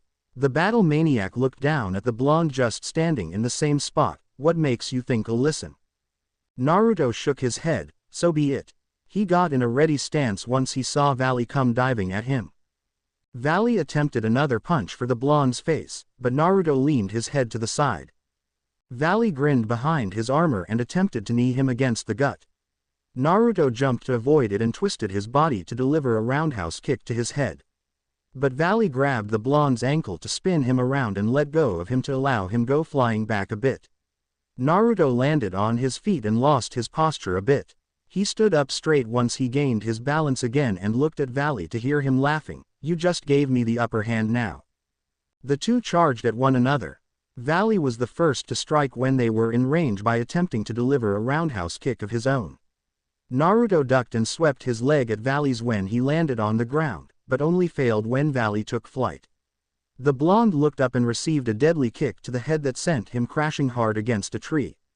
Naruto shook his head and got to his feet. Okay. He crossed his fingers to summon a few clones. Valley leaned his head up a bit. Clones. Interesting. Show me what else you're capable of, he said and soared towards the clones. Valley held out his arms again and fired an energy blast at the ground below the clones to form a large dust cloud. The real Naruto stood back and saw the cloud of dust expand towards him. A sparkle was seen from within the cloud and out came a beam of energy right for him. Naruto quickly held his arm out in front and formed a barrier. Divide. Naruto's eyes widened, feeling his barrier weaken. He looked at his arm and then watched the beam of energy collide against his barrier. But this blast didn't get deflected. He felt his barrier losing and was instantly broken through after a couple seconds. This was bad. He couldn't allow that beam to penetrate his midsection. Quickly, he shifted to the side a bit to allow the beam of energy go right through his upper right arm. The blast was so fast that he couldn't even feel it course through him. But he felt the aftermath of it and saw the blood pouring down his arm. His right arm went completely limp as if it was dead weight. Naruto cursed at himself and whipped his head up to see the dust clearing. There stood Valley laughing at him again. Since I've touched you, I can now make your power weaken. Weaken my power. Naruto held out his usable arm and formed a Rasengan in the palm of his hand. Divide. Naruto watched as his Rasengan shrink to the size of a golf ball. This isn't going to be good. He looked up and saw Valley right in his face. Valley kneed the blonde hard against his gut, causing him to hunch over. Before Valley could strike down on his head with his fist, Naruto pushed up against him with his usable arm around the White Dragon Emperor's waist. Valley pounded his fists down on the back of the blonde. Just when Naruto was about to slam him against the statue, Valley took flight with him. Naruto looked down to see that they were pretty high up. How do you feel about heights, Naruto? The blonde looked up at Valley. The White Dragon Emperor dove down for the ground again. Naruto held on tight but felt himself lose his grip and crashed against a tree when Valley shook him off. He shook his head and jumped down to the ground, using his wind element to make him land smoothly, I'll have to use a lot of chakra to make my attacks actually do some damage if he continues to weaken my power. Valley turned around and soared towards the blonde. Naruto took a deep breath and held out his good arm out in front. He concentrated all his chakra to them. This is going to hurt the both of us. Just as Valley was closing in, Naruto muttered those two words, Shinra Tensei. Divide. Valley quickly weakened his attack, but it wasn't good enough. He felt himself being blasted afar with benches, trees, trash cans, etc. The battle freak flipped in the air and used his wings to slow him down. That was still a powerful blast even when I halved it. He looked Naruto's way and saw a few blue energy spheres come right for him. Valley shot his own energy blasts to intercept with the blonde's. The next thing the White Dragon Emperor knew was that he was being pulled toward the blonde. He saw that nothing had a grip on him. What the hell? Valley tried to move his arm, but failed to do so. I can't move. Naruto clenched Valley's head. You're getting on my nerves. The battle maniac chuckled. It seems that you're worthy enough of me having to use my juggernaut drive. The blonde cocked an eyebrow and lost his grip when Valley kicked him against his stomach. Valley landed a good amount of yards away from the blonde. A bright light formed on the ground and engulfed the White Dragon Emperor. Naruto felt an enormous power aura coming from Valley. Shit. I'd rather be fighting Shizuo again than this. In just a split second, Valley was right in the blonde's face. Naruto saw that his armor had changed and felt the air being knocked out of him. Valley had delivered a deadly punch to the blonde's stomach and then delivered his own roundhouse kick to the blonde's side. Valley went after him and kicked up on him to send him to the air. Naruto was forced to lean his head back and couldn't find himself to spit out blood since the wind force was keeping him from moving. It was hard for him to even keep his eyes open. Valley appeared above him and slammed his foot down on the blonde's face and sent him crashing down to the ground. The impact to the ground formed a large dust cloud from the crater being created by the blonde's collision. Valley descended down to the ground slowly. Naruto Uzumaki. Your power is most intriguing.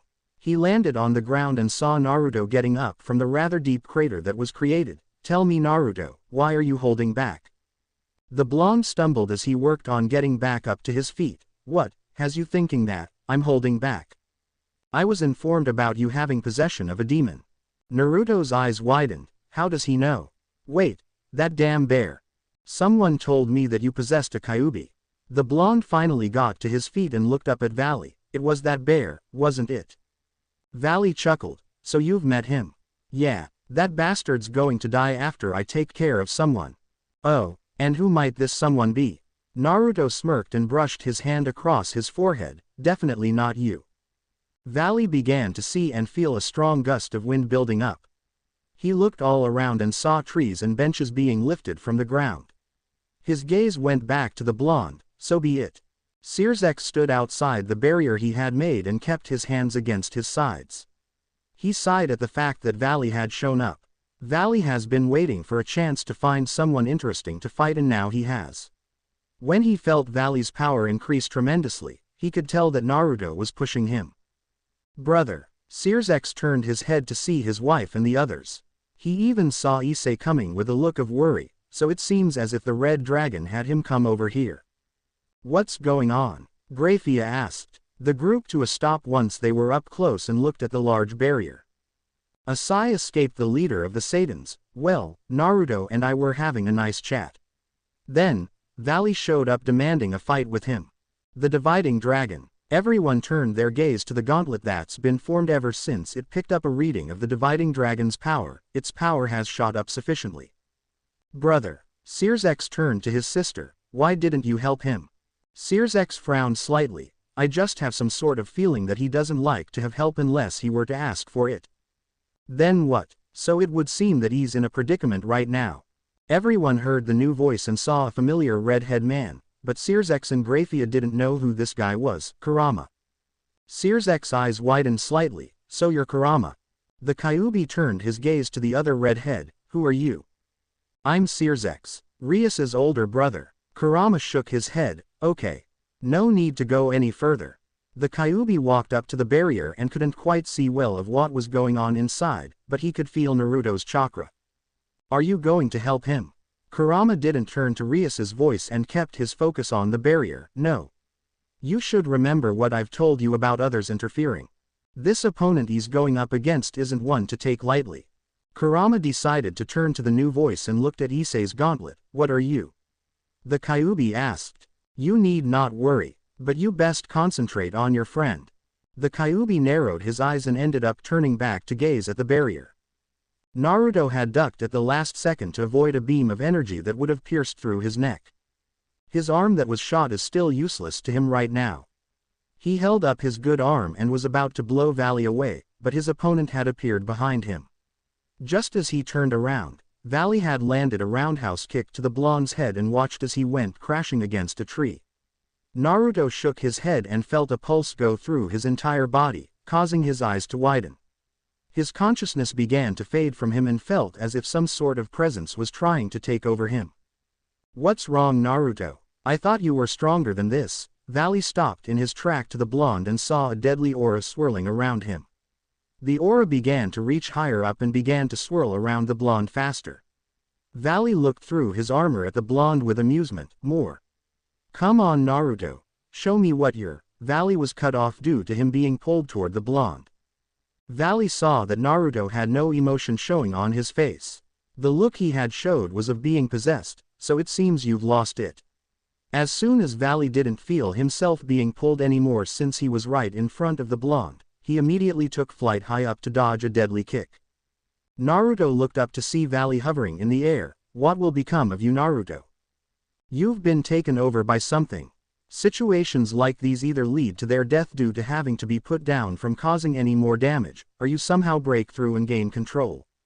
Let's see how. Valley was hit hard by a large chunk of the ground that the blonde had removed. Naruto watched as Valley was about to hit the barrier above them. He quickly glided to the side and looked down at the blonde. I see you don't care of what I have to say. The blonde leaned his head back and held his good arm above him. Valley narrowed his eyes behind his helmet. His eyes widened once he saw Naruto's hand was open so that his palm could be seen from above. Valley quickly held his arm out down toward the blonde. Divide. The unconscious blonde swung his arms down to release an enormous blast of sheer force. The force expanded, which caused Valley to shield himself with his wings since there was no way to avoid it. Even his divide wasn't enough to stop it. Kurama and the others. Kurama cursed to himself mentally, seeing how his former host has once again lost control. He turned around and began to walk away from the barrier. I suggest we get away from the barrier. Everyone was already ahead of Kurama since they backed away at a quickened pace.